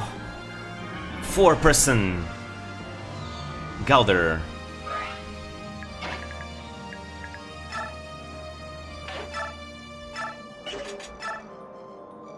It's still kind of dangerous though. The physical ones, they are kind of accurate. Actually, oh wow! I need to heal. I need to heal Kainegis. He's really low. Oh nice! That roar comes in clutch. I don't have to worry about this dragon anymore. I don't have to bring Har and Jill here. I can let Har and Jill stay where they are.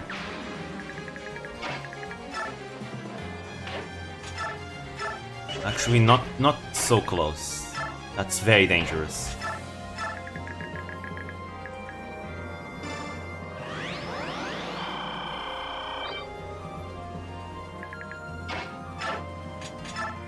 Then I physic this one. Nice.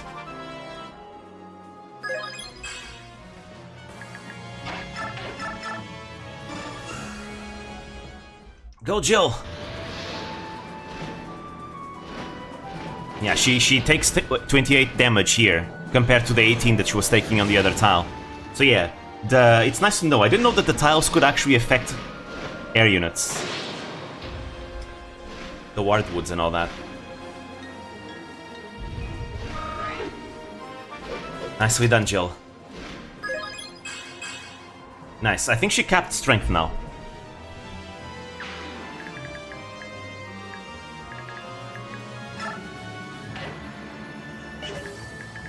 Yeah, but I really needs to retreat for a bit.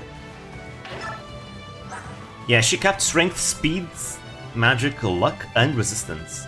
All she needs is skill and defense. But she's already as strong as she's ever gonna be, really. Wow, he capped strength and skill.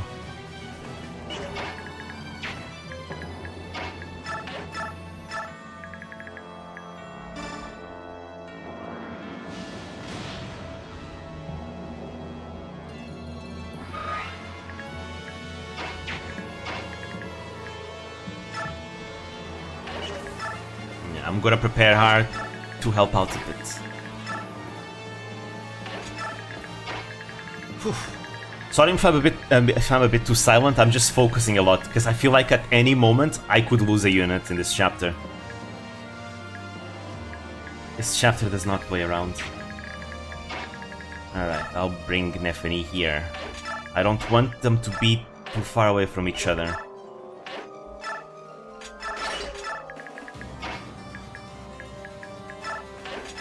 Alright. Fingers crossed that nothing bad will happen. Ike can take them. He has really high defense. Haha, missed!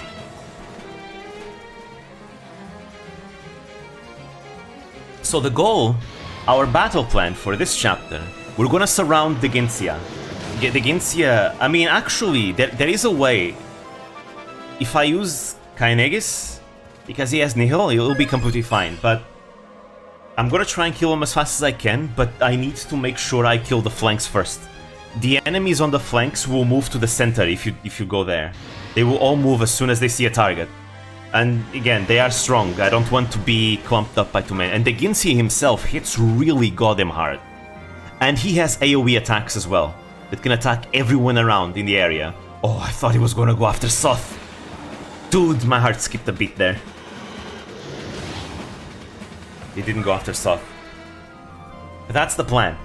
I'm gonna go through the flanks, so I can make sure I kill anyone that could interrupt the fight. Ouch.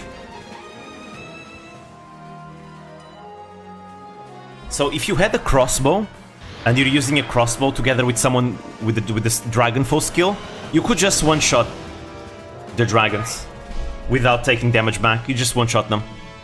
I usually do that with Nolan. Shinon can do it too. Anyone that can use crossbows can do it. It's a very good strategy. Ouch. Imagine if she had a crossbow. She could retaliate and kill them all.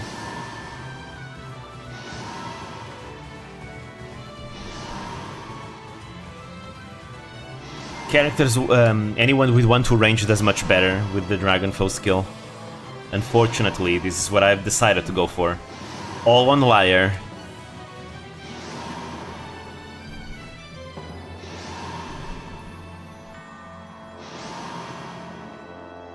Yeah, and here's reinforcements.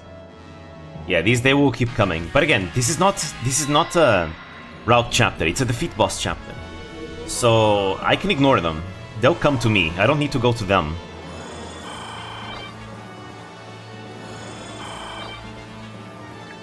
Alright. As such, that's exactly what I'm gonna do.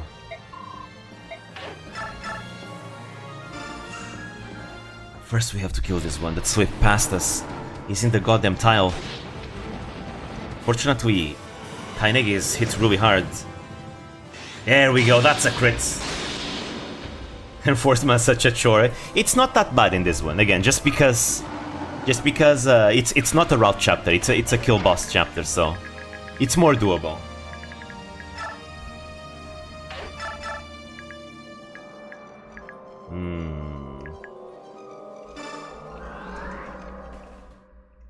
So let's blitzkrieg them. Nice roar. Another dragon down. Tekso Utsutottari.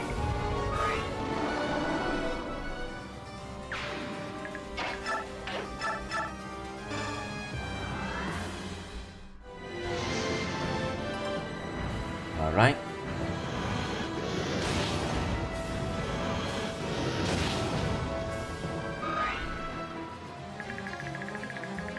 Now who else needs help? I suppose I could just come here and kill these reinforcements. Yeah, I'll do that. Why not? I can do it. Takes off some pressure from us, because most of my army is in this side, in the western side. Ouch.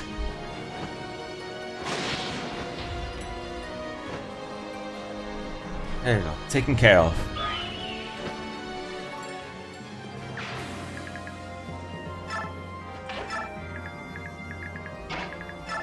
Let's do the same thing with that. Just everyone gets a physic.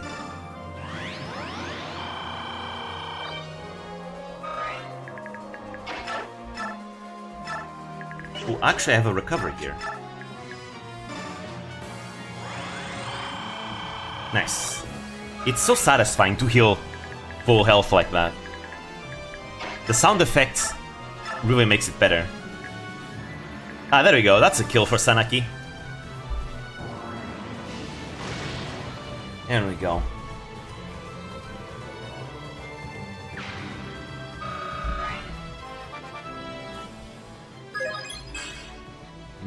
Damn, that was not good. Alright. What about here?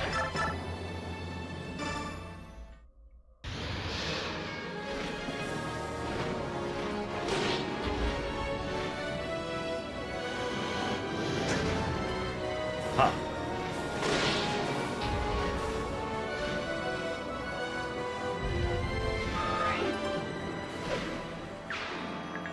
Nice. Oh, nice. There's a wardwood here.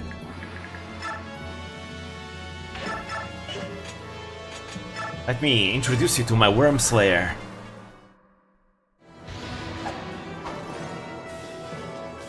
Haha! You're down.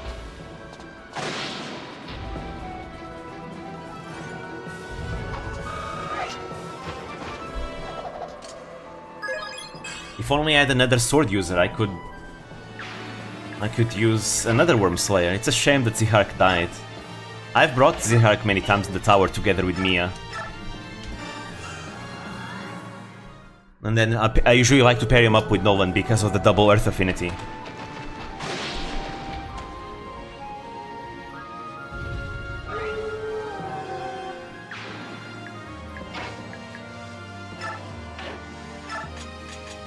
Alright. We'll use the Logos gem now. Yeah, this right here, Ike doesn't like that. I think I'm gonna send Ike the other way.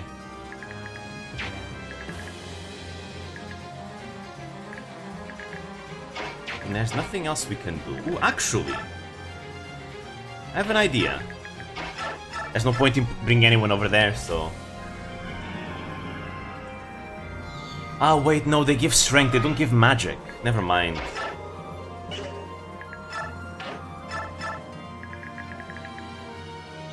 Still, though. I guess the extra strength is still good, because the extra strength means you can wear the tomes a bit better. Oh, that's a crit. Nice. Let's go, Sanaki. Because the Meteor and the Purge Tome, they're heavy, and they usually can't double with it, but now, with the extra strength they get from Enna's Blood Tide, it helps them out a bit.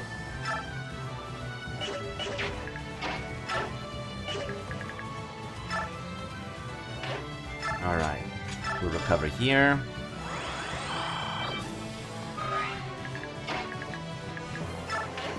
And we'll physic over here.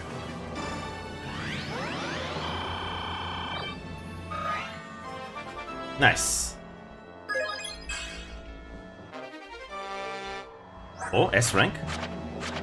Maybe if she gets SS rank in time, which I don't think she will, she might be able to use Matrona. Where did I put Mia? Ah, over there. Gotcha.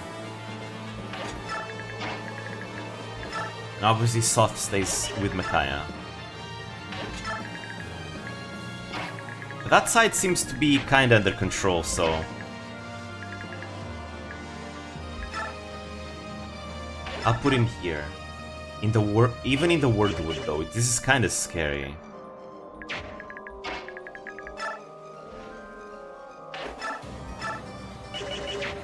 Nah, I think I'm being too greedy if I go over there. Let's just stay here.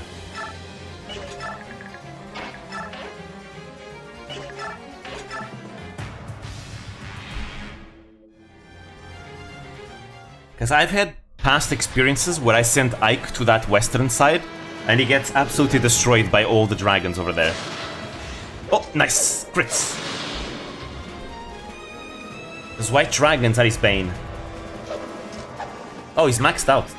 Level 20. Haha, you fool, you're at the edge of the tile, of the cover tile.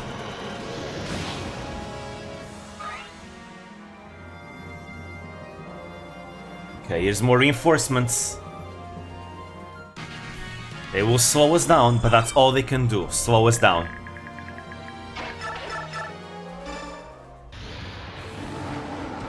Go, Carnegies!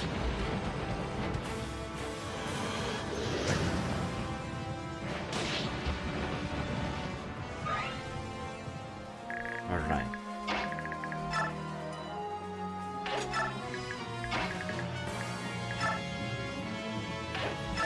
I'm gonna equip her with the Almondite now. But again, still gonna send the Dragon Prince. He barely does any damage though.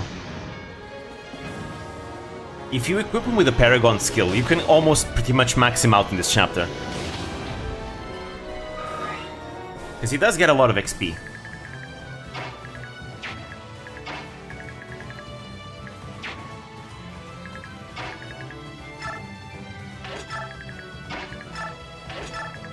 Okay, I prefer if they come to me. In the meantime, however...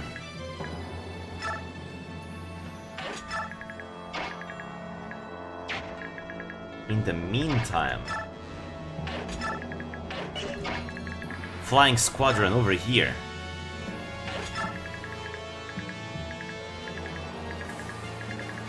My magical units are better off on the other side, where they can actually do some damage, because the white dragons have way too much resistance. You're down.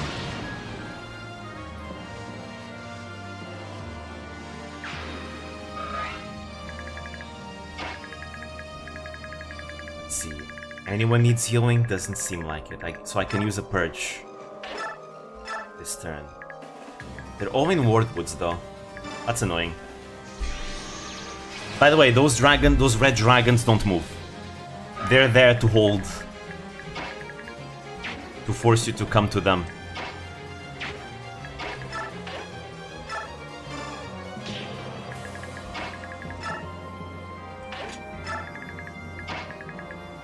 Alright. Another dance.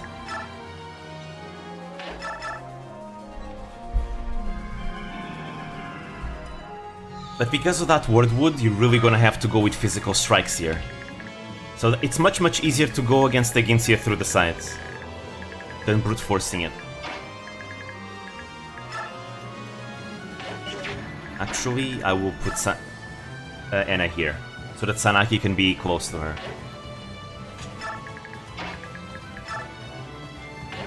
This way she can double. Ah, she can almost kill that one.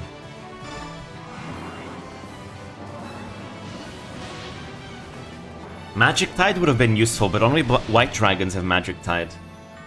They can give you magic.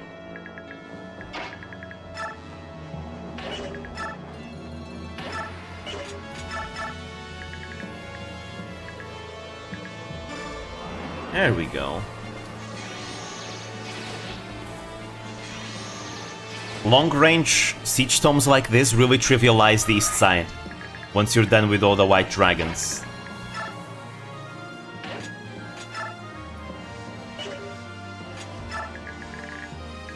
Who else needs to move? Ike? Ike.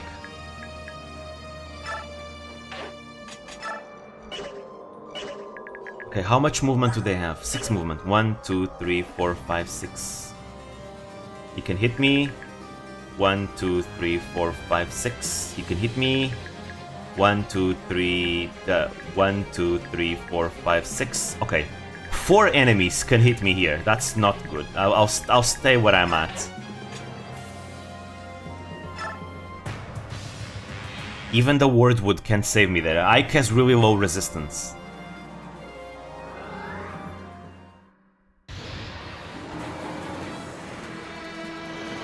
Come to me.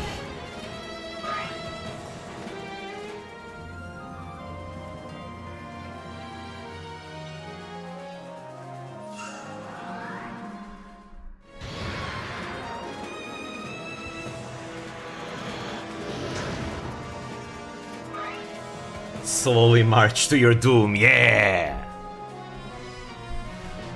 It's Dragon Genocide hours. Kaim would be so proud.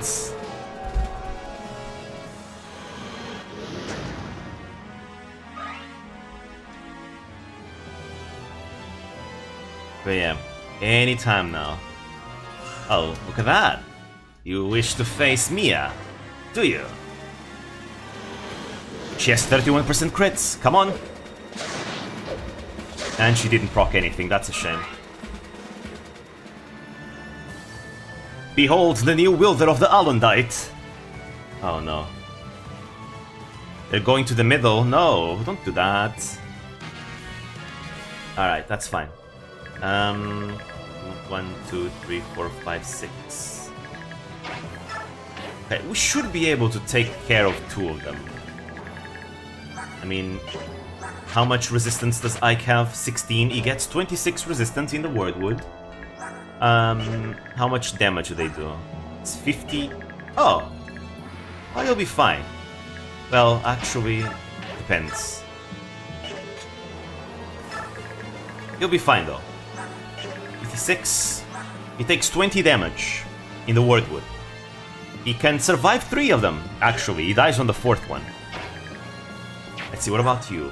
How much movement do you have? 10 move. Oh, that's a lot of move. 1, 2, 3, 4, 5, 6, 7, 8. Easy. Easy. Flying movement is amazing. I love Flyer so much.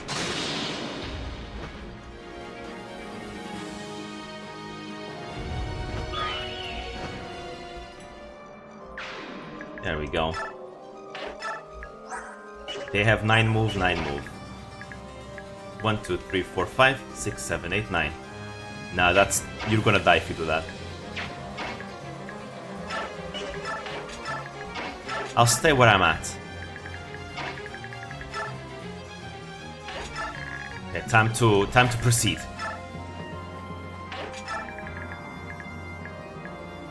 There's a lot of dragons here.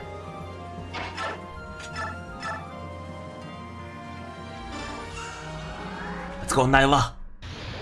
Give us some savage. Give us some savagery. Oh, okay, you know what? I'll take a crits too.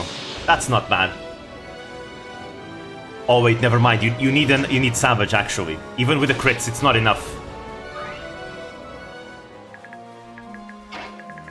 Okay, but Nefany should be able to finish him off. Yeah, she can.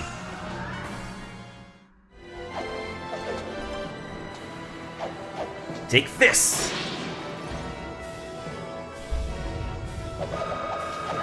Very good, very good. Strength, strength, strength. Ah, her strength leveling days are over. What a shame. We do have a Worm Slayer here. I want to use it to its best effect. Ooh, she survives with 1 HP. 1 HP if she gets it. Haha, critical hits.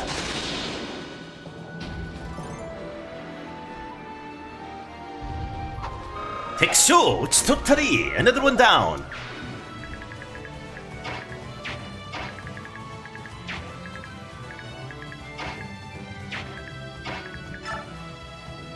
Let's see, but I'd also need to heal. Won't get it if they don't get a chance to attack back. Yep, pretty much. Kill them before they can kill you back.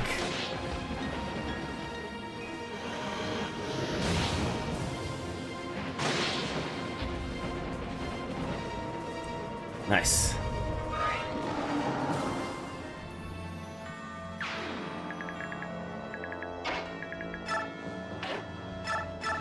There we go. Wow, that damage is insane. Okay, I want Liar over here to use that damage. Mwah! Look at Liar. Let's go! Dragon Slayer Liar. Not even Kainagis can do this.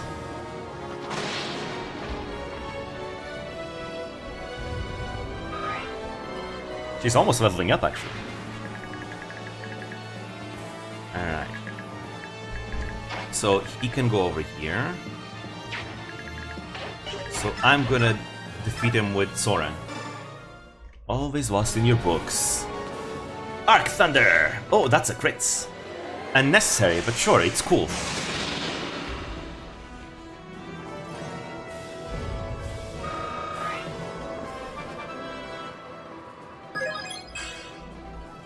Ah, what a shame. He hasn't been leveling any speed. It's a 30% growth, I get it, but still. Alright, let's see. You can go there. So...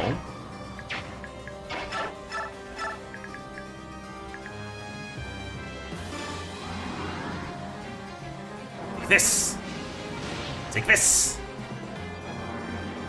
Death by Meteor Tomes. Feels good to be on this side, where I have the tomes, the Siege Tomes. Feels really good. Purge! So cool.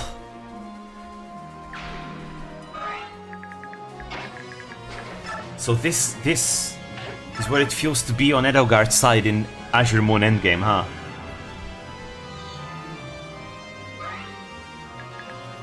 Okay, I do need to heal Kainegis though.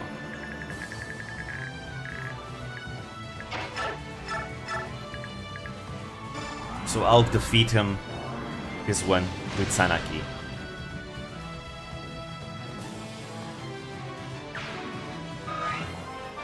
Very nice. The entire east flank has been completely destroyed.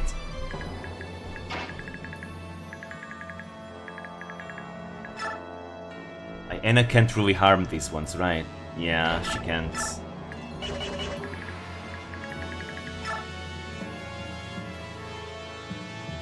But wait, I can do something cool though. I'm gonna leave Anna here. With Blood Tide, we might be able to do something good here.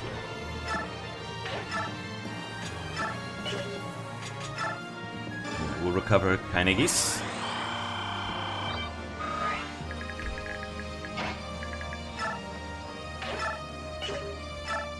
Can we purge? We can purge, but we don't do any damage there. Best to recover.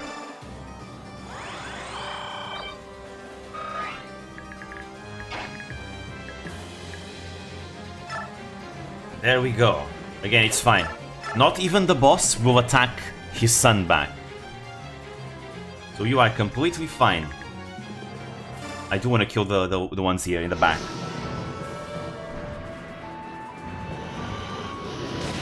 The only way the boss will attack Kurtnaga and Enna is if they get caught up in the AoE moves. That's the only way. Otherwise, no one will attack them. Feel the power! Feel the power of Ashera's faithful!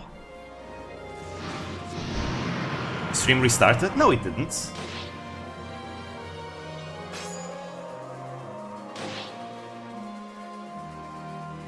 Wait, it did not restart. We're still here, right? Right? Yeah, everything is fine on my end. You're still here? Okay, good, good. You scared me for a moment.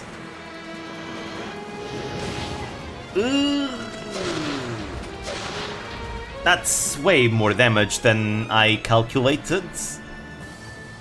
But that's fine. No one else can reach though. Chat has been cleared? Wait, what do you mean chat has been cleared? Oh, really? That's weird. On my end, chat is still there. Like the entirety of it.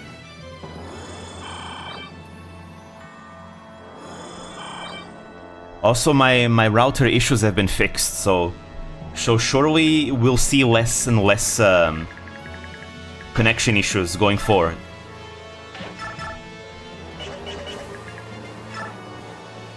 So that's good.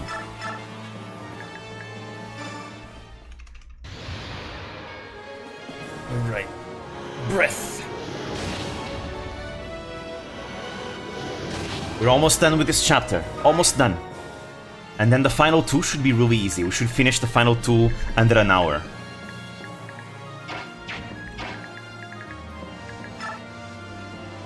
Let's see, can I kill these ones? Yes, I can. I will do so.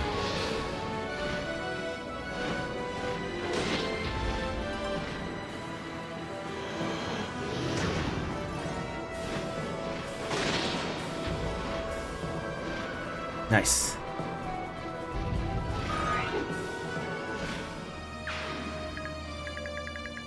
Then, can Har do it? Can Har do the same thing? He can! Aha!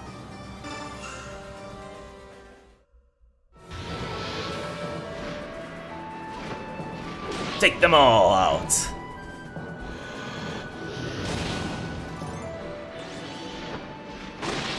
It is scary that they can two-shot us so easily, though.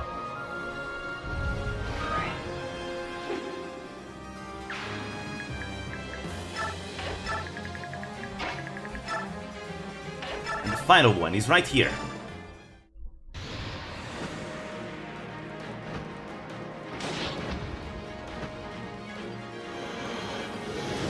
Ouch. I hope my physics can reach there, otherwise I'm screwed.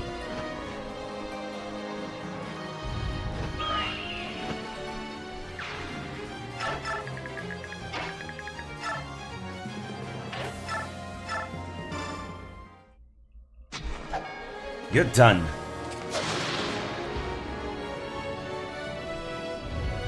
Nice. Hopefully, I think these guys don't actually move, though. Floor, Warwood. I don't want to go over there, that's way too dangerous. Okay, but I'm gonna start eliminating some of theirs over here. They can barely hit me though. They do a lot of damage, but they can barely hit me. And I say that and he hits me. Sign, I can physic.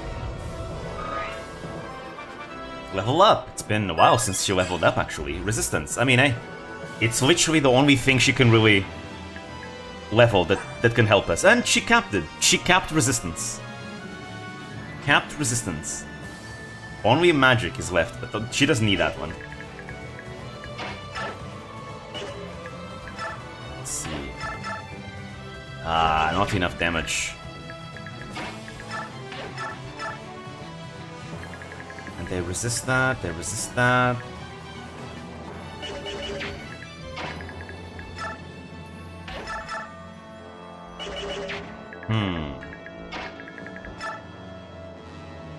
Gotta bring Mia and FNE over here.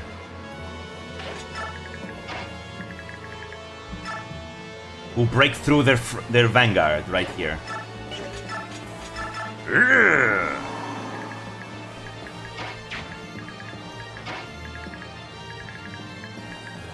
How much damage does Nala do against this with Blood Tide?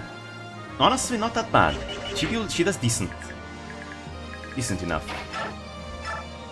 Bolting would have been much better though. This would be effective against them, but maybe that's why they don't give us bolting? At least I don't remember them ever giving us bolting.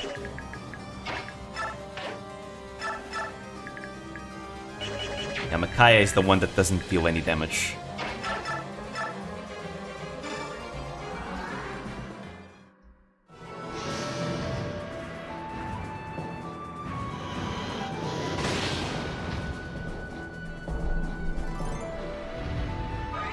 Yeah, at the moment, it's the white dragons that scare me the most.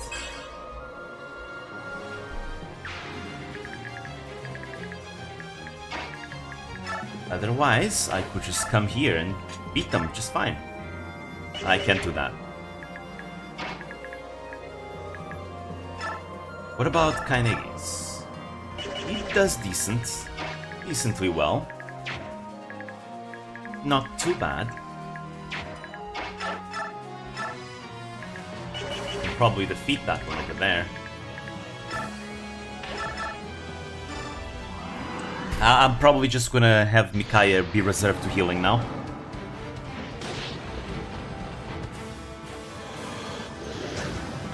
Aha!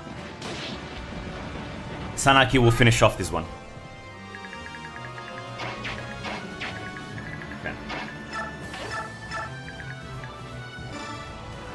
I'm gonna have Nyla kill the white dragon over there.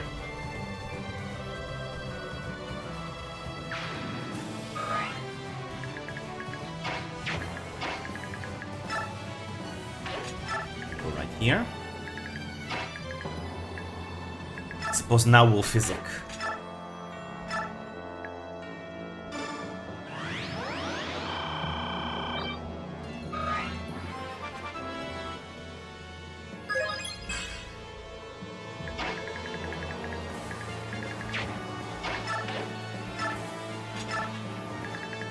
Who else needs to be physic now?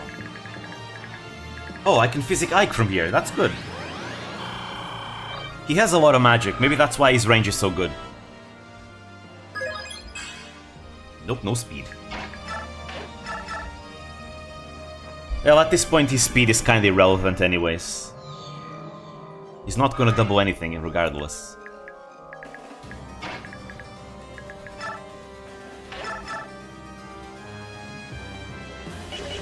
How much damage does the red ones do?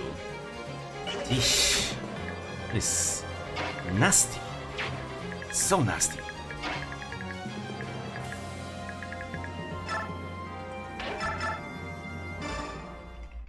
Well, I can always physic more.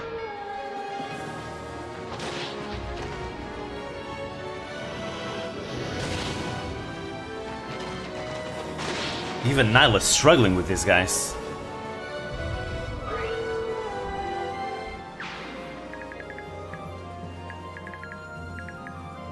Right, okay, yeah.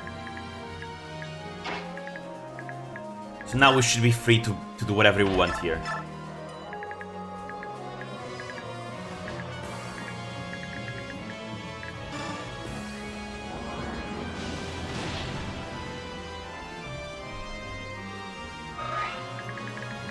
Meanwhile, with everyone else, we'll physic.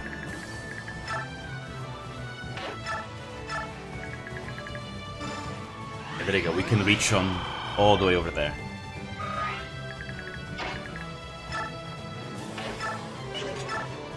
And we'll physic Nyla as well.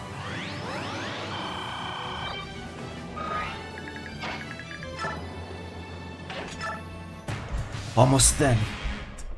Oh wait, these dragons also move. Oh. I wasn't aware these dragons... Oh, well, we lost her then. Yeah, we lost her. I wasn't aware these dragons also moved. What the hell? Ugh. No, her. No, I'm not gonna restart them. We keep going. We keep going without her. We must press onwards.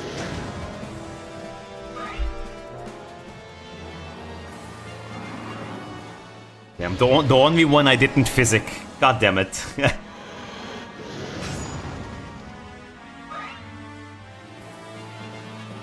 The mighty have fallen.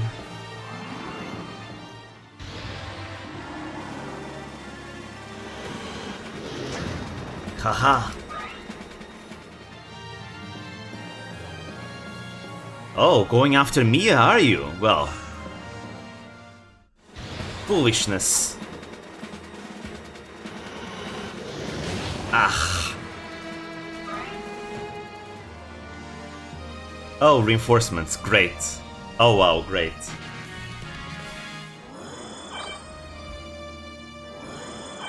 We will persevere.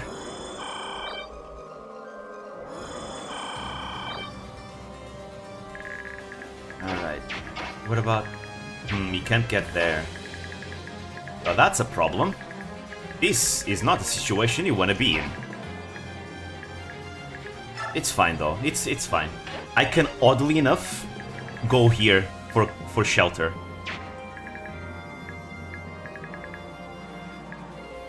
Also, I also have Liar here, we can also put some more.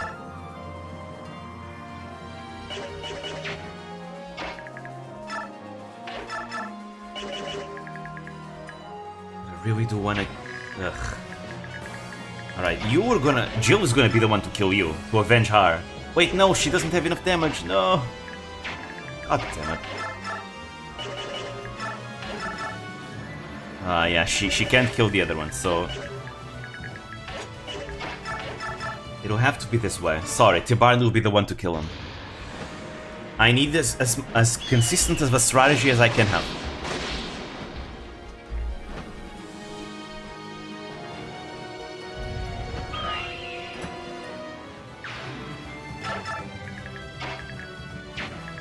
And Jill kills this one. This is Jill with capped strength, everyone. Capped strength and the best axe in the game.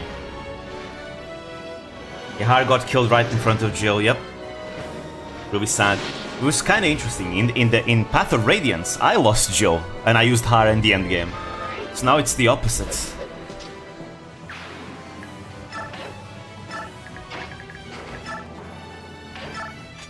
There we go, Wormslayer.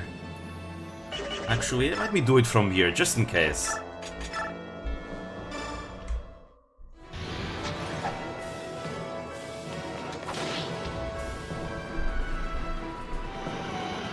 Like I said, the white dragons are the absolute worst.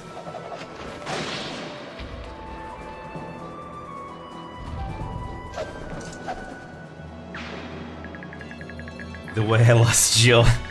I lost Jill to hubris. To absolute hubris.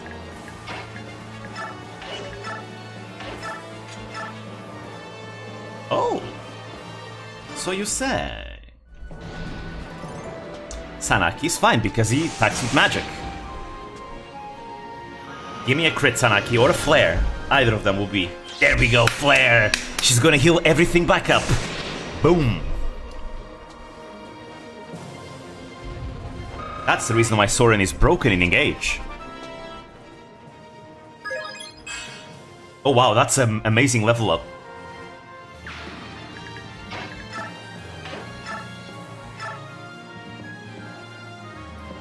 I'll risk it.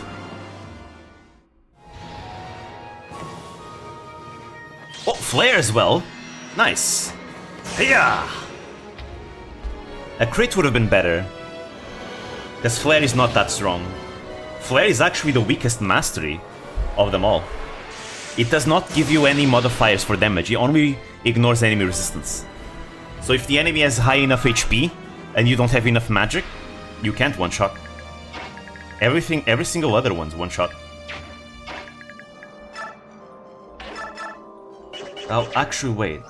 Oh no, I used the Logos Gem, that's good.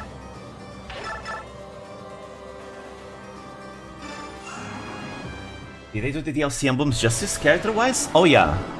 Soren is still his grumpy, insultuous self, and I love it. He fucking insults every single most characters in Engage. They very much did justice to them, especially Soren. I'm so happy.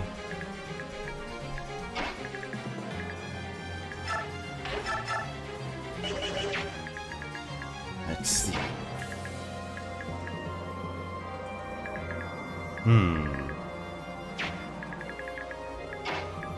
I think I'm gonna do this instead.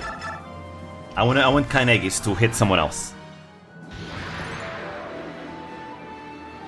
Oh, Rend! Haha!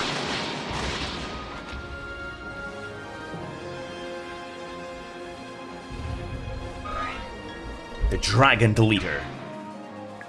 He's also really powerful, yep. He basically can double the crit rates of a dragon, of anyone that's a dragon. So, you know, Vale, Alir, Nell and Nil. Vale is especially broken with Soren, because... See, her tome, Obscurite, has crit in it. And you can forge even more crit in it. Which means that you can get 80% crit alone, just with Soren and the forged Obscurite. If you give Vale Holdout, you know, if you give Vale Holdout from Roy, she'll never die. She'll always survive with at least 1 HP. And then she'll strike back with 100% crit, if you can get it from other sources. I gave her Wrath, for example. Wrath will ensure she gets the 100% crit. And Flare, the ability Flare that Soren has, will have her heal back to... I think by half of the HP she deals, or something like that. Regardless, you're critting for like 100 damage, so you're gonna get back to full. So nothing can kill you, because holdout will never allow you to die, as long as you have more than 1 HP. So suddenly you can throw Veil at any group of enemies that have at least 1 to range, and no chain attacks. And she'll just destroy them. Easily. She's so broken. With Soren, specifically.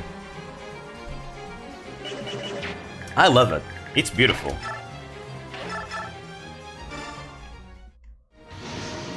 I want to try it in my next maddening playthrough of Engage.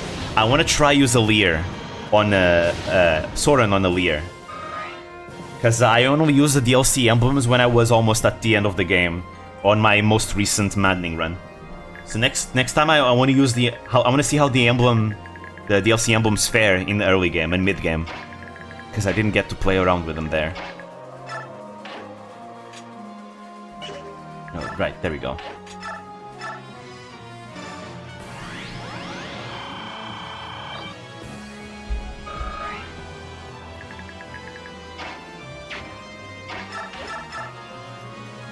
Now, actually, how much damage do these guys do? Ooh, yeah, that's not good. I will survive, though. But only as long as the Ginsia doesn't blow up. Which he might.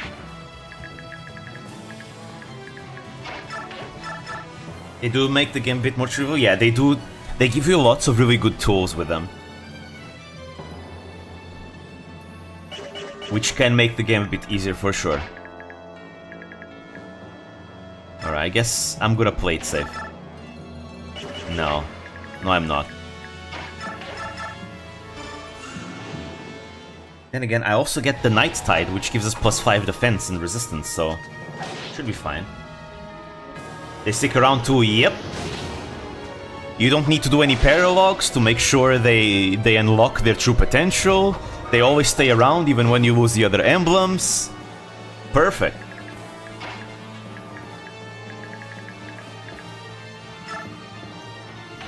Actually, how much defense does she... Oh, wow, she has even more defense than Mia, never mind.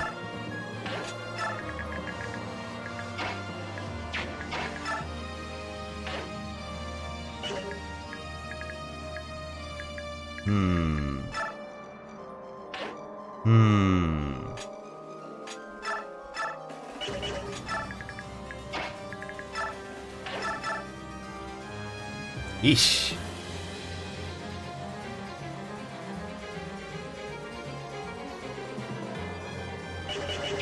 Maybe I should wait one more turn. Just one more turn. I want to kill him all, you know, in one turn. I don't want to leave him to blow up or something.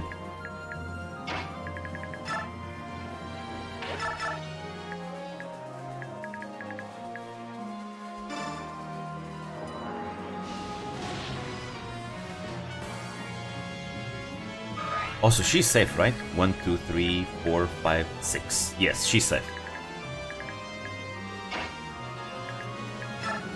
Let me go a bit farther before the Ginsia decides to try something. With those AoE attacks, they deal physical damage, so your physical squishy units need to be very careful. They could be one-shot. The closest you are to him, the more damage you take.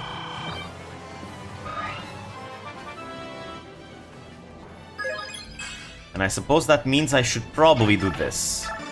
Get away, Raphael. This is not something you want to deal with. If he does what I think he might do.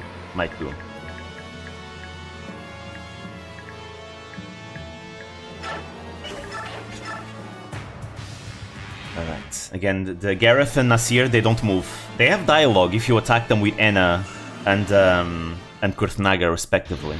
But they will not move. They will only attack anyone else that's not the two of them. There you go, we're fine. I mean, this is not a route chapter, but I'm kind of playing it as if it was a route, because it's so scary to leave any dragons alive. Like, I'm killing them not because it's a bother and I have to kill them. I'm killing them because if I keep them alive, they might be dangerous. Okay, these ones I can ignore, whatever. These ones are whatever. Alright. Let's do the thing.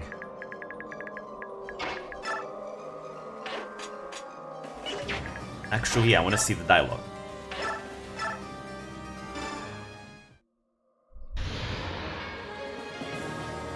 Oh, never mind. They have talk conversations, not battle dialogue. Not like Enna could actually do anything, really.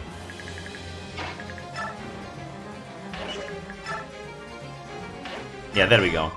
I was afraid it would come to this. Squared off with the very prince I'm supposed to protect. What to do? Gareth, let me pass. I need to reach my father. Without the king's word, I can't let that happen. You mean to fight me? Of course not. You know I couldn't do that. All I will do is stand here, plant my feet and wait. Gareth. Prince Kurthnaga, it has been a privilege to serve you. I wish you all the best.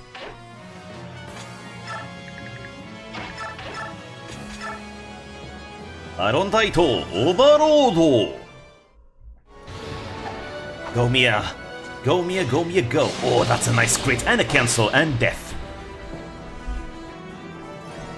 Yeah, the numbers never say everything when it comes to Mia, you know? She might just proc some kind of bullshit and she gets a win. Oh, she's actually almost maxing out her speed. Look at that. Come on, give us an impale.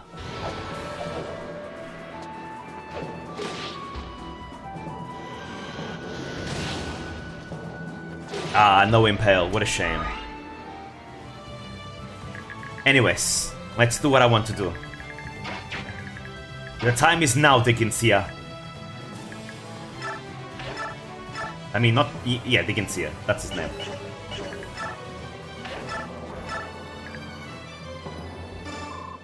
King Dickensia, I owe you an apology. You warned me often of the danger of open war, but I did not listen.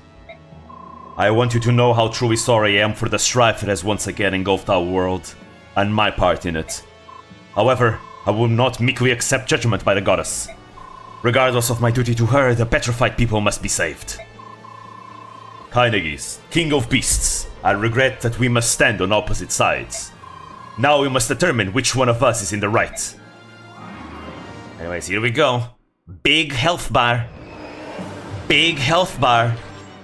This guy could be the final boss if he wanted to.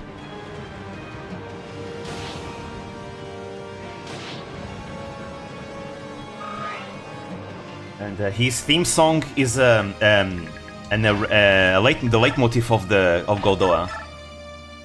Eesh. I never would have believed that one day I'd be facing off against you. Life sure is funny sometimes. Even you, Tabarn? Don't make me kill you. You haven't got a chance. Don't be so sure about that. You just might be surprised. Besides, you've got a lot to answer for, Dickensia. You'll finally pay the price for all those years of inaction and indifference as your kin were butchered and enslaved. You short-sighted fool. You still don't understand. Alright, I'm waiting. Show me what you've got. Got Anna's Blood Tide helping us out. Oh wait, I don't have Nihil on Tibarn. Okay, he didn't proc Ire, good. I don't have Nihil on Tibarn. I need to be very careful with that. I think I gave him parity or something. He could have just gotten one shot right then and there. But I kinda want to defeat him with Liar. I kinda want to defeat him with Liar.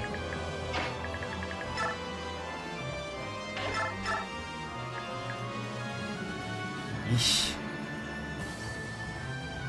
Damage. I cast Nihil, it's fine. Dickensia, Dragon King. I can see you have no intention of letting us pass. I follow my goddess's decrees. My will is unwavering. I have no choice then. Be on your guard. Very well, Beork General. Our blessings may be equal and opposite, but your strength is a mere fraction of mine. Show me your best!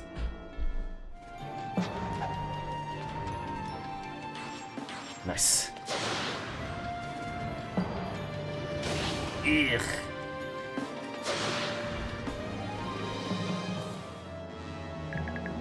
I really want to defeat him with Liar. Ooh, do you have Nihil, Nyla? I did not give you Nihil. Well, that's bad. I can't make it work then. What if I use Meteor on Dickensia? Nope, doesn't work. No, I can kill this one. I really want to defeat the Dragon King with Liar. Wait, I might be able to. Yeah, I think I can do it. He's 22 HP. 22 HP. I attack with parity. Will do that damage twice. And then I can also use this. Alright, I'm gonna do that.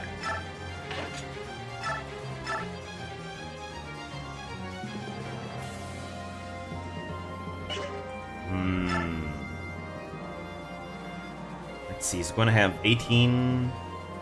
14 damage, 14 health left after that. Ah, let's just do it.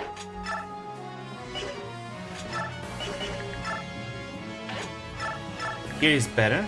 Actually, it makes no difference, really, whatsoever. Fools! By denying your judgment, you merely rush to your death.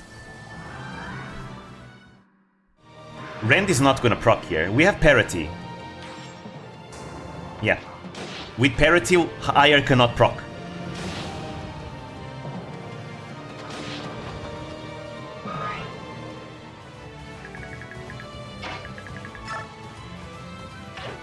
Alright, now we physic.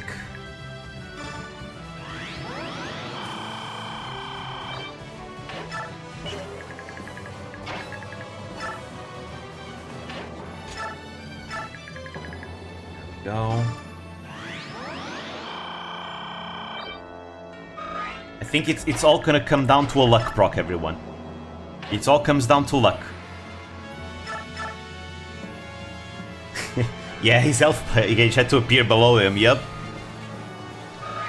He's big and strong. See, that's the problem here. If he procs Ire, Lyre dies. If he doesn't proc Ire, we'll live. Ooh. What to do?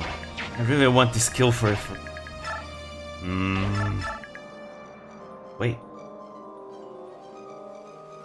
Nyla. She does not have parity though. That's the issue. Nyla, let's pray. You are of the wolf people? Yes, after the floods we built our country to the east of the Great Desert. So we weren't the only ones to survive. Until we met Raphael, we too thought ours were the only people left. In your country, are there only people of the wolf tribe? No, Beork live there as well. There are also a number of what you call the parentless. Children born of both Laguz and Beork. Parents are still relatively few. Yeah. There was no pause there, I don't know why I paused. But they live normally among us. See, Nyla is he rules over a paradise of no racism. Is that so? That's probably enough chatting. You still intend to block our path? I will not deny my goddess. And I won't deny my conscience. I will revive those turned to stone, and you cannot stop me. I mean, he can if he procs Ire. If he procs Ire, you're dead. Just saying, Nyla. He didn't proc Ire, good, you live.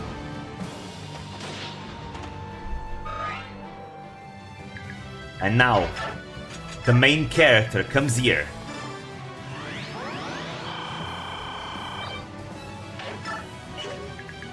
Oh, he's level 20 already. Huh. Anyways, it's time for Lyre, everyone. Lyre shall beat the Ginsia.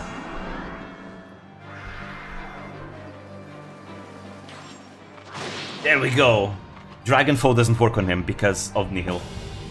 Dragon beat by cat, hell yeah. Damn, that's a lot of XP. Yeah, that's the only thing she can really level up. No. Has my body grown old? Or is it my heart? Down he goes. Anyways, the last two chapters will be much shorter. Much shorter. Well done. You have beaten me. Father. Don't lose your head now, boy. This wound, this is nothing. Your power, how could you defeat me? I was blessed by Ashera herself. I gave them my blessings. Yune, is that you?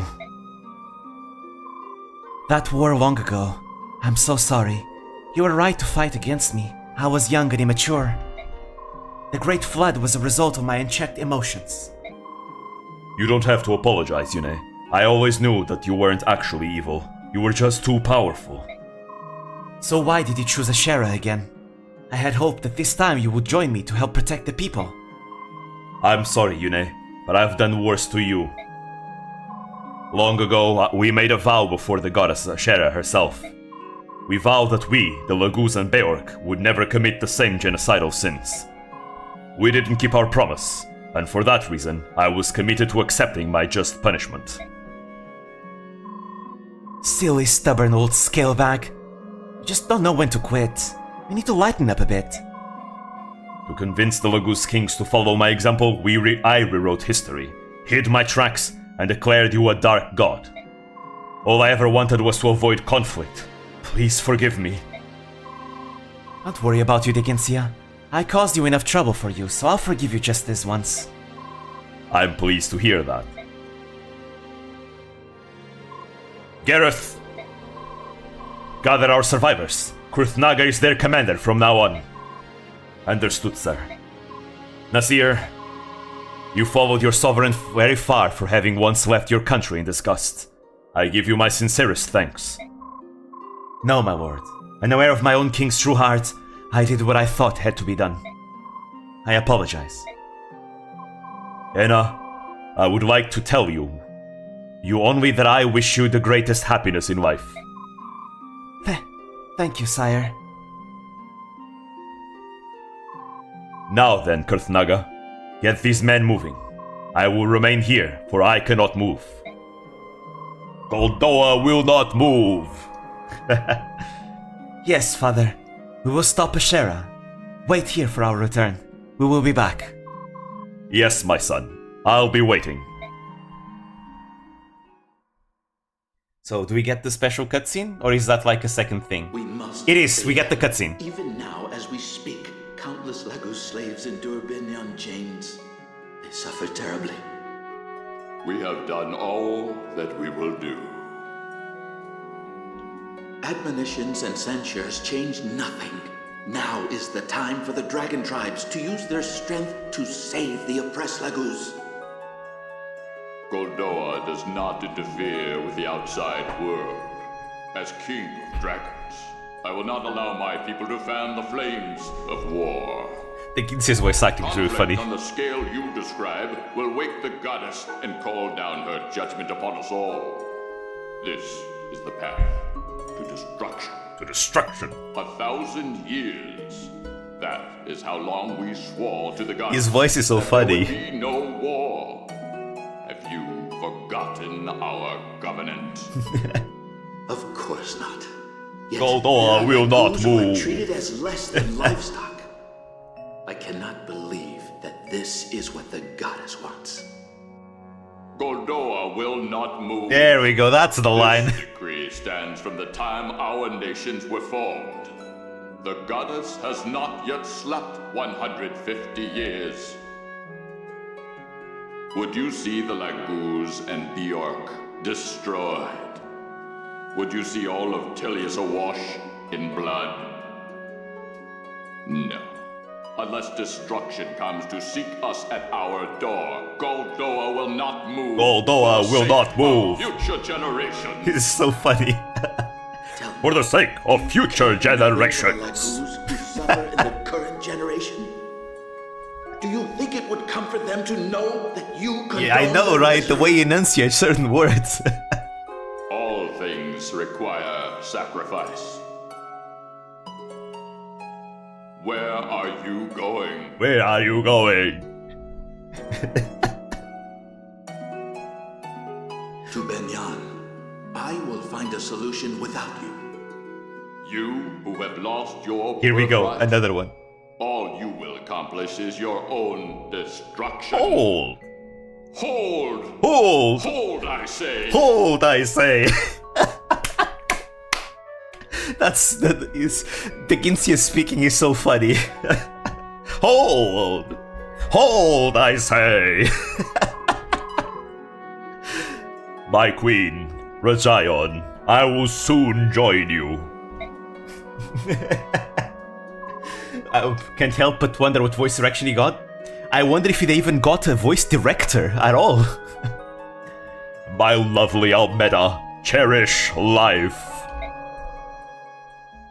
Supposedly, the voice director should, kinda, hey, maybe don't do it like that, A lot of the times, bad voice acting in video games, especially the older ones, is because the voice director just didn't care. Just let the actors do whatever they want. Like, that's why voice directors exist. I can't even hear his voice now. I know, right? Oh, hold, I say. Goldoa will not move. It's happening again.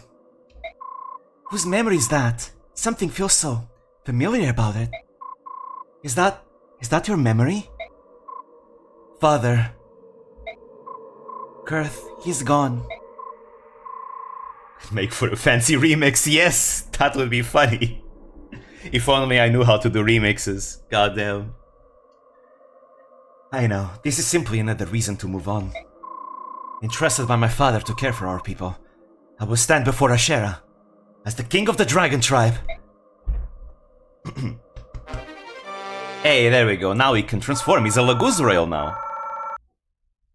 He's now the new Dragon King. A bit smaller than Diginsia, though. Like, Kurthnaga is half the size of Diginsia. Let me just check one thing to see if there's no scenes that we missed on. Alright, let me just check. Yeah, Goldoa does not move. Right, this is a cutscene we're gonna have to do next. Just a moment. Yeah, I think there's another cutscene. Is there? Is this the cutscene? Wait, let me I'm just checking to see if this is the cutscene. No, this cutscene that I'm seeing right now is supposed to play after this chapter. Okay, good to know, good to know. Alright, gotta keep it up. They're getting stronger and stronger. Wait, no. We're supposed to watch a cutscene. Every time Yuna says something about a memory, that means that there's a cutscene that plays. We're supposed to watch another cutscene here, so I'm gonna show you the cutscene. Alright. Here we go. Here's next cutscene, everyone. Let me just put it there. There we go. That's the right spot where it begins. I'm gonna take this. There we go. And the record. There we go. Nice. You guys should be able to see now. Oh, goddess, will you please stop? Is this not enough? Your sister regrets all she has done. If you look closely at any of Yune's actions and their unintended consequences, you will see they were all born of fear. Fear that you would expunge her from yourself. If you would but allow her back within you, this would surely never happen again. Yune is chaos. She is an imperfection in my being. It is because of her that I have done this thing that cannot be undone.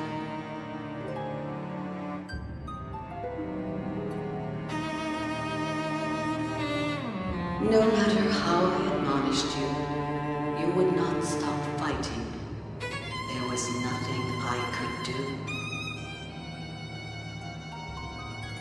Every day my beloved children were killed. Killed by others of my beloved children. With every death my rage and sorrow grew, until I could control myself no longer. My emotions burst forth, and I raised the land.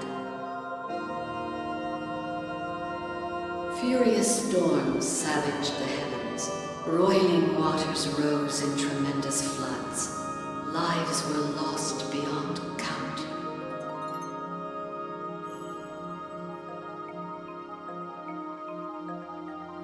I will purge chaos from within myself.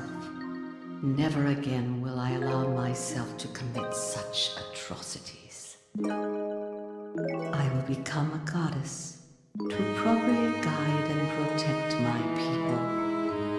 I will become perfect. But to nullify half of your being, we were terribly, monstrously wrong to suggest it. You shouldn't have to bear the weight of our foolish ideas. I was just lonely. Yune, My other half spent all her time worrying about the Laguz and Bjork. She said she was going to erase me. I was only playing. I never meant to hurt so many. I understand, Yune. I won't do it again. I love all of you too. You paid attention to me. I don't want to go away. It would be lonely, and I don't like being lonely. I want to stay here with all of you. Goddess, I have a suggestion. If we here of our own will were to make a pledge to coexist, there would be no need to erase Yune, would there? In which case, we give you our solemn oath. Never again will either the Laguz or Bjork seek the extermination of the other. Also, this is Altina, by the way, this voice. So, Dickensia, this is agreeable? So I Is it guess not? you probably already noticed. I do not accept your pledge. Why? I cannot believe you. You are living creatures created in our image. You cannot seal away your instincts with reason. You are like us, who feel profound sorrow, anger, fear. A conflict will surely arise to overwhelm your reason and discipline. You will be unable to master your emotions, and I may once again make the mistakes that have led us here. The music is a bit too loud compared to the The voice. only way to prevent this is to expunge chaos completely. Yone must not exist. My decision has not changed. In that case, Goddess, would you consider an alternative to such drastic measures? We shall use the power of Sade magic to seal Yune in this medallion. Someday, and it may be in the far distant future, someday we may be able to earn your trust, Goddess. In the hope of that day arriving, refrain from annihilating Yune, please.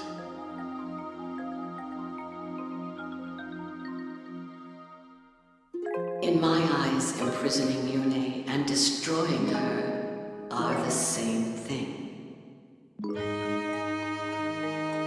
If the chaos and disaster that Yune begets can be averted, I have no objection. I do not know, however, if Yune will submit to such confinement. Goddess Yune, please hear me. I will never give up. Someday, I will see you restored to yourself. Please. Do not look so sad. I will always be with you. I will sing to you. You will not be lonely. I promise. Oh, wait, now we're supposed to stop. There we go. That's where the cutscene ends. So yeah. That was what we were supposed to watch there. Alright. Back to the game now. Let me see. There we go. There we go, the scene changed. Good. Whose memories are those? I know him. Everyone, Ashera is nearby. Just beyond those doors. That's where we'll find her. We made it. Finally. You should know, Ashera may have changed since before her slumber. Order and chaos are meant to naturally balance each other out. If you take one away, balance is lost. I don't expect Ashera to have the merest shred of compassion. Talking to her will likely do no good. We don't have much choice. If talking won't work, we'll have to use force. Otherwise, this has all been for nothing. We sure proved the share wrong, right, guys? Well, that's what we're going to be trying to do. Otherwise, we'll all be stoned. We'll all be stoned. Ashera at last. How about you? What do you mean? Are you completely chaotic? Are you out of balance? As far as I can tell, you don't seem to lean too fair in either direction. Ashera and I see things a little differently. During my long sleep, I was wrapped in sweet, gentle music. Heron Galderer? Yes, but more important than the song itself, I was never alone. There was always someone singing comfort to me. Ashera shouldn't have isolated herself. She became lonely and bitter and lost touch with her people.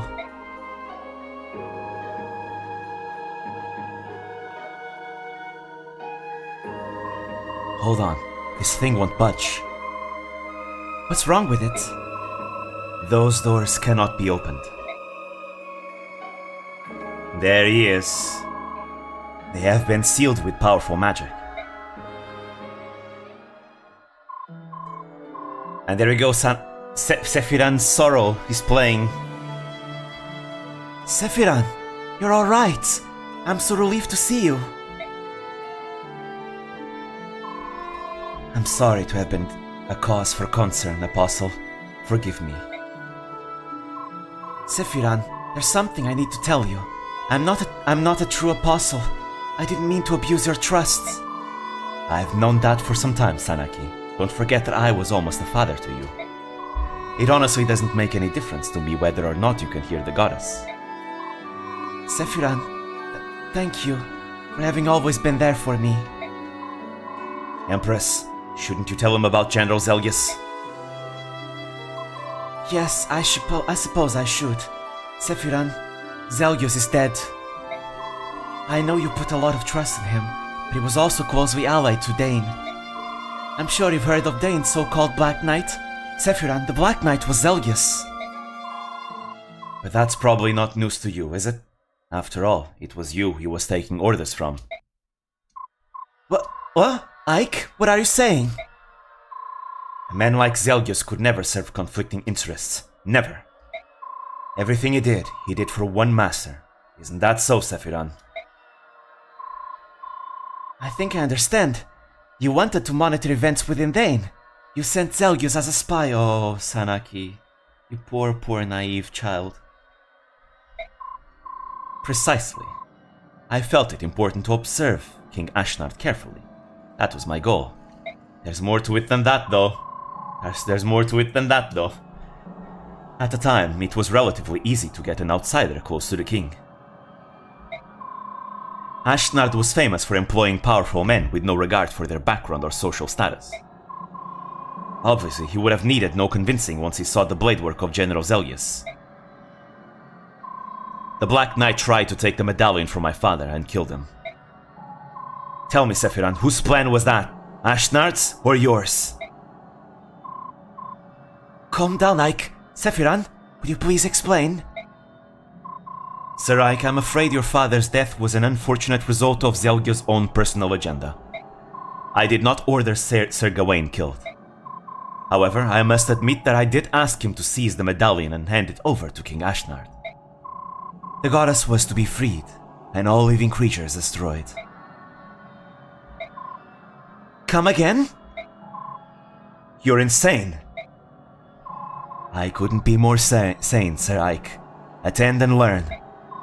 My aim has always been to wake Ashera so that she might pass judgment on all of the people of the world. What I needed was a war that would spread all across the continent. How could I have achieved this? My attention turned to the young Dane prince. I could use the fiery Ashnard for my purposes. He was ambitious, a fierce warrior, and more than anything, he had an earnest desire to change the world. When I allowed him to know of the goddess sealed inside the medallion, he became determined to set her free. We could use Heron Galdrar or a massive continent-spanning war to throw the world into chaos. Lord Sephiran, what are you saying? Are you saying you wanted this? You can't be serious. Sanaki, my long life has shown me the people of this world deserve only destruction. The selfishness, the brutality, the disregard for others, the endlessly quarreling Laguz and Beorg. We have been given many chances to correct our behavior and ourselves, and have squandered them all. The only remaining hope for a peaceful, orderly world is for Ashera to wipe us all out and begin again. To fulfill my ambition of destroying all beings, I had to use you. I had to betray you. This is some kind of monstrous joke. So you've been pulling the strings all along?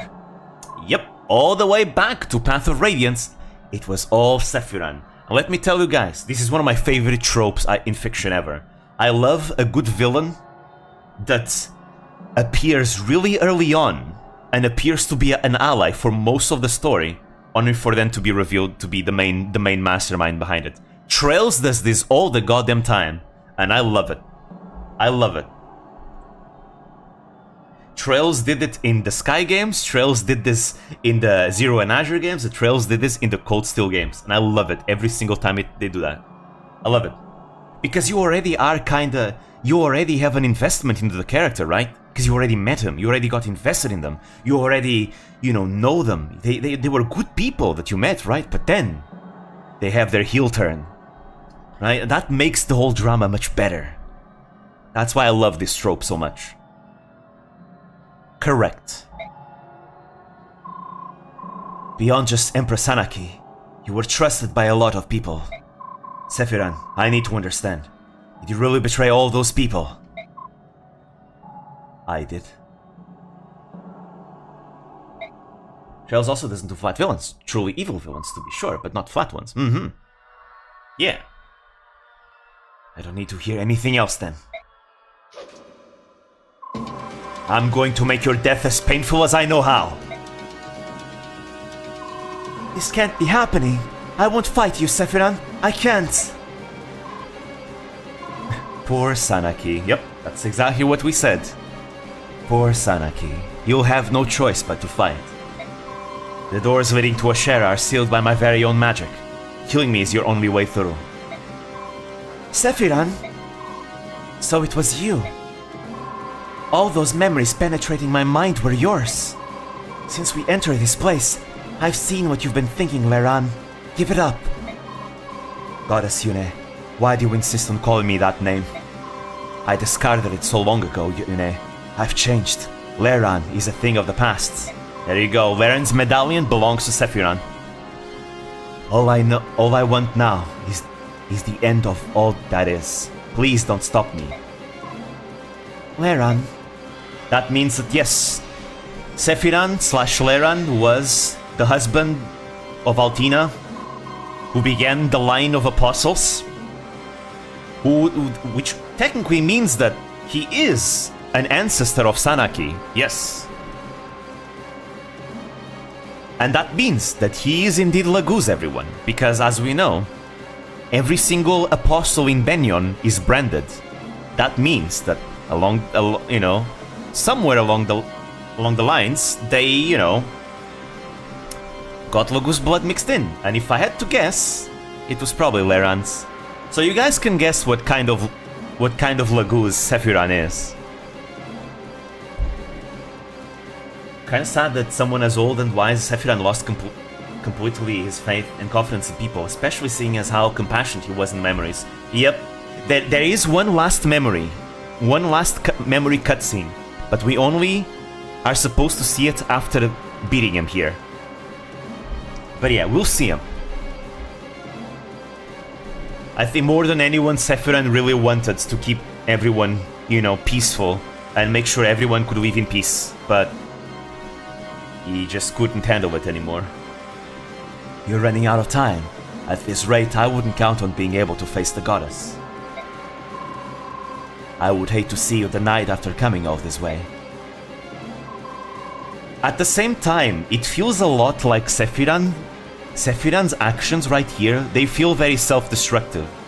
I have a feeling that Sephiran knows he can't win this fight. It feels to me like this is just him trying to...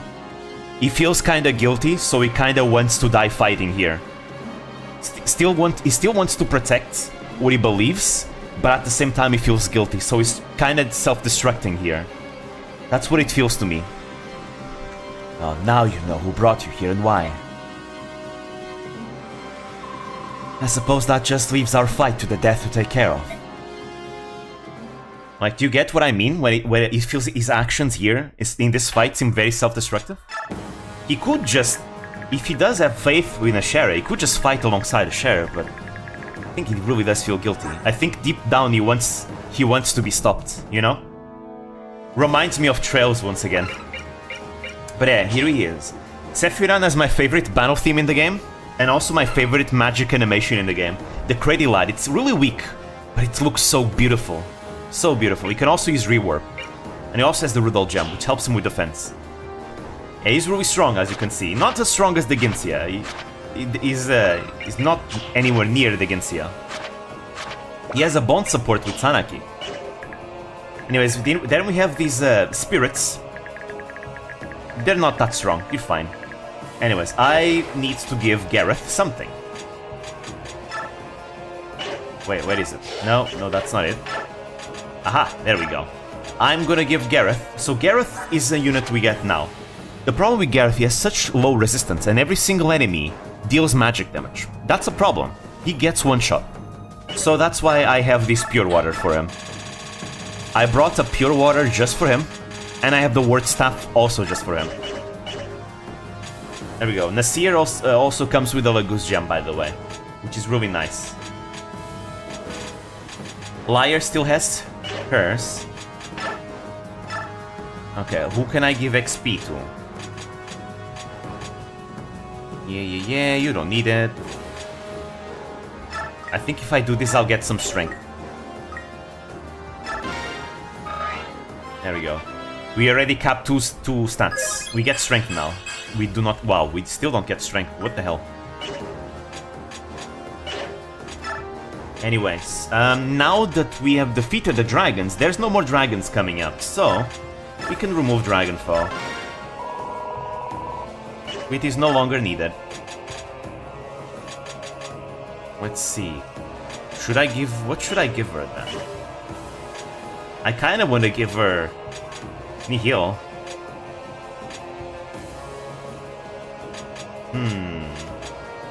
Who else has Nihil that might not need it? Sora no longer needs Paragon, he's maxed out. Not that it really matters since we are at the very end, but still. She has Parity, but I'd rather give her Nihil. And so, Nihil... I want them to have Nihil though, those two.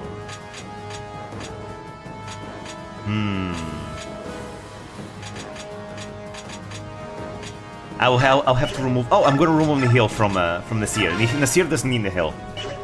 There you go, an extra Nihil that you get. This skill is super important. The most important skill in the endgame, I'd say. Alright, and I'll give someone else... Maybe I think I could give the other one. Wait, see. Tabaran, either Tabaran or Nyla can get the last parity that are removed from them.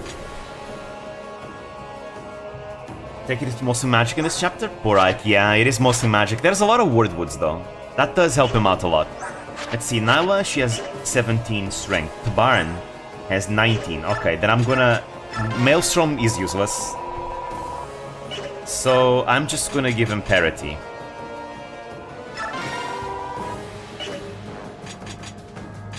Let's see, any other skills that I want to use? Any other skills? You know, fine. I guess I can give Kurtnaga this for some reason. Advantage. I just want to use all my skills. I hate seeing skills not being used, you know? You know what I mean? Feels like a waste. Even though it really doesn't really matter. Alright, I'll give him also advantage. Why not? There we go, that's it. So, support. Any supports? Anyone has a support that needs to be done? Alright, Jill hard died, so Jill is alone now. That's sad. Well, okay, that's all. We do have one conversation. Forgive and forget. Nasir. Ike, I'm sorry about earlier. That's alright. I know that you were in a tight spot. Ah, the Beork hero. We will follow King Kurtnaga from now on. If he wishes to fight alongside you, I shall assist. I see. Then you should receive a blessing of protection from the goddess Yune. We already have. We can fight Ashera now. You'd lend us all your might? Of course. We swear upon the good name of the Dragon Tribe that we shall do our best. There we go. Actually... Aha. I'm not gonna bring Gareth here. We'll bring Nasir. Alright, so... This is a defeat boss chapter.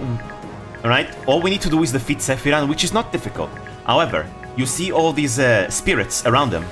As long as these spirits are adjacent to him, if you do damage to him that would kill him, it's the spirits that take damage. So you have to dig through and kill the spirits so that then you can defeat him. If all your units come over here, he's gonna rewarp to the other side of the map. So I'm gonna try and keep some units back so that he doesn't rewarp and I can kill. Because if he does rewarp, he rewarps with all the spirits around him once again. That's why.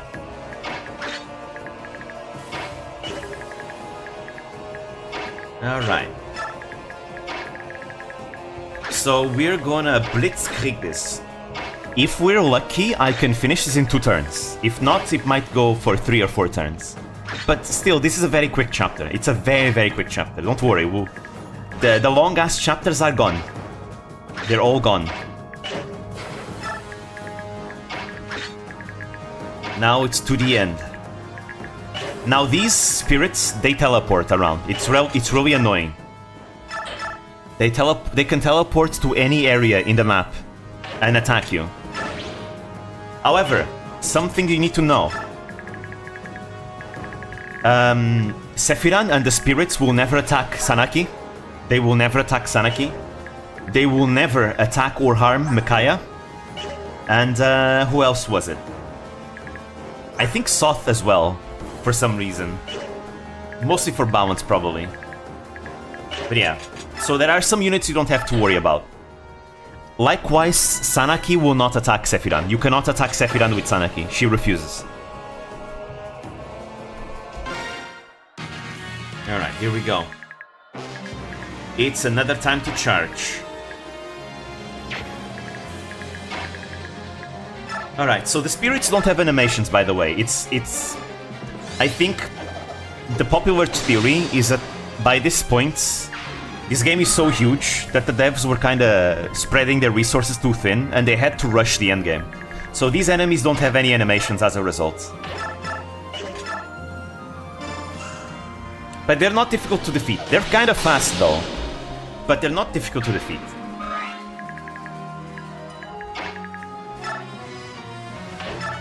Oh, wait.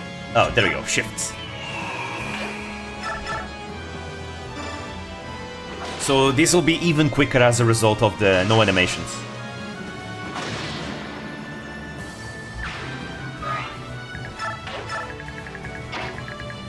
There we go. We got ourselves this going. And now we can dance. Alright, they also don't attack Raphael. Or any Heron. Leanne, Rayson, Raphael, the spirits, and Sephiran will not attack the Herons either. Because, you know, it's his kin. He wouldn't attack his own kin. That's part of the reason why Micaiah... We all know that what kind of, you know... She can sing, right? Just like the Heron. So we all know Micaiah is branded with the Heron descent. Another reason why he doesn't want to attack her. Actually, I'm gonna go over there. There's a cover tile. Nice. Actually, I think some enemies might do physical damage. I think it depends on the enemy.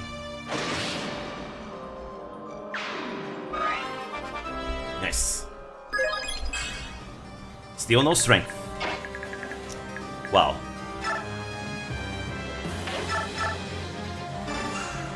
Right, the more we defeat, the better. Because that's less enemies that will teleport around and hitting us.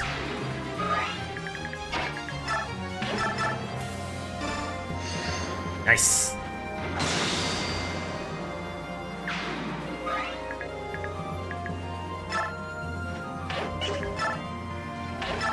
I want to surround them.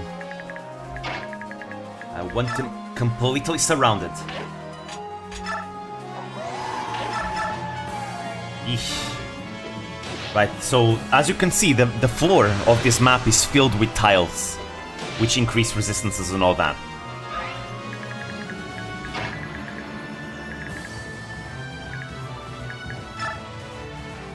Alright, there we go. The spirits around Sephiran, they do not teleport, by the way, because they're there to block your way and make sure they protect Sephiran. So as long as you defeat the spirits that are all over the place, you know, it's fine. These spirits, they won't leave. They'll stay where they are.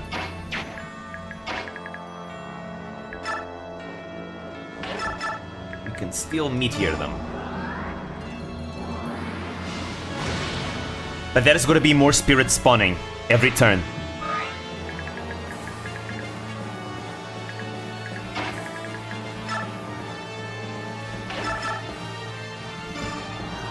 Stun, stun, stun. No stun. That's fine.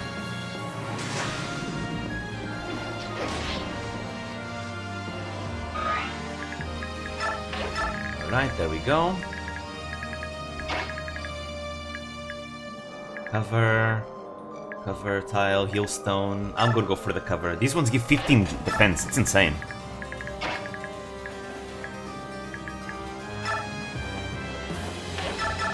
Okay, we're on a wardwood as well. But I think I killed all the enemies that would teleport around.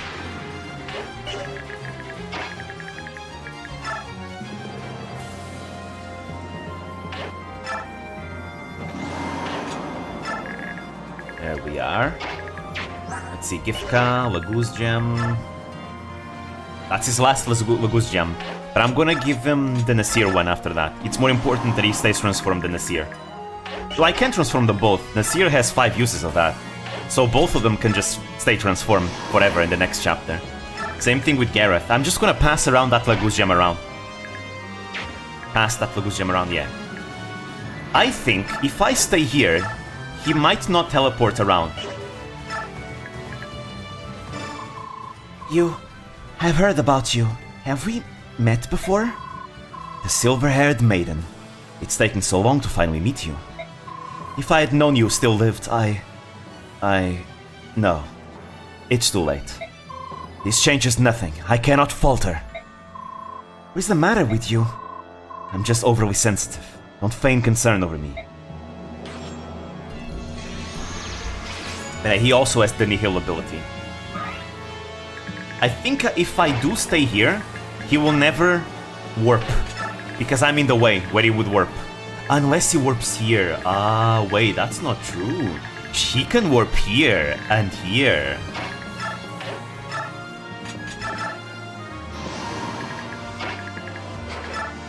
Alright then. And surely, if I go there, he can't. Mortals cannot stand against gods. Don't you see the futility of what you're doing? Right, AoE attack. That's a magical one. Ouch. The closer you are to him, the more damage you take.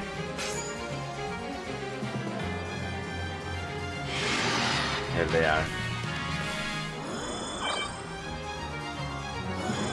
He doesn't do it all the time, though.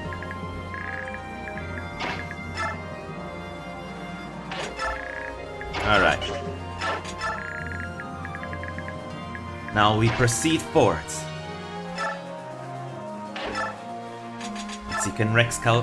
no, they're too strong. With Flare he could do it.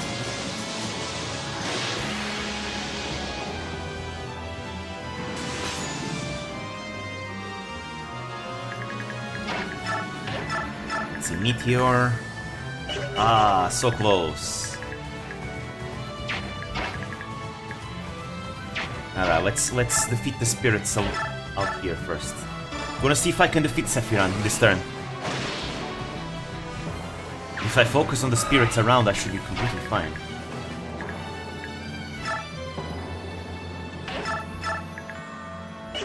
No, too strong. Much better. Nice. I should be able to one-shot him with Kainegis.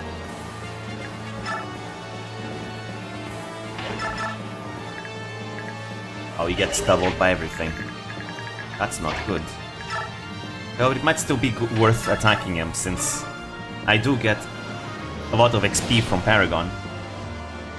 Might make the difference between dying and surviving next turn. The next chapter, I mean. Oh, so where can he go? He can go over here.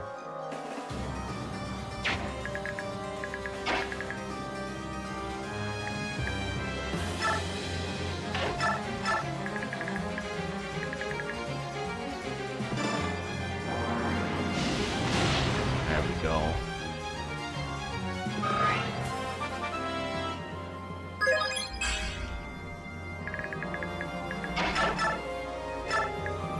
Aha! Purge! I think it's only the adjacent spirits that can block damage for him. The other ones can't. However, if there is like a gap, the spirits around, they will teleport adjacent to him to make sure they shield him. Let's see, I want to go to a Wordwood, if possible. I can't. No, that's a shame. Otherwise, Ike can get killed by the spirits really easily.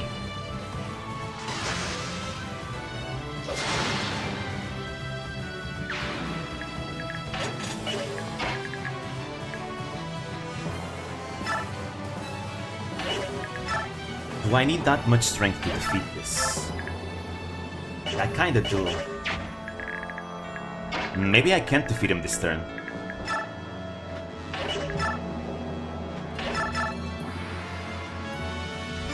Now I'll try. I think I can. I'm gonna dance. Right? I'm gonna be able to use another siege tome.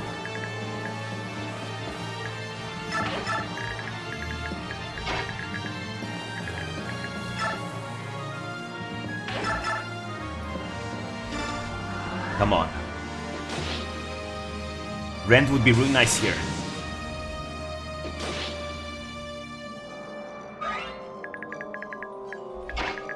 I guess no luck. That's fine. We're still fine.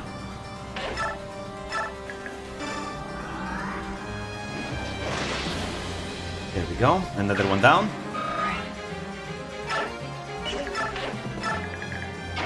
And then Nyla can take care of this one. Maybe not. I'll ensure I can do it with Gifka. Actually, no, I'm good at dance, so it's kind of fine as well. And she might proc Savage too. Then Gifka can be like a failsafe in case, for some reason, Aegis can't kill the boss. I'm pretty sure he can, though. Easily. Yeah, he proc Savage.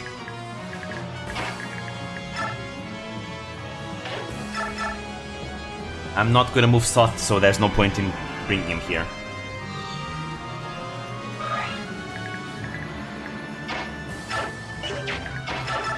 Then I meet here over here.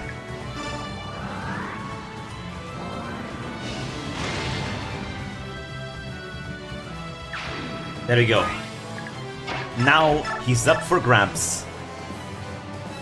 I need to be careful because he does have the Corona skill, right? He does. Well, but can that kill me though? I actually don't think it can. Yeah. 51 attack? That's what he does? No, that can still one-shot me, never mind. 51 attack, I have 40-something HP. It might be best to heal Kainegis, to make sure he can recover. Okay, this is it. Oh, he's fast. Wait a minute, I can't kill him. He's too fast. Oh, never mind. Gifka is faster. Still gonna do this. The Laguz and Beork have doomed each other with their mutual hatred. You have brought extinction on yourselves. So look at the animation and the music. It's so good. It's beautiful.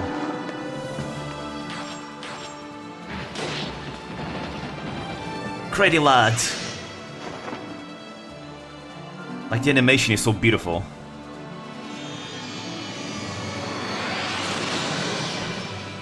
It's such a cool animation.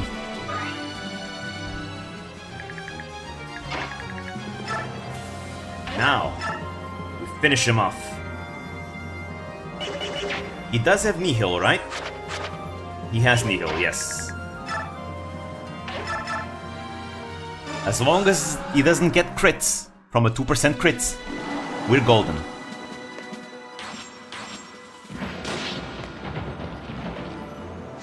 Nice, no crits.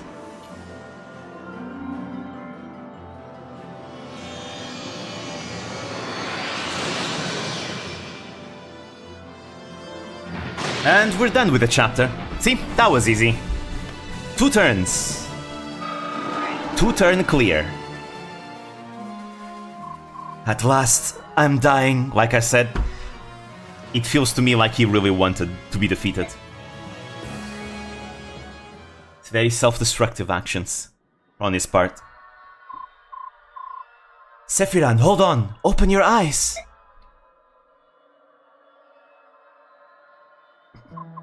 Sanaki. Sephiran, you can hear me? Somebody help, he's wounded. I'm sorry, Sanaki, the doors leading to Ashera won't open while he's alive. I can't save him. That's correct. Thank you, Yune. I'm sincerely grateful. Death is all you've wanted since this started. Everything else has been a little more than a terrible side effect. Well, never mind. I guess the story does explain what I was saying. I'm sorry that this was your only goal, but I'm happy to help you achieve it. Sephiran, I see now that what you were going through, it must have been hard. I wish I could have helped you. Please, don't mourn for me. I'm not worth it.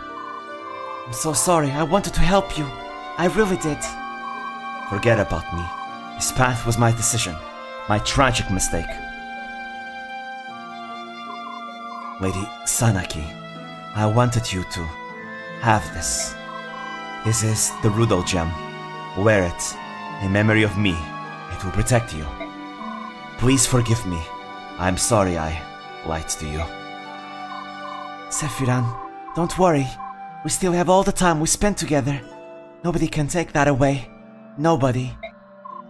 Thank you. I'll be leaving you now. Zelgius is waiting.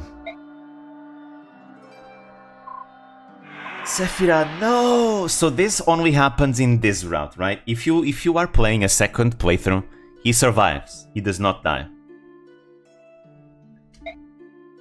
I'll show you guys the scene if he survives.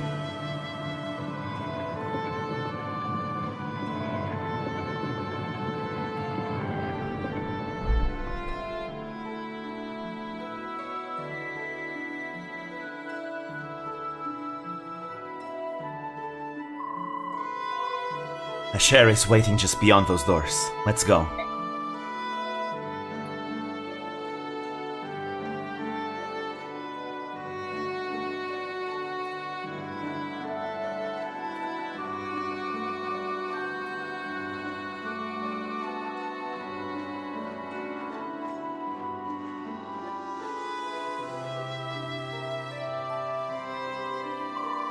I'm sorry, Sephiran.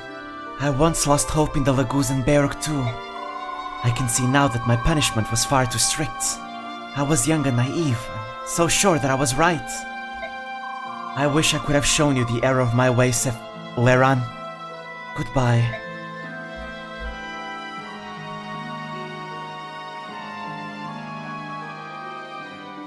Only one chapter is left.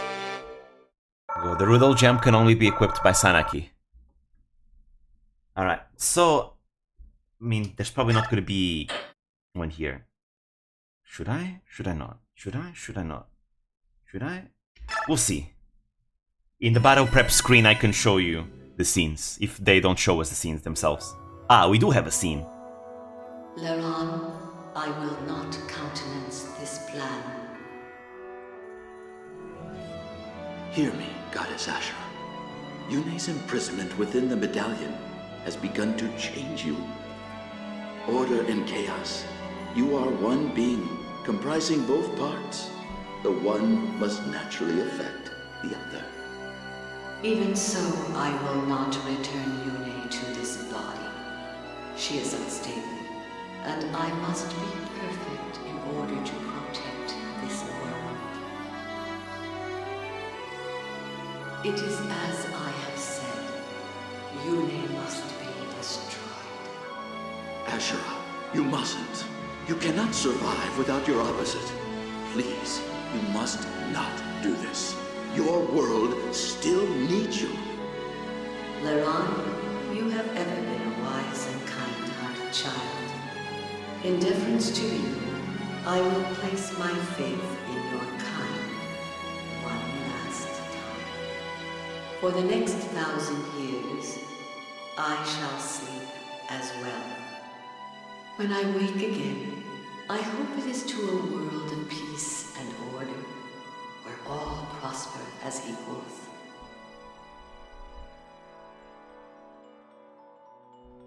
Well, about that. That didn't happen, or did it? If I do, then I will know that you have advised me well. I will reward your counsel. I will also allow Yune to return to me. I will once again be the goddess of creation, whole and complete. Ashunara, the dawn goddess, the name your ancestors gave me so long ago. I should like to hear it again. However, during this 1,000 years, if the chaos of war should arise and awaken Yune from her slumber in the medallion, I will know that you have strayed from your path, and I will punish your failure as I will reward your success. And then you will know my judgment. You will pay for your sins, each of you to the last. In the names of our people, we vow to keep this covenant.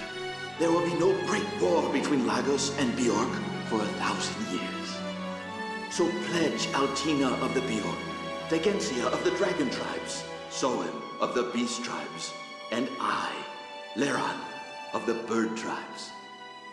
If you believe during this 1,000 years that you have created a world that has outgrown the atrocities of war, or if you feel the world has fallen beyond hope of redemption, you may sing the Galder of Release and awaken us both. Your heirs will possess that ability as well. Sing to awaken us, and tell us your tale. Tell us of the world your two kinds have built in our absence. We will listen, and we will judge fairly and impartially. This is our covenant with you. There we go. So they do show this cutscene here. Okay, that's good. About that. Yeah, didn't go right, huh? Anyways, there she is, Ashera. It's her. Ashera.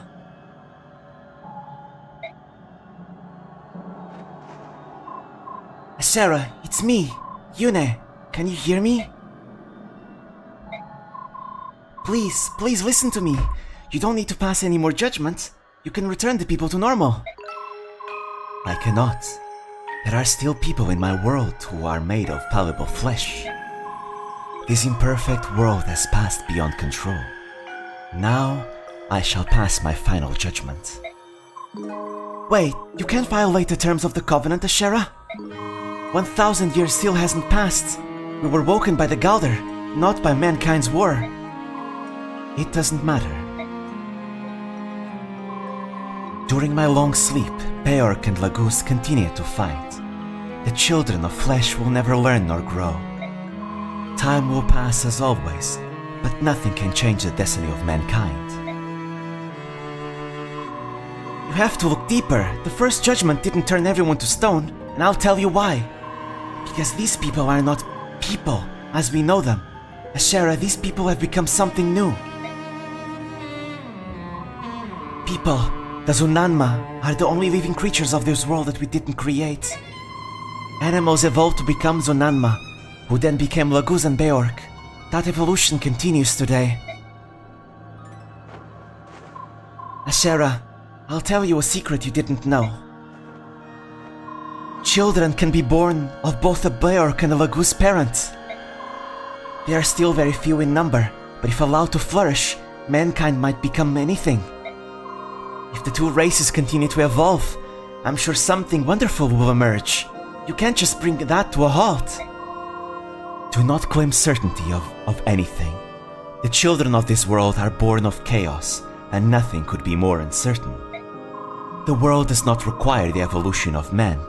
My responsibility is to protect order, the balance of all life forms. Beings that evolve without my guidance will only destabilize and threaten this world. Because of that, you have to wipe out everything made of flesh? Is that what you're trying to say? Very well then. You and I have nothing more to talk about. My only choice is to defeat you.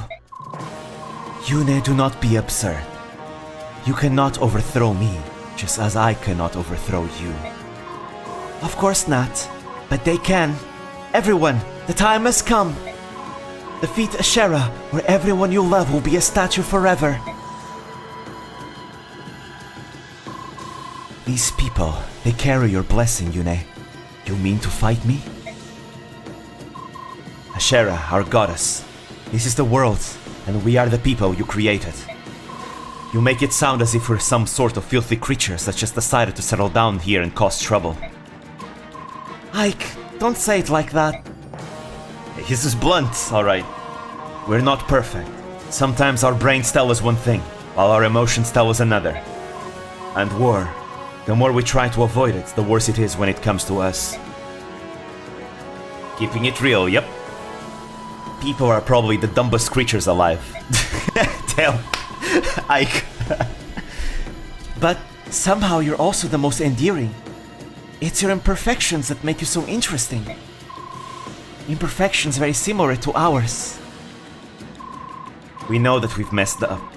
We'll do our best to avoid more war and make peace our highest priority. Ashera, just give us one more chance. All we ask is for one more chance. You expect me to reverse my judgment. The goddess of order cannot be so mercurial. My decision is final. So that's how it's going to be, huh? Then we will fight. And we will save our people. Make your peace with whatever the gods worship. Your end is near. Damn, Ike literally saying, yeah, to a god. Yeah, pick a god and pray to a god. Damn. Your end is near. My end is near? In every battle that mattered in my life, I've always been the one left standing, no matter how slim my chances. This battle means more than any of the others because it's for the life of every person that I've ever cared about. I will win this fight.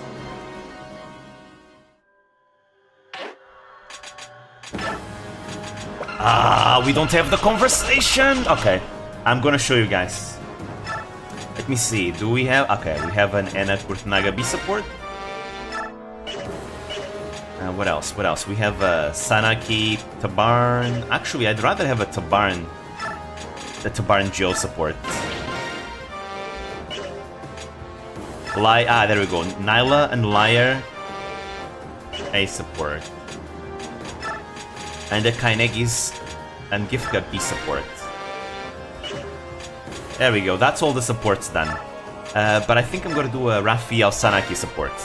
Wow, hit rates. It's exactly what Raphael needs, haha! So I'm gonna show you some scenes that we would have seen if things had gone the right way. But first, let me just put the XP, the final XP that I got here. There we go. Surely she's gonna get strength this time around. There we go, strength. There's not much else you can cap. There we go. Anyways, skills. I think skills are the same as I put them. Yeah, supports are done. Okay, I'm gonna show you guys some scenes that we would see by now that we didn't see, unfortunately. Actually, I do want to check. Is there anything in my inventory that I'd like to bring along? Doesn't seem like it. I guess I'll bring some concoctions just in case. Yeah. I had another blizzard and I didn't know that? What the hell? I could have give that to Soren. Wow, I had another blizzard and I completely forgot about it. It's Har's weapons. Yeah, there's nothing I want to bring. So yeah, we're finishing this. So I'm gonna show you the final scenes.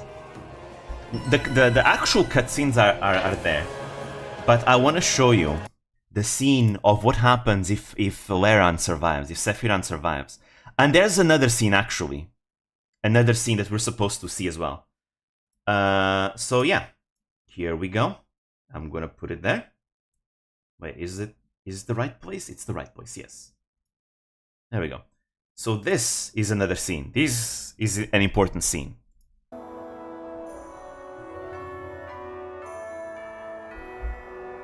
What? It can't be true. Our apostle? Can't believe it myself, but the senators made an announcement. It must be true. Pardon me? Has something happened to the apostle? Oh, my lord, save! The apostle! She's dead. What? How? According to the senator's announcement, she was assassinated by the Serenus Herons. They look so gentle, like they couldn't harm a fly. But they're nothing but beasts, no better than the other subhumans. Peace, friends. This is simply not possible. The Heron tribe could never assassinate anyone. She's dead, isn't she? Those damn subhumans, every last one of them's got to die for the apostle. That's the truth. They're nothing but monsters. Oh, I wish I could kill them myself. Damn. You can. Grab a weapon, grab a torch. Come on, we'll burn that forest to ash and wipe them all out. No, you mustn't. What's wrong, my lord Sage? You don't look well. Are you feeling all right?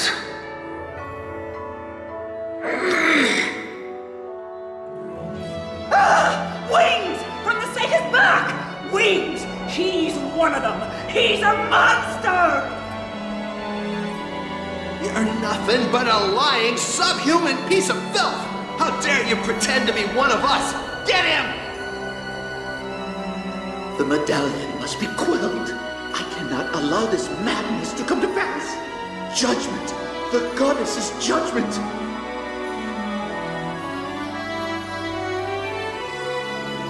Yeah.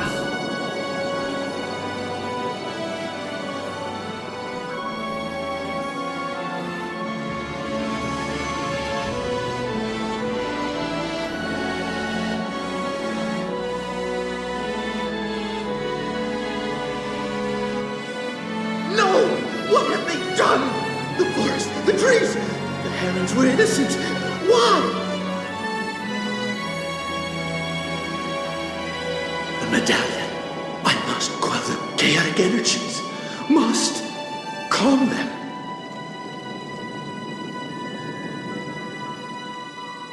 Oh, no!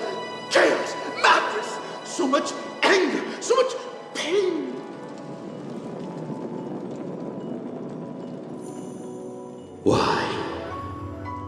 was my family taken? Why? Why was my forest destroyed? The Apostle did not deserve this fate. Killed by her innocence. Her murderers free to seize power. This is monstrous. This world does not need Bjork, and the Lagoos are deeply flawed. There's no need to wait for the Covenant's 1,000 years. Awaken, O goddess, awaken and judge.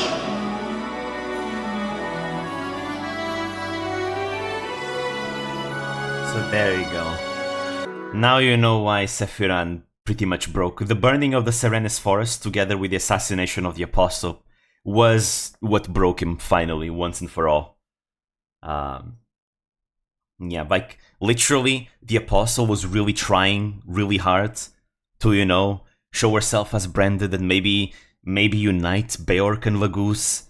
And, you know, Sephiran, he acquired a lot of faith in her from that. Like, you saw in the earlier cutscene, like, a few hours ago, where he was even going to tell, like, the Lagoos in Goldoa that, hey, things might get better. And then this happens, you know, she gets assassinated, and the people get super mad and burn the forest, and the people that caused all this to happen are the ones that are fine there in the Senate, you know? So yeah, Leran lost all faith in, like, everyone in the world after that. So yeah, this is why. It's very tragic. Very, very tragic. Anyways, there is another thing I need to show you guys. I want to show you the scene of what if he survives. Let me show. There we go. This is the scene if he lives. We've seen this part. Wait. My lady Sanaki, I'll be leaving you now. Zelkias is waiting. Altina. Now he says Altina here, this time around. Sephiran. And this is the same. Now, please, Micaiah.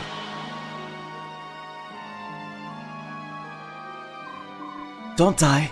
You can't die.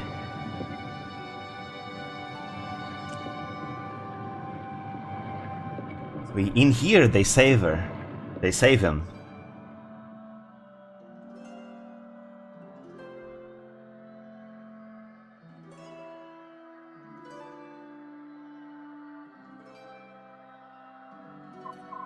He's breathing? Sephiran is breathing! Ah, just in time. You saved him, thank you, Micaiah, thank you! Micaiah is completely spent. She's sorry, but she won't be able to fight in the next battle.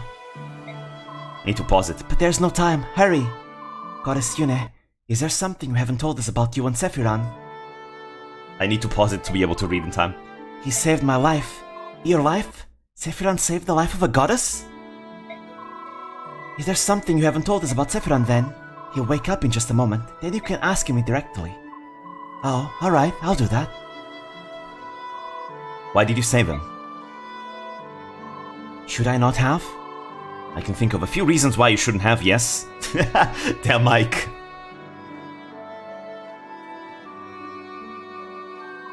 Hey, get up, now. Take it easy on him. He's had a hard day. I'm alive? Leran! Goddess Yune, why? Why did you? Because I want you to live. You've always taken care of me. I couldn't bear it if it ended like this. But I've also my hope. All hope in the world and the people in it. I did what I did for future generations, so they wouldn't have to live in this world. Please, Yune, let me die. I want Leran. I want. Leran, now he's some kind of hero saint? If death is what you really want, then I'm not gonna let it. I'm not going to let it happen on my watch. I don't care what you've gone through. I don't care how much you've suffered.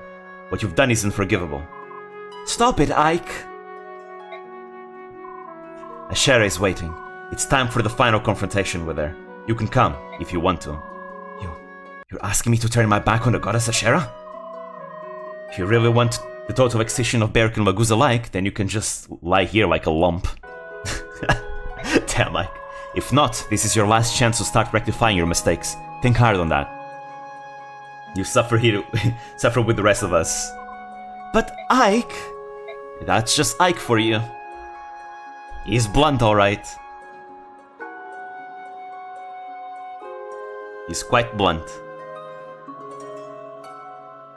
So you staying there, Sephiroth? Lying on the ground? He's staying for a little bit longer, he's just chilling. Alright. I'll be waiting for you, Leron. Hope his sword isn't quite that blunt. His sword is sharp. Anyway, so there is one thing that I really wanted to show you guys. It's the reason I've been using Soren the entire time. I never use Soren. I never use Soren in Path of Radiance. I never use Soren in Radiant Dawn. But I really wanted to show everyone, like, Soren's progression as a character, and all culminating to this scene right here is what I really wanted to show. Unfortunately, I ended up starting a new game on data that was not clear data from an already finished game. But this is the scene. This is why Soren is here in the tower, and why I supported him with Ike as an A support, both in Path of Radiance and in Radiant Dawn. It's this. This is the reason. You have an extra scene before the Ashera fight between the two of them. Yeah, they have to reach an A support in both games and fulfill all the requirements. And right before the fight against Ashera, yeah, you have the scene. This last conversation. It's very good.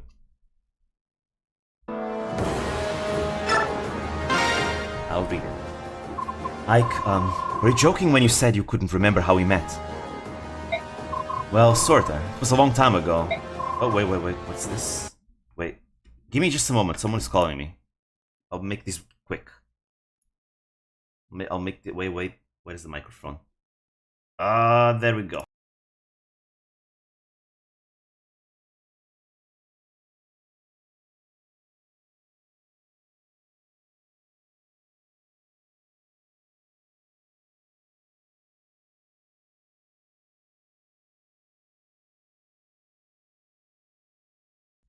Alright, I'm back. There we go. But yeah, let's continue. How could you forget? Relax, Soren. I got to thinking and I remembered. I remember what happened in Gallia on the first day we met. Ike. Mother had gone shopping with Mist that day. I was wandering around the village all alone. I walked to the edge of the forest, looking for a stick I could pretend was a sword. There was a raven-haired boy lying on the ground. I remember the huge oak tree by the clearing. I had been sleeping in the hollow by the roots. He looked like he was my age. He was as skinny as a twig, wearing rags and covered in dirt. He looked like he was near death. Sorry for pausing, but it's just, this goes way faster than I do voice it. I took out my lunch and I handed it to him. He made a noise like a scared animal and shied away. He was suspicious of me at first, but eventually, he took my sandwich and started to eat. It was like he'd never eaten before in his life. I didn't have anything else to feed him, so I told him to come to my house. But he kept shaking his head no.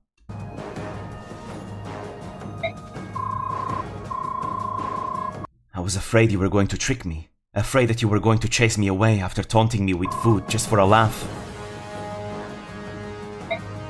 I told the boy that I'd bring him some food the next day at the same time and place. He finally nodded when I said that. It made me happy. It felt like I was doing something right helping this boy. Like I was the only one who'd do that. I was happy too. Not just because I wasn't hungry anymore, because someone finally would talk to me. So I went back to the village again the next day. I was scared of the other villagers and their rocks and sticks, but I still went back. That's right, that was Gallia back then. The Beork abused and tormented the branded because the Lagoose shunned them. They wanted to avoid upsetting the Lagoose. The villagers threw stones at me, called me an animal and a devil. But on the next day, the village was littered with corpses. Soldiers and peasants were in a panic. It was my dad. He went crazy when the spirit of chaos in the medallion touched them. I walked through the empty streets, checking the bodies to see if you were dead, but I couldn't find you. I decided that you had to be alive. I took money and food from the village and headed for Crimea, a land of barracks. Soren. On my way to Crimea, I kept seeing Lagoos from the Beast tribe. They were terrifying, but after a while I realized something. They never attacked me. They all seemed to notice something about me, and then pretend they couldn't see me. Just like Stefan said, the Lagoos will pretend you don't exist. That look was burned into my mind, and it was always the same. They'd scowl and walk away like they'd never noticed me. In a way, that left me feeling colder and more alone than if they'd attacked me. Hate. That I could understand. This was denial. They made me feel like I wasn't supposed to exist at all. That my simply being alive was an affront to the world. That was how the beasts treated me, and I hated them for it. It sat in my heart like a lead bar, like a glacier.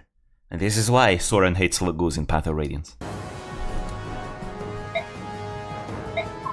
When I reached Crimea, I took refuge in a church along the way. They took my brand to be a sign that I had been trained in the arcane arts. They took good care of me and taught me things. Once I had learned to speak and behave like other people, I wandered Crimea for several years.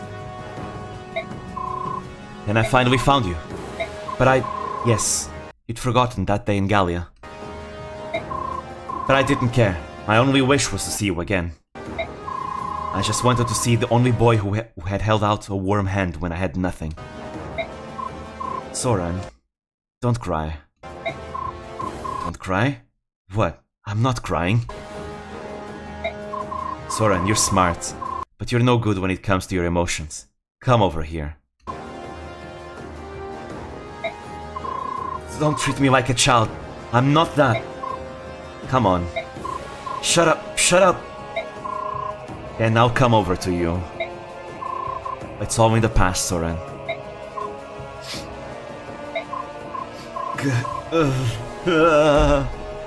There we go. That is a scene. Just Soren is too, Soren is just Soren, so he doesn't come over to give Ike a hug, so Ike gets close for a hug. It's just so adorable. And then again, we got to see also how they got to meet, their backstory. Why is Soren so loyal to Ike? Like, so loyal to Ike. There you go. This is the scene. We need 2 A supports. One in Path of Radiance, one in Radiant Dawn. You need to go through all the extra content you would unlock. All the requirements. And this is the culmination. Let me see, is there anything else? Right, this I'll show the rest once I'm done with the final boss. Alright? Let's go back to our final boss fight. There we go. There we go. So yeah, unfortunately I wasn't able to unlock that scene. Because do you see here in the save data how it says clear 1 here and says clear 0 here? I needed to start like a run here. The problem is if I started a run here, it would be another normal mode run, and I wanted to play on hard mode. That's why. So the game thinks this is my first playthrough, even though it's not, because you need to play the game on normal mode first to unlock hard mode, so... But yeah. Anyways, so this is Ashera. She is here. She has 120 HP. She's got the mental skill. And these are her stats. They're actually lower than the Gensia stats. You know, low strength, low magic, lots of skill, 40 speed. It's very difficult to double her. You're not gonna double her. She's way too fast. 40 luck. You can double her if you use the Tide skills properly, which I will. You have defense, lots of resistance, so forget about magic. And then her judge skill has 50 might. 50 might! It's insane. Anyways, 65 attack that she has. Now, and she's perfect in every single sense. And but what makes her really, really strong? Ashera herself is not that strong. I mean, in order to defeat Ashera, you need to destroy all these auras around her. You see? All these 90 HP auras. That also have their own stats, and they will damage you back if you deal damage to them. Right? Unless you have the Nihil skill. This is why Aurora causes half of all damage received to be reflected back upon the assailant. If you have the Nihil or Parity skills, you can ignore this. Which is why I gave everyone Nihil and Parity. Only after destroying all these auras can you damage Ashera, and then you have to kill her with Ike. If you do not deal the finishing blow with Ike, she's gonna regenerate back to full. Also, there is gonna be more spirits spawning all over the place, and beyond her regular attacks that she can like cast at long range, 1-2 range. Okay, sure. She can also do AoE attacks, magical AoE attacks, physical AoE attacks. And she can also do AoE silence on everyone, which is why I brought the Panaceas. So you need to be careful. The closest you are to her, the more damage those AoE attacks are gonna deal to you. Which is why the game gives you the Rudel gem for Sanaki, so you can survive.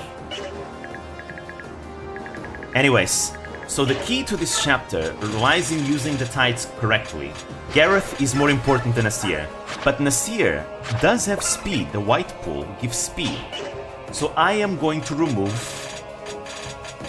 Kurtnaga, and I'm gonna add Nasir. We need all the tight skills from the dragons. Let's see, anyone else that I want to remove in place of Kurtnaga? I could remove Sanaki, but I'll keep her because of the meteors. Oh, actually, I can remove Soth. If that's the case, I'm gonna remove Soth. I'm gonna add Kurtnaga, and I'm gonna give Soth's inventory to someone else. This is not required. This is not required. This is not required. Yeah, I need to give Soth's equipment to someone else. So I'm gonna give it to... Why not? I can give it to Ike. Ike can't die, so... There we go. The Panacea. The Concoction is not required. The Worm Slayer is no longer required either. There we go. Actually, I'm gonna give Sanaki the Panacea, because I'm gonna keep Sanaki and Micaiah together. That way it's more convenient. Actually, she doesn't even need any of those tomes either. Let's remove the Rex Flame. We no longer need the Arc Thunder. We don't need the Concoction. Where is Saw? Saw. Wait, what happened? Oh right, Ike has the items. The Panacea, the Word, and the Physic. The Recovery is fine. I don't think I'm going to use all of it. Okay. Reposition. So I want all my dragons to be close together, because they're going to be crucial for this. There we go. Yivka, Nasir. The Lagoos are going to be key to this. I can have everyone else everywhere else. Right? Gifcam, Gareth, Nasir. There we go. All the Lagoos. All the Lagoos over here. There we go. Everyone else, kill spirits. That's what they should do. This is much better. I want to keep Micaiah close to Sanaki. Okay, we're ready. So first things first that I'm gonna do in the combat itself is I'm gonna use Word.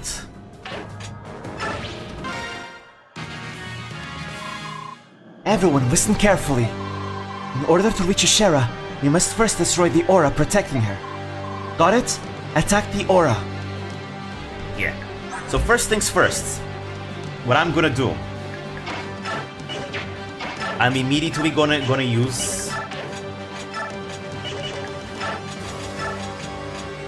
Wait. Actually, I need Nasir to transform. So, everyone transforms.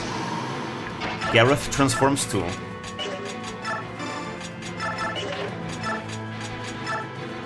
There we go. Let's see. Gifka does not have it. He transforms too.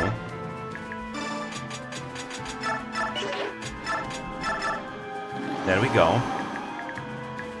Micaiah now will ward Gareth because, you see, Gareth has really bad resistance, and Ashera really likes to attack Gareth for that reason. If you do not give him ward or something like that, he just gets destroyed by Ashera immediately. So that's why you have to do that. Let's see, who else? Did I bring Anna? I brought Anna, yes. Good. I need Anna. Now, who else has that thing? The Ginsia has it. Let's see, so Raphael can sing over there.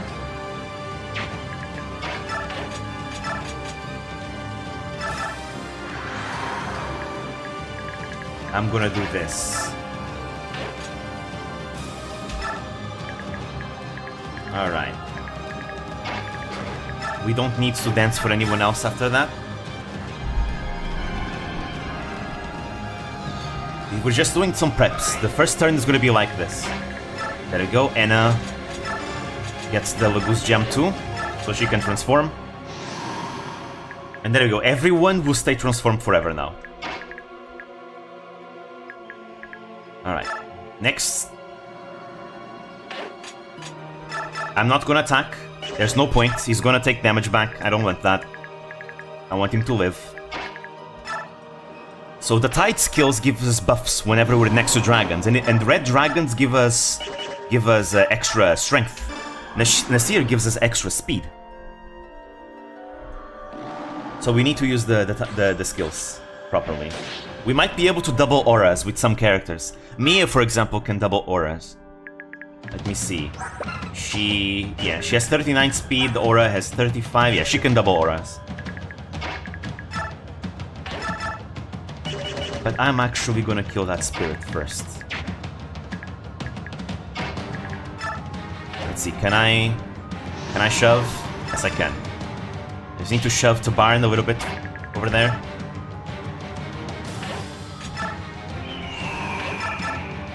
I want to destroy the spirits, they're annoying. There's gonna be more spirits coming up, so I want to be spread all over the place.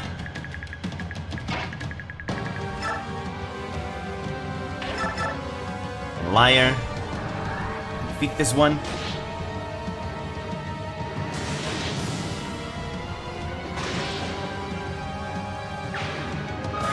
Done. And Mia can kill... Actually, Mia might be good to double the other auras. She does not have anything that can protect her from the damage, though. That's the problem, so I'm not gonna do that.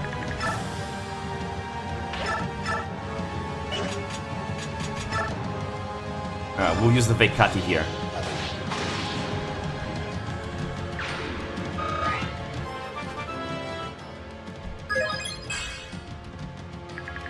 Alright. So Ike also has the Nihil skill. And I did not give her parity. Right, I gave it to someone else. I gave it to Tabarn, I think. It's fine.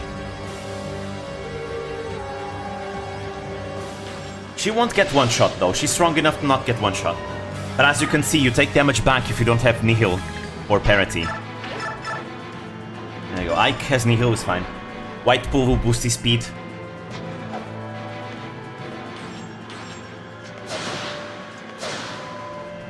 Yeah, these auras are very dodgy too.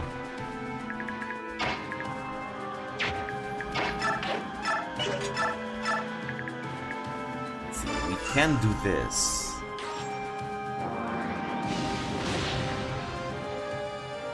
Oh? Ah, it does damage back even if it's that range. Okay, I see.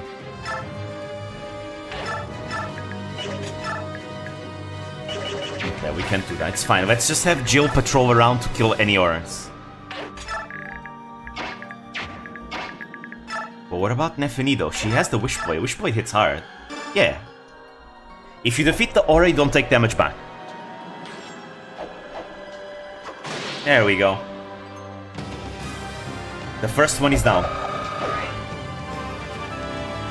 I'll beat the other ones faster now that I can position everyone a bit better.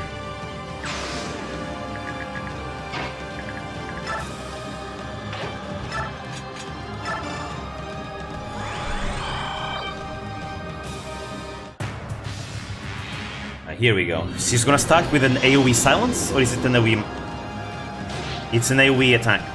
Is it physical? I think it's physical. Or is it magical? Oh, it's physical. Oof. Oof. I just realized Raphael is in range, I think. Eesh. Raphael, don't get one shot, please. Oh, never mind. The AoE moves don't hit. Oh, yes, they do. Oh, pfft. No. God damn it. See, this is why I prefer Rayson. Because Rayson, I use the Laguz gem on him, right? And he stays transformed forever. And he doesn't take as much damage. Because he gets double stats. Anyways, this is gonna make the game go a bit longer, but it's fine. I'll try and beat her like this anyways. So, what to do next? I just need to position them over here. Actually, if I want to position someone, I need to position you here. Can you double now? Yes, yes he can!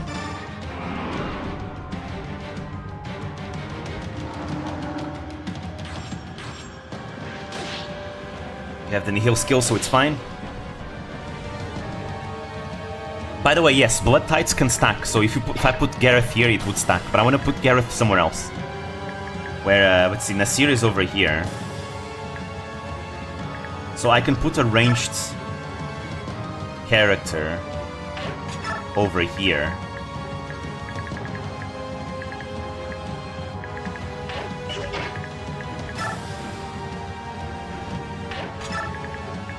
Alternatively, Gifka does a lot of damage here too.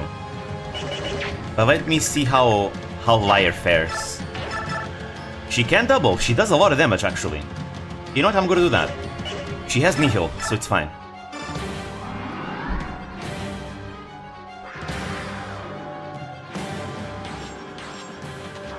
There we go. There we go. That is pretty good.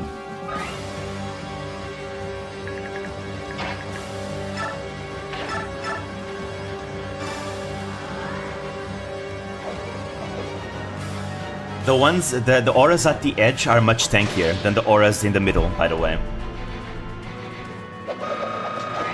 There we go.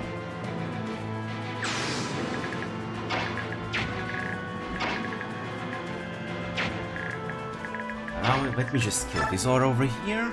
Nala can also hunt down auras very well. She can double it. The spirits, I mean.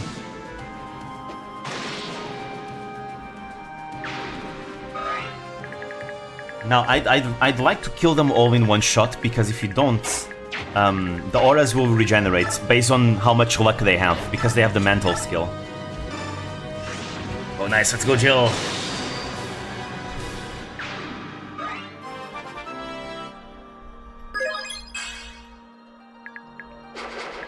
Is she capped, actually? Yeah, she only needs one more defense. I gave Jill parity, so she could actually make that work.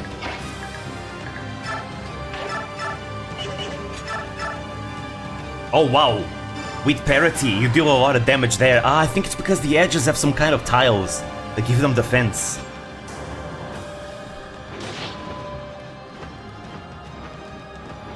Then Gifka can finish this.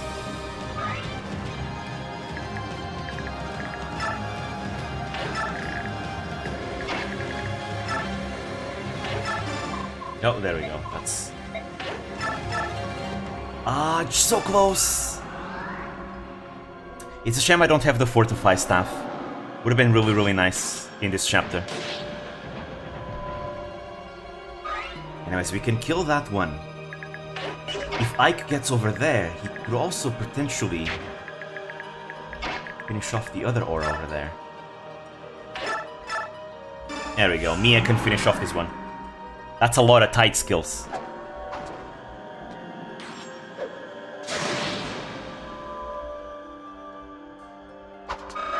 Another aura down.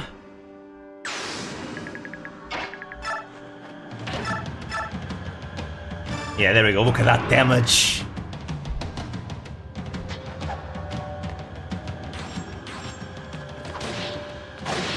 There we go. Another one down. I don't want them to regenerate. Only 4 more auras left. That's half of them.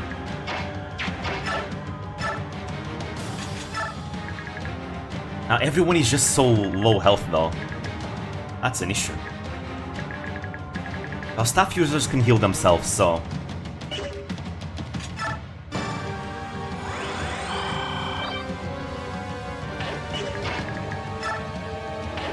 better to stay away.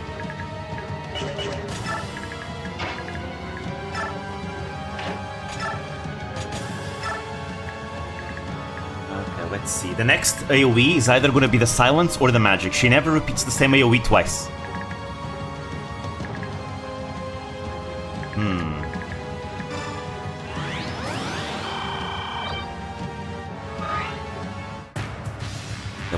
What is she gonna do? Okay, she's gonna attack Gareth. See, I knew it. She always attacks Gareth, always, because he has very low resistance. You would face me in battle? I need no further evidence of your kind's imperfections. This will hardly be a battle at all. Simply an end. Perish, flawed one. That's why I gave him the word buff. He should be able to survive now. Never mind, he doesn't. He needs the pure... I forgot to give him the pure water, that's why. Ah, right. He has it in the inventory, but I didn't use it. That's a shame. Even with all this preparation, he still died.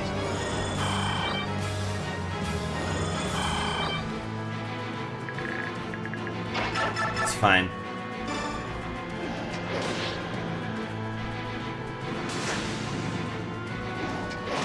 We're halfway done. We're halfway done with the fight. Kind of.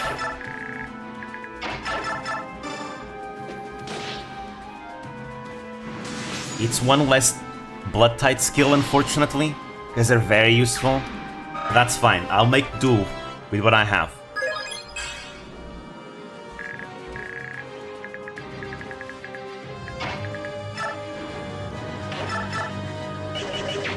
Alright, so I'm gonna move.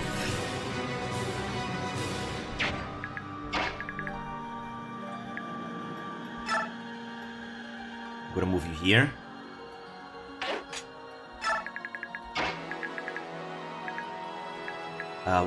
She's in the way.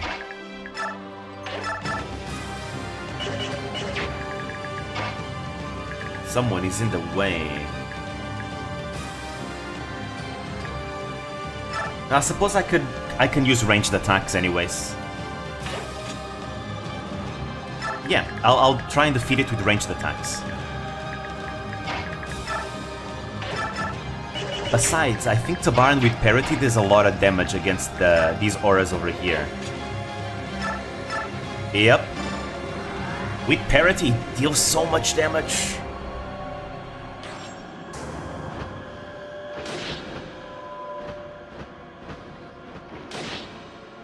Parity might be borderline better than Nihil, just because it also reduces the cover effects.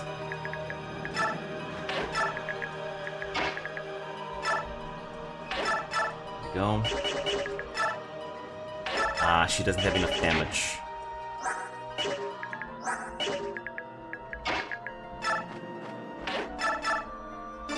But I can finish this one.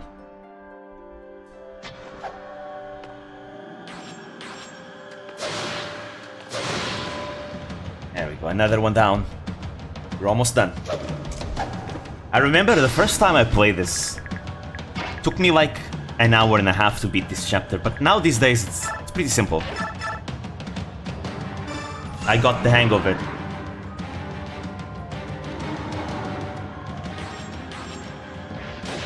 There we go. This one will also be defeated.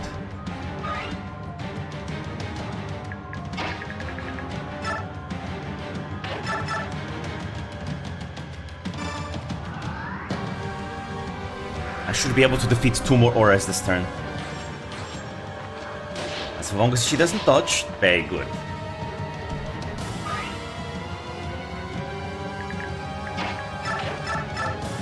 Ah, so close. It's fine. We're fine. I think next turn she's gonna use an AoE attack. Come on, that's a 91%. Really? You missed that? Ugh. We could have destroyed 2 auras this turn. Actually, we might still be able to. Yeah. I'm gonna take 11 damage twice, that's fine. I'll heal her. I'll heal Mia with one of my physic users. More staff users would have been kinda nice, actually. There you go. His aura is down. She can clean up after Gifka.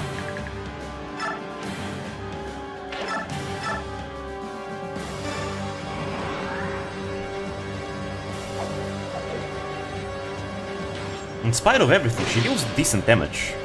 In spite of the strength screwed level ups she's been getting. I mean, her strength is a bit better than now. For sure. 1v1 left.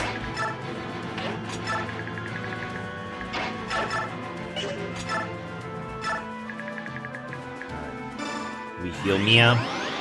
Don't want Mia to die. I've never lost Mia in a playthrough ever. I don't want to lose her now. That's for sure. Who should... The closest take priority. Yeah. The liar is closer, she's gonna take more damage.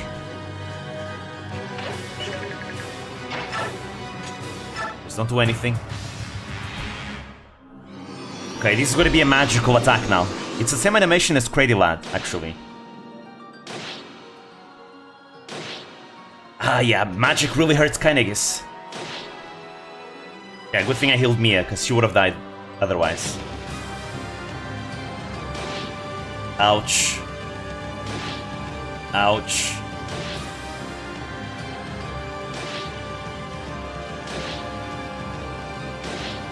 Yeah, magic is fine. But I think I can finish her off in the next turn.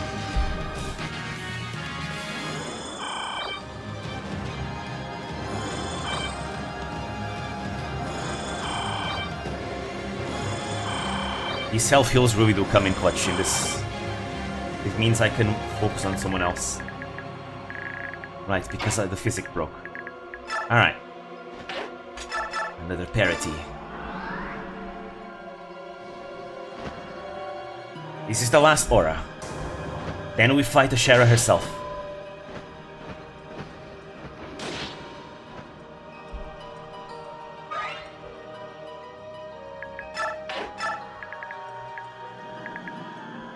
So who should be the one? I need to use Ike on someone else. So I suppose she can do just fine.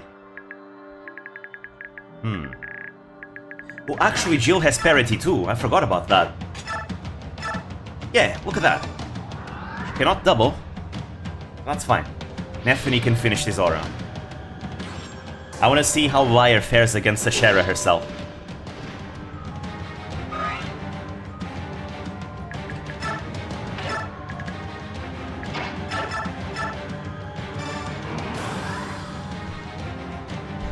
Alright.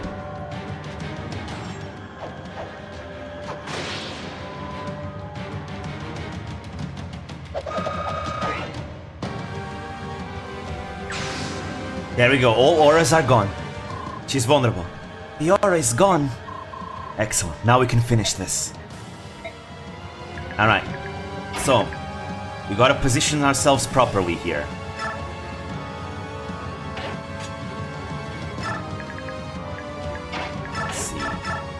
He does amazingly well, but he's gonna get blasted too.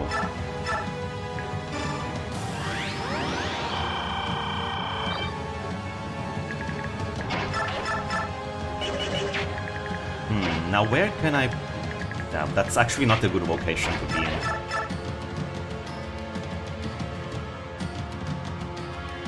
Yeah, this is safe.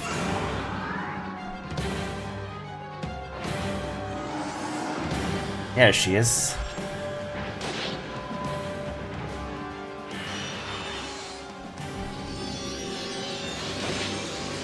You no longer need Nihil to attack her, since she doesn't have the aura effects.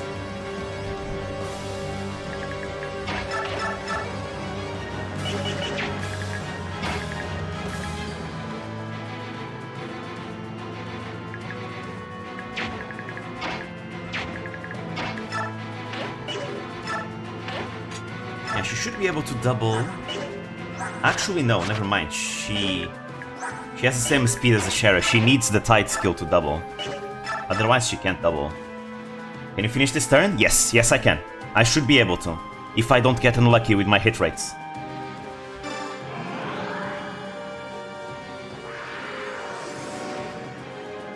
Let's go, Liar! Liar fighting a goddess. There we go. So close. It's all you, Ike. I hate those hit rates, though. I really do. This has to be in melee, though.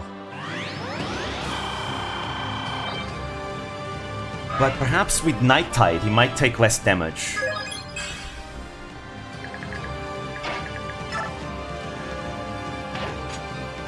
Alright, let's see if we get the confirm. Okay guys, I'm gonna attack. If a cutscene plays, that means we did it. If a cutscene doesn't play, we lost. There we go, we got the cutscene! We got the cutscene! We did it! It's over! We beat her! We beat the Sheriff! An end to this. Take all the power I have. Thank you. I'll use it well.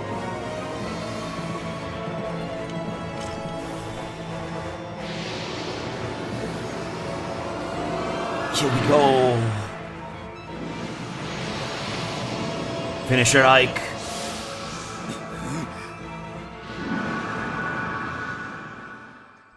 Imagine the cutscene still plays before a miss? Nah, it doesn't. When you get the cutscene, it's confirmed that you did it. You got her. There we go. It means that one of your strikes will land the killing blow. Like, the game already made all the calculations.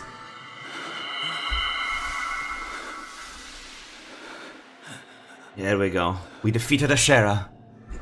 The final boss of Fire Emblem Radiant Dawn. Like I said, the final 2 chapters are not too long, they're very short. And here is Yune. It's Yune's true form. If you want to see her properly without the whole spirit glowy thing, you have to see her in Heroes. Are you leaving? I am. But I believe it's for the best. This world does not need gods. We have always failed you. We've made you weak. That's why we must go. You don't have to leave. It's true. We don't have much use for gods. But well, you show us what we should aspire to. We need inspiration. You give us a reason to grow, to become more than we are. And if we don't have that, Yune, we're nothing more than statues.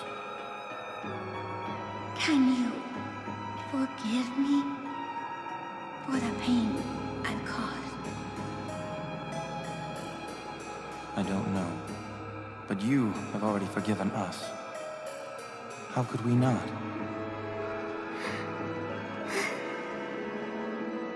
We are all family.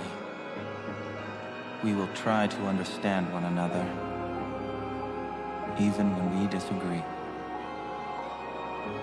You're right. I will try. One more time.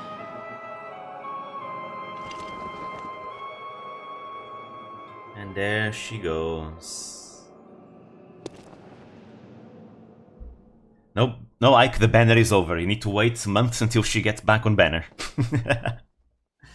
Ike playing heroes be like, no, I didn't roll Yune. Now she's gone. Yep, there she goes. Bye-bye. Look at that bright sun. It's like a radiant dawn, am I right? Final cutscene.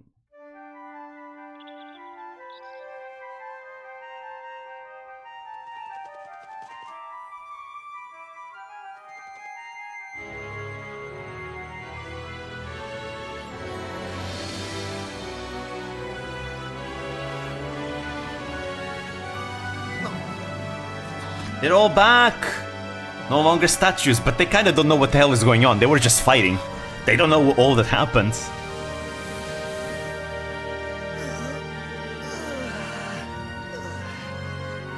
Oh, that was a long nap.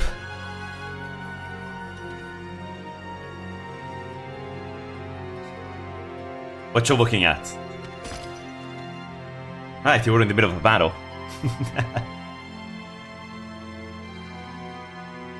Smile.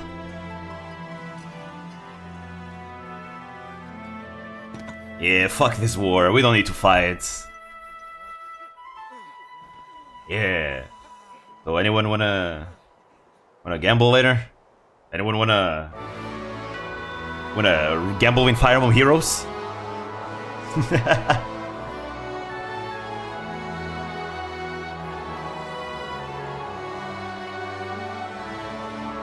And they're all back. Little do they know there's like corpses everywhere from all the Disciples of Order that we defeated.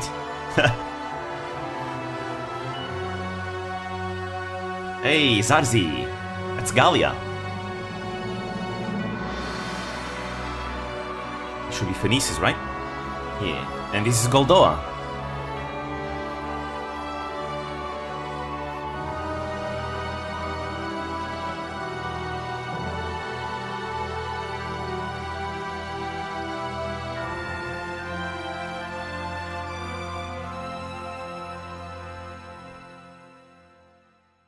There we go. We have done it. There is, however, still some things I need to show you. Let me see though. I might show you after the epilogue is over. Only after the epilogue is over. I'll show you.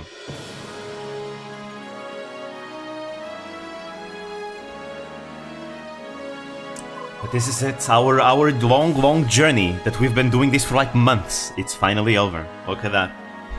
Well, I guess this is over. We'd better be on our way. Are you going back to Dane? Yes, everyone's waiting for us.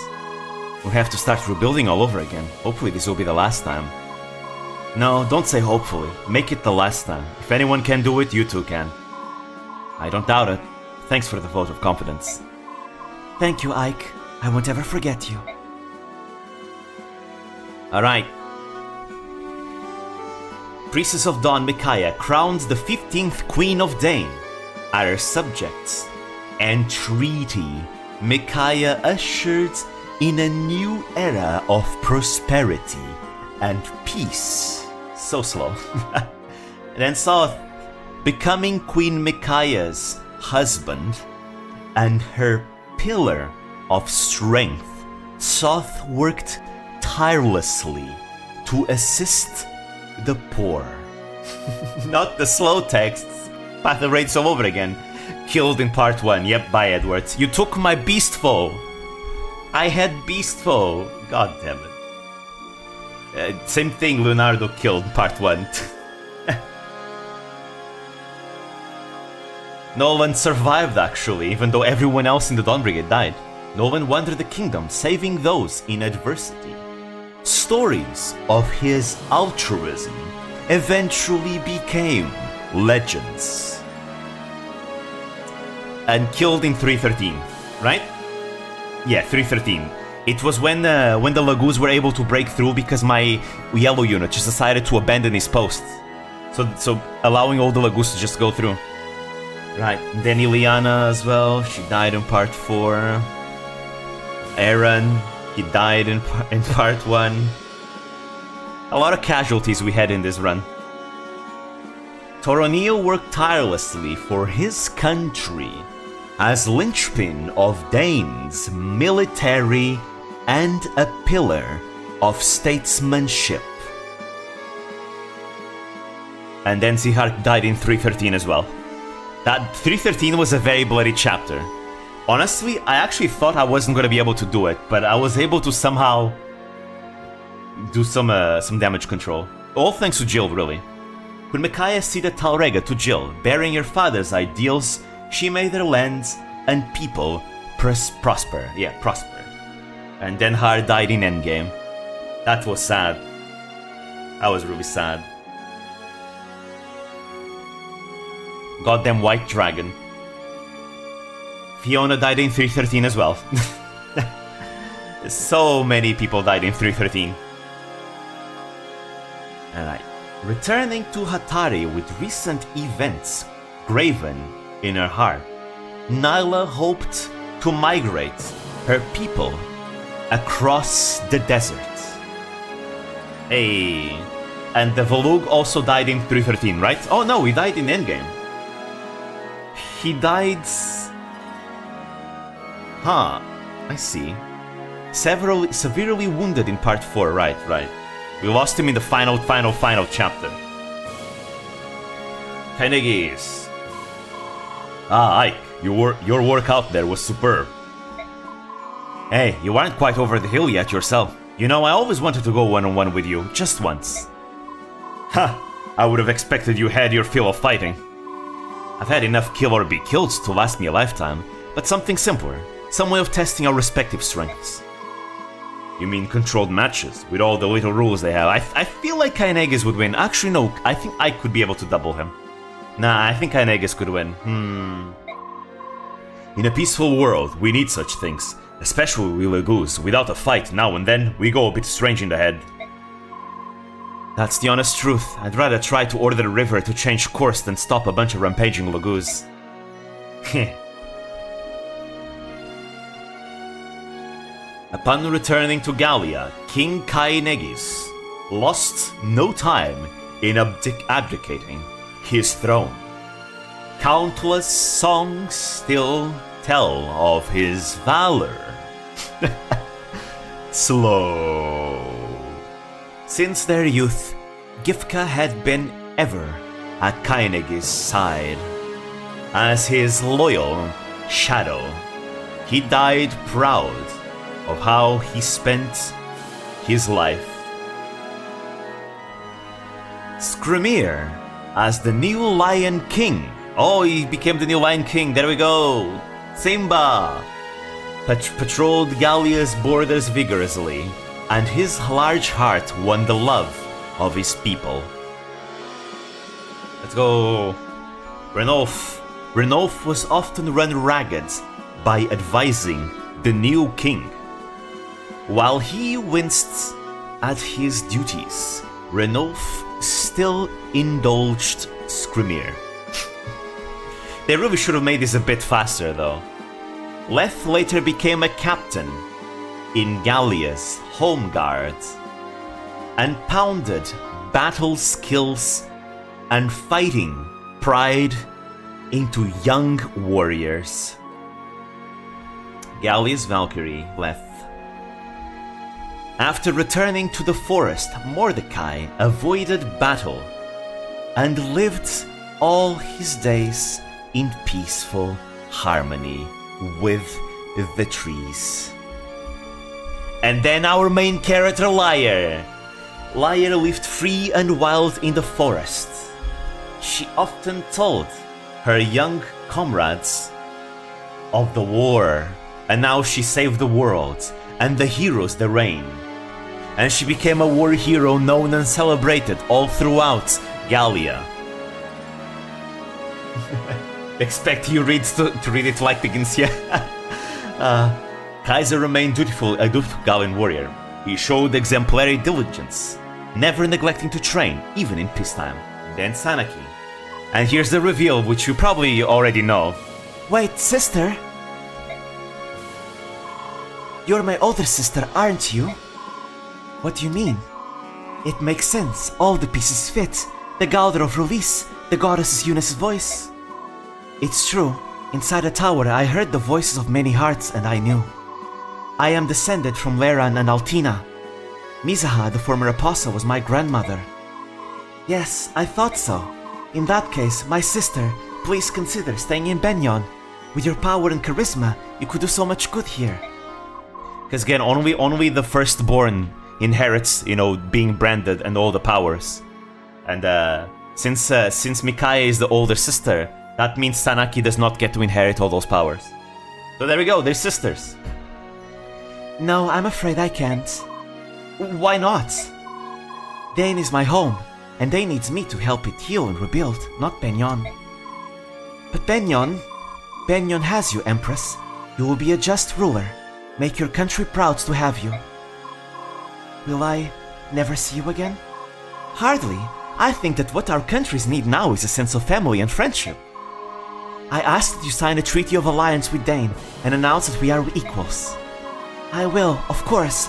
Once things settle down in both our countries, that will be the first thing I'll do, sister. Thank you, Empress Sanaki, my dear little sister. There we go.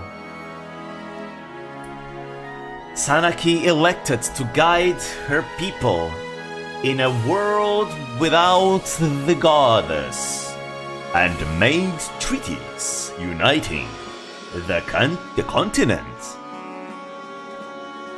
And we have Sigrun. Sigrun was loved by her subordinates in the Holy Guard for her kindness, and guarded Sanaki all her life.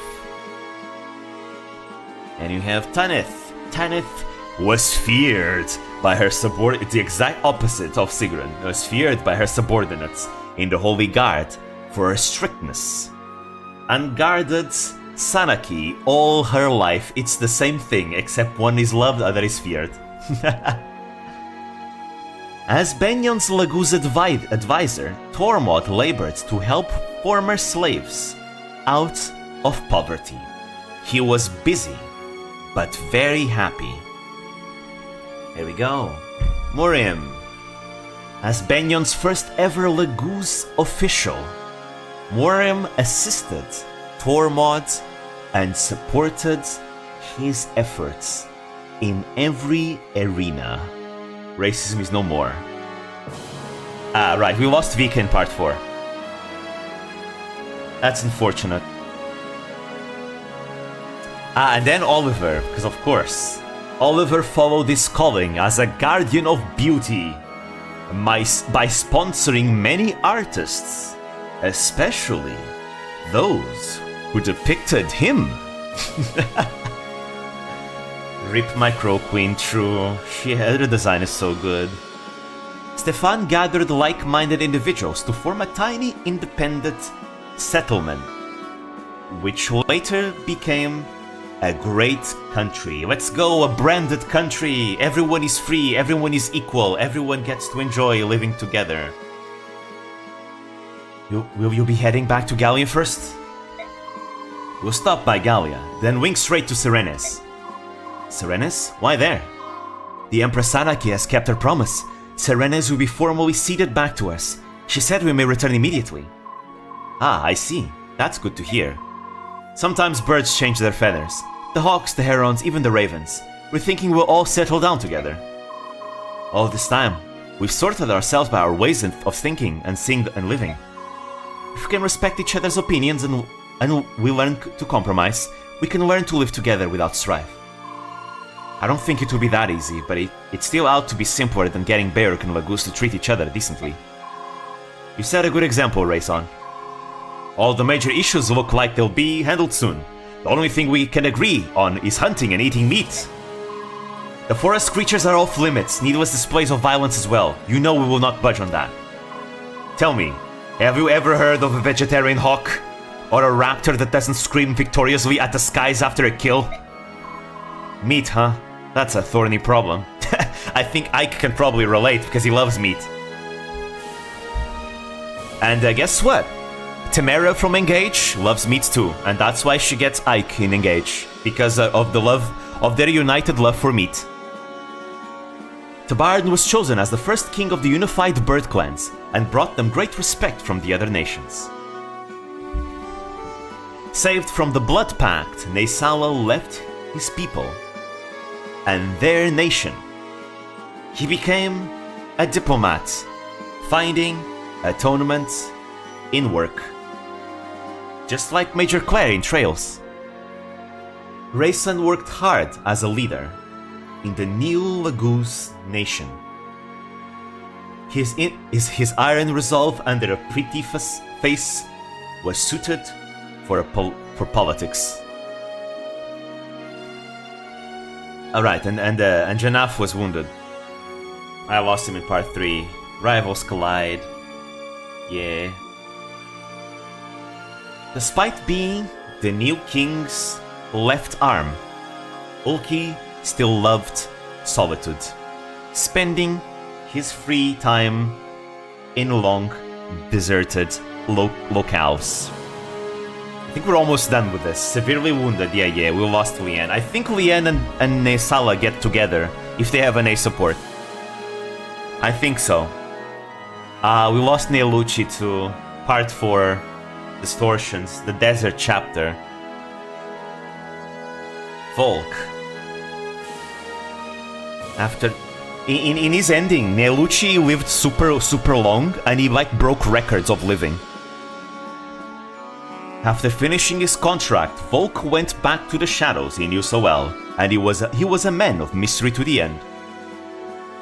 Kurthnaga spent his days arbitrating conflicts between nations, guarding the peace so many had died for. Anna returned home and gave birth to her lost fiance's child. Yes, she's been pregnant for over 3 years, everyone. More than that even. Dragon pregnancies last a long time. Goldoa rejoiced at the first dragon birth in centuries. Yep, their pregnancies take a long ass time. Nasir served the new dragon king by observing other nations in his travels. So yeah, she's been pregnant his entire time. His entire game. Even the other game as well. Observing other nations in his travels, and often doted on his great-grandchild. And we lost Gareth in the last chapter. Now for Crimea. Well, Your Majesty, shall we be off? Yes, let us. To Crimea, to our homeland. Helencia governed Crimea with resolve and a deep love for her people. Her reign was remembered as a golden age. And that's why in the Fire Emblem mod for Civ 5, she revolves all around golden ages. That's why. All Crimea rejoiced at Renning's return. He chose to forego the limelight, helping the queen to keep the peace. With Renning supporting her, nobody will ever, rise up. To be fair, she also quelled the rebellion, so she has the power to keep the order. As captain of the Royal Knights and model of chivalry, Joffrey served his queen and country all his days. That means that Joffrey canonically beat Renning in a fight then. Where the queen went, Lucia followed. Their love was fabled to be stronger than even most blood sisters. Also, supposedly, if you have an A support with Helencia and Joffrey, they get married. Bastion's unparalleled diplomatic skills ensured that many treaties were signed, spreading peace across Tellius. Kieran served the royal family with nearly... Is it just me, or is the text even slower? It feels like the text is even slower than before. A fanatical verb. His voice could be heard from anywhere in the castle. It really feels like the text is going even slower.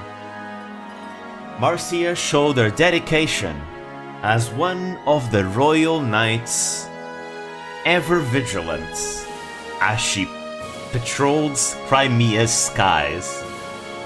It's making me go crazy, legit. Makalov remained as a royal... Like, the music is looping. Why can't they just let us read the full text and keep going by pressing the button? Because the music is looping anyway, so there's nothing that it needs to match to. Like, what the hell?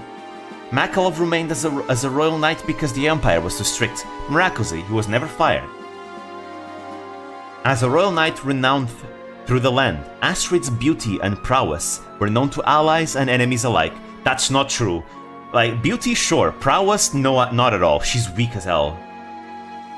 Nephany lived with her family in Melior. Time and again, she raised their lands in defense of the realm. So there were more issues, I see. Returning to his family in Oma, Brom farmed for the rest of his peaceful life. He never lifted a weapon again. And then Meg died. Killed in part 3. Yeah, she died in the chapter where we fight the Lagoos in the river. Heather returned home to care for her mother, swearing of her roguish ways, yet somehow she always had money. I wonder. Killed in part 4, distortions. Yeah, he died in the desert chapter too. Come on, text please. Khalil returned to running the store with her beloved Largo and daughter, Amy. Her bright smile cheered many hearts. Titania remained second in command of the mercenaries. Yeah. Once a year, she visited the graves of her fallen friends. Rip Mecha. It's my fault. I committed many pitfalls in that chapter. Many pitfalls. In fact, I committed a lot of pitfalls in this entire playthrough. But it was fun though, you know. It's the permadeath like this that makes each run different from each other, you know? That's why I like playing with that permadeath like this. Every once in a while I might, you know, restart, but overall I keep most people dead when they die. He actually became a famous mercenary and household name. And that skipped. Okay, fine. But it was crazy. He actually came to my stream. I was super surprised. Like, wow. Would have thought that someone, an FE-tuber that I've watched for so many years now, you know, would actually appear in a stream of mine. And I'm not even an FE-tuber myself, right? I tried to become an FE-tuber at first, but all I do these days is like VTuber stuff. And so it's like kind of funny that he found my channel somehow. Huh? Was really funny. A surprise I was not expecting. Like, at all. Mia set off in search of new opponents. She traveled the whole continent, but sometimes rested at Crow's Retreat. It was really surprising. Legit. Like, whenever someone that I know starts playing Fire Emblem and they need to learn a little bit more, I always send them the Pitfall series that Mecha has. Like Almighty started getting into Fire Emblem, and I pretty much recommended him the Pitfall series from Mecha. Mist was courted by many young suitors in her time. She gave the nod to none of them and lived happily alone. Mist can only marry Boyd. They need an A support to get married. When peace had settled the land, Soren packed lightly and set off with the only person he had ever trusted. Yes, him and Ike packed off and set on a journey together. Isn't that beautiful? Once he saw stability returned, Ike left on a journey to land still unknown. He was never seen again. He was there with his beloved Soren. Right. So then we have the staff credits. I'm going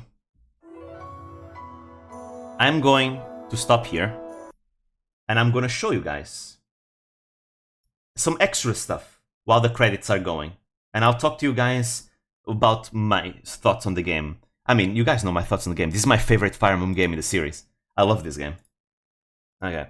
So in the final fights, if Laren survives, he joins you. He's the final character that you get. He's the final one. He does not have any weapon, so you need to bring a weapon for him, right? However, he does have the Ashera staff. Here. Look at his stats, it's insane. His stats are very, very good. He comes with a Ashera staff, but he can use any magic that you give him. He can use any kind of magic, ever, right? So if you give him an SS rank weapon, he can use that. As long as it's blessed. Okay, he cannot use elemental magic. He can only use light, dark, and staves. But still, he can use the Balberith, he can use the Rex Aura, and he can use the Matrona staff and the Shera staff. And he has the Mantle skill, which is kind of useless. It's not going to really help you, but it's kind of funny. He heals his HP based on his luck, which is 40. And there's other characters that have dialogue with them. It's getting kind of late, so I'm not going to show the dialogue because I want to show the rest. But yeah, there's more dialogue. The name of this video is Fire Emblem Radiant Dawn extra story content on second playthrough. So in case you guys are interested in knowing. Another thing that you guys need to know is that there's a scene with Peleus, right? I want to show this. The Peleus part. Right? There we go. The Peleus part. I'm sorry, but I don't believe you, because you see, my dear, you have the mark. Wait, don't you have the mark? No, mother. Lady Almeda, is that the reason you thought me to be your son? Yes, Peleus is not the real son of Almeda.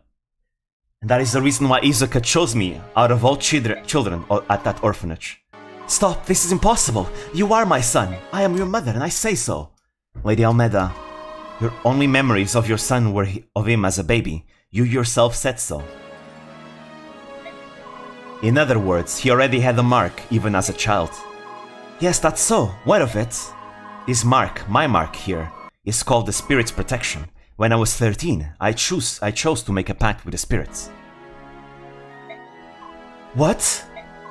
When I learned that you were one of the Dragon Clan, I began to doubt, and slowly my doubt turned to certainty. I'm sorry, Lady Almeda. I'm sorry that, though it was never my intent, I ended up deceiving you. I'm sorry, but I am not your son. Peleus. But still, I was happy. It was fleeting, but I knew the feeling of a mother's love. You have my thanks. Yeah, Peleus is not the real son of Ashnard and Almeda. He is not. After revealing his lack of royal blood, Peleus gave up the throne, but served at court, learning to speak easily to all. Anyways, now there's another scene.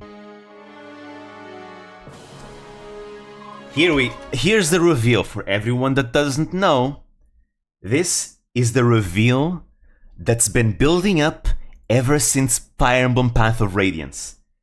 You are Ike of the Grail Mercenaries. You're the Dowager Queen of Dane. I heard that... Wait. Also, let me see one thing. Okay, the credits are still going. And you're the Dowager Queen of Dane. I heard some of what you've gone through. I'm glad that you're safe. Ah, indeed. In light of that, can I do anything for you? I think not. I think I have seen enough. As you wish. Well then, Lady Almeda, Prince Kurtnaga, take care of yourselves. Yes, and you as well. I know we shall meet again. Are you satisfied, my sister? You wish so strongly to meet with General Ike. I only did so because Peleus said. He said it would be wise if I were to meet with him. Did he say why? That child, he said. It was the last gift he could give me. He wouldn't say anything more. A gift? By meeting General Ike? What about that bear could possibly be? Wait. Wait, stop a moment. Sister? Yes, you need something? You are... What is your name? Soren. I see, that is a fine name. Thank you. You're welcome. Is that all? Yes, pardon me. Calling out to you like that. I was confused. Don't let it trouble you, if you excuse me. I don't believe it. That boy is a staff officer for the Grill mercenaries. What made you call out to him like that? Sister? Because I've lost the power of my birthright. I thought maybe I wouldn't be able to. That I might not be able to recognize my own child. But when her own true son stands before her, no mother could fail to know. Oh, my son, you've lived and grown strong. Yes. You can't mean Soren is your son? Yes, indeed. Soren is the true son of Almeida and King Ashnard. Yes, it's Soren this entire time. That's why he's branded, because he's half dragon, half Beork. He is the real son of Ashnard and Almeida. It all comes back to Dane, everything. Ike, Grail, Mist, Elena, Soren, Ashnard, it all comes back to Dane. Soren is the rightful king of Dane. He is the true heir of Dane. Right, and then we have Laren's epilogue. At Laura Z's urging, Sephiron lay himself down within Serenis and was healed by the songs of the Herons. And he couldn't give a damn. He doesn't even know. Right, and then there's this scene. Wait. Before that. There we go. In days long past, a young man strode the lands of Telius. He was simple yet true, his deeds brave and noble. He united two races along at war, and healed the heart of a goddess long gone mad. This is the credits. The credits are here now. Yeah, even if he didn't know, he probably wouldn't care. He only cares about Ike. Ask any you meet, but be they young or old, Beork or Vagoose, of a hero named Ike, and you'll receive a warm smile, and a tale or two of faith, courage, and honesty. This is Path of Radiance Ike. Look at him. Thin. That is it. Now let me go back to where we were. I just want to show that section because I think it's poetic. Very, very poetic. There you go. And then there's this scene you have if you get the true ending, obviously. Welcome home. Could it be that you were here all this time? And yeah, Leran recovered his wings now. Alas, no. I'm sorry to say, but for several days I've somehow felt as though you would soon return. And there we go, Yune and Ashera are merged back into one, a full complete, the original goddess. Ashunera, that's her true appearance, the mix of the two. Well, I'm home. I'm glad to see you again, Leran. And I'm glad to see you as well, goddess Ashunera. How long has it been? 100 years? 500? About 1200 years. I see. For mortals, that is many, many lives. Yes, the peace we once had is on the verge of crumbling again. That is unfortunate. The miasma of war is beginning to shroud the world. However, I shall not again be frightened. As one born of the hopes of men, I shall protect this world. Yes. Leran, I've missed your songs. Would you sing for me now? I no longer. Well, then I will sing, and you may sing with me. So as you might be thinking, the reason why he doesn't sing anymore is because he has lost that ability to sing. He can. Again, every single Lagoose loses their powers whenever they conceive a child with a Beork, because Sephiran had a child with Altina.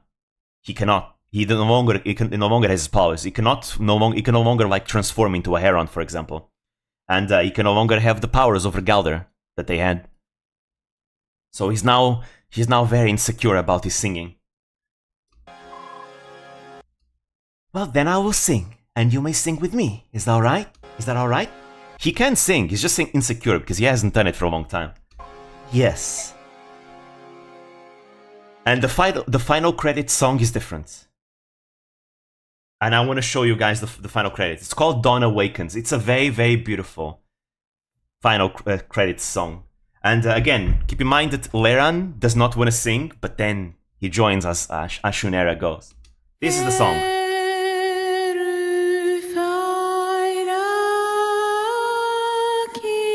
Yes, and while the song goes, I'm gonna do what I always do at the end of every game. I'm gonna talk about, you know, the journey, you know. We've been playing Path of Radiance and Radiant Dawn for like months by now. This journey took a long time. I mean, this is the longest Fire Emblem game in the series. But it's my favorite. I remember back then when I got into Fire Emblem, it was shortly after Fire Emblem Fates was released. It was a ride. I remember it was after shortly after Fire Emblem Fates was released, I got into the series. I wanted to buy Conquest because I saw a full playthrough of Birthright, and I thought that, okay, I want to see the other story, but I want to play it for myself. And I thought, they said that the Conquest is harder. So I like that, so I wanted to play that one. But before I bought Conquest, I decided to go back and play the older games. I started with Sacred Stones, I played Binding Blade, I played Blazing Sword, and then I played Path of Radiance, and then I played Radiant Dawn. And I only played like 2 parts of Radiant Dawn, and then I played Conquest. And then after I finished Conquest, I went back to Radiant Dawn. And my first playthrough of Radiant Dawn was a ride. It was so difficult. It took me so long to beat Radiant Dawn. When I finished the game for the first time, I was absolutely exhausted. But man, I will never forget. This game, to this day, is still my favorite game. I love it. The lore, the story, the fact how war is portrayed, the thematics, everything in this game is so beautiful. I love it. The story and gameplay integration. There's so many things I love about this game. And since then, it's been my favorite, even though it exhausts me whenever I play it, but I love it. It's that feeling of a long, long journey that I like, you know? It's kind of similar to Trails, how I feel. I think the very first Fire Emblem I played was actually Thracia. Never finished it though, or played it at all that far. I need to finish Thracia, I haven't finished it yet. I've only gone as far as the Menster arc. I managed to survive the Menster arc, but I didn't go beyond that. But yeah, as you can see, in this song, Laren now gained more confidence in his singing. And now he's the main voice. All we needed is to follow Ashunera's footsteps there. But it's a very beautiful final credit song. Both Path of Radiance and Radiant Dawn have really beautiful final credit songs. Which, to be fair, is kind of a thing with Fire Emblem. Echoes as one of my favorite final credits songs as well. So beautiful. Radiant Dawn was one of the later FE games I played. I was surprised how hard it was. It's really hard. These days, I can get I can get away with the difficulty just fine. I mean, yeah, I still have losses and all that, but that's also because I play this game very recklessly. Because hey, may as well, right? I've played this so often. Trying to play perfectly at this point, I've already done that. I've already did a playthrough where everyone survives. So I just play recklessly and have fun with it. But yeah, this is like the one Fire Emblem game that I know with the back of my hand. It's this game, it's Conquest, because I've also played Conquest a lot. I think Three Houses is on its way to becoming another game that I know like the back of my hand. But yeah. There we go. We reach the ends. And that means, a journey ends, another has to begin, as we all know. And the next journey after Fire Emblem, obviously we now have still one playthrough going with Nier Automata, and I'm gonna go back to streaming Nier Automata. And once Nier Automata finishes, I'm gonna play Yakuza Kiwami 2. However, I want a replacement for Fire Emblem now that we reach the end. In the future, I might play more Fire Emblem. I'd like to do a maddening mode run on stream. I've already completed my maddening mode off stream, and I feel comfortable in maybe playing a maddening mode on stream and maybe giving advice. But that's not gonna be anytime soon. I'm probably gonna do more maddening runs on my own spare time. Regardless though, I might play Three Houses one day in the future, because again, now that I have the Switch, the capture card for the Switch, I can also stream Switch games. So, and Three Houses again is a game that I know like the back of my hand. I've beaten every single route on maddening mode without New Game Plus, so I know that game very well. But we're gonna take a break from Fire Emblem, and the game that I have chosen, the series that I have chosen for us to play, after Fire Emblem, Radiant Dawn, is Valkyria Chronicles. So that's going to be the next one. I think anyone that likes Fire Emblem is going to feel right at home in Valkyria Chronicles, because Valkyria Chronicles also feels like a JRPG, even though it's not. It's a strategy game, right? It's a tactical strategy game with a very good story, and it's about war. So like everyone that likes Valkyria Chronicles, probably anyone that likes Fire Emblem is probably going to like Valkyria Chronicles too, because those games overlap a lot in a lot of the themes. Hell, Valkyria Chronicles is also about racism, so it kind of overlaps with Radiant Dawn here. It's like it's a perfect follow-up, literally. So yeah, I've played Valkyria Chronicles 1. I have both Valkyria Chronicles 1 and 4 on Steam. I've never played the fourth one, but I wanna let's play the first one, and then after I let's play the first one, I'll take a break by playing Metal Gear Revengeance after that, and then after that I'll play the fourth one, Valkyria Chronicles 4, which is gonna be completely blind, that one. So yeah, so next Friday, the next stream next Friday is gonna be Nier Automata, and maybe next Tuesday is gonna be Valkyria Chronicles. I think I'm gonna do it like this: Valkyria Chronicles Tuesday, and then in Nier Automata Friday. I'm gonna do it like this, at least for now. Maybe I'll change in the future, but for now I want to do it like this. I'll be streaming both of these games while I work on the videos that I have been working on, which is the non-beginner's guide video that I've been working together with the Tenma guide and the Kyla guide, which both are already recorded. So yeah. Valkyria Chronicles series is great. I do sometimes wish the AI was a little bit smarter. yeah. But yeah, with that said, this is where I say goodbye. This is where we split up and go our own ways. I need to take a shower. I need to have dinner because it's 9 p.m. here. Damn, this was a very long stream. We started at 1:30 p.m. and now we ended at 9 p.m. And yeah, I thought I could finish it below 5 hours. Still, I had a lot of fun. This was a lot of fun. But yeah, with that said, thank you all for coming. Sweet dreams. I'll see you in the next one. Bye bye.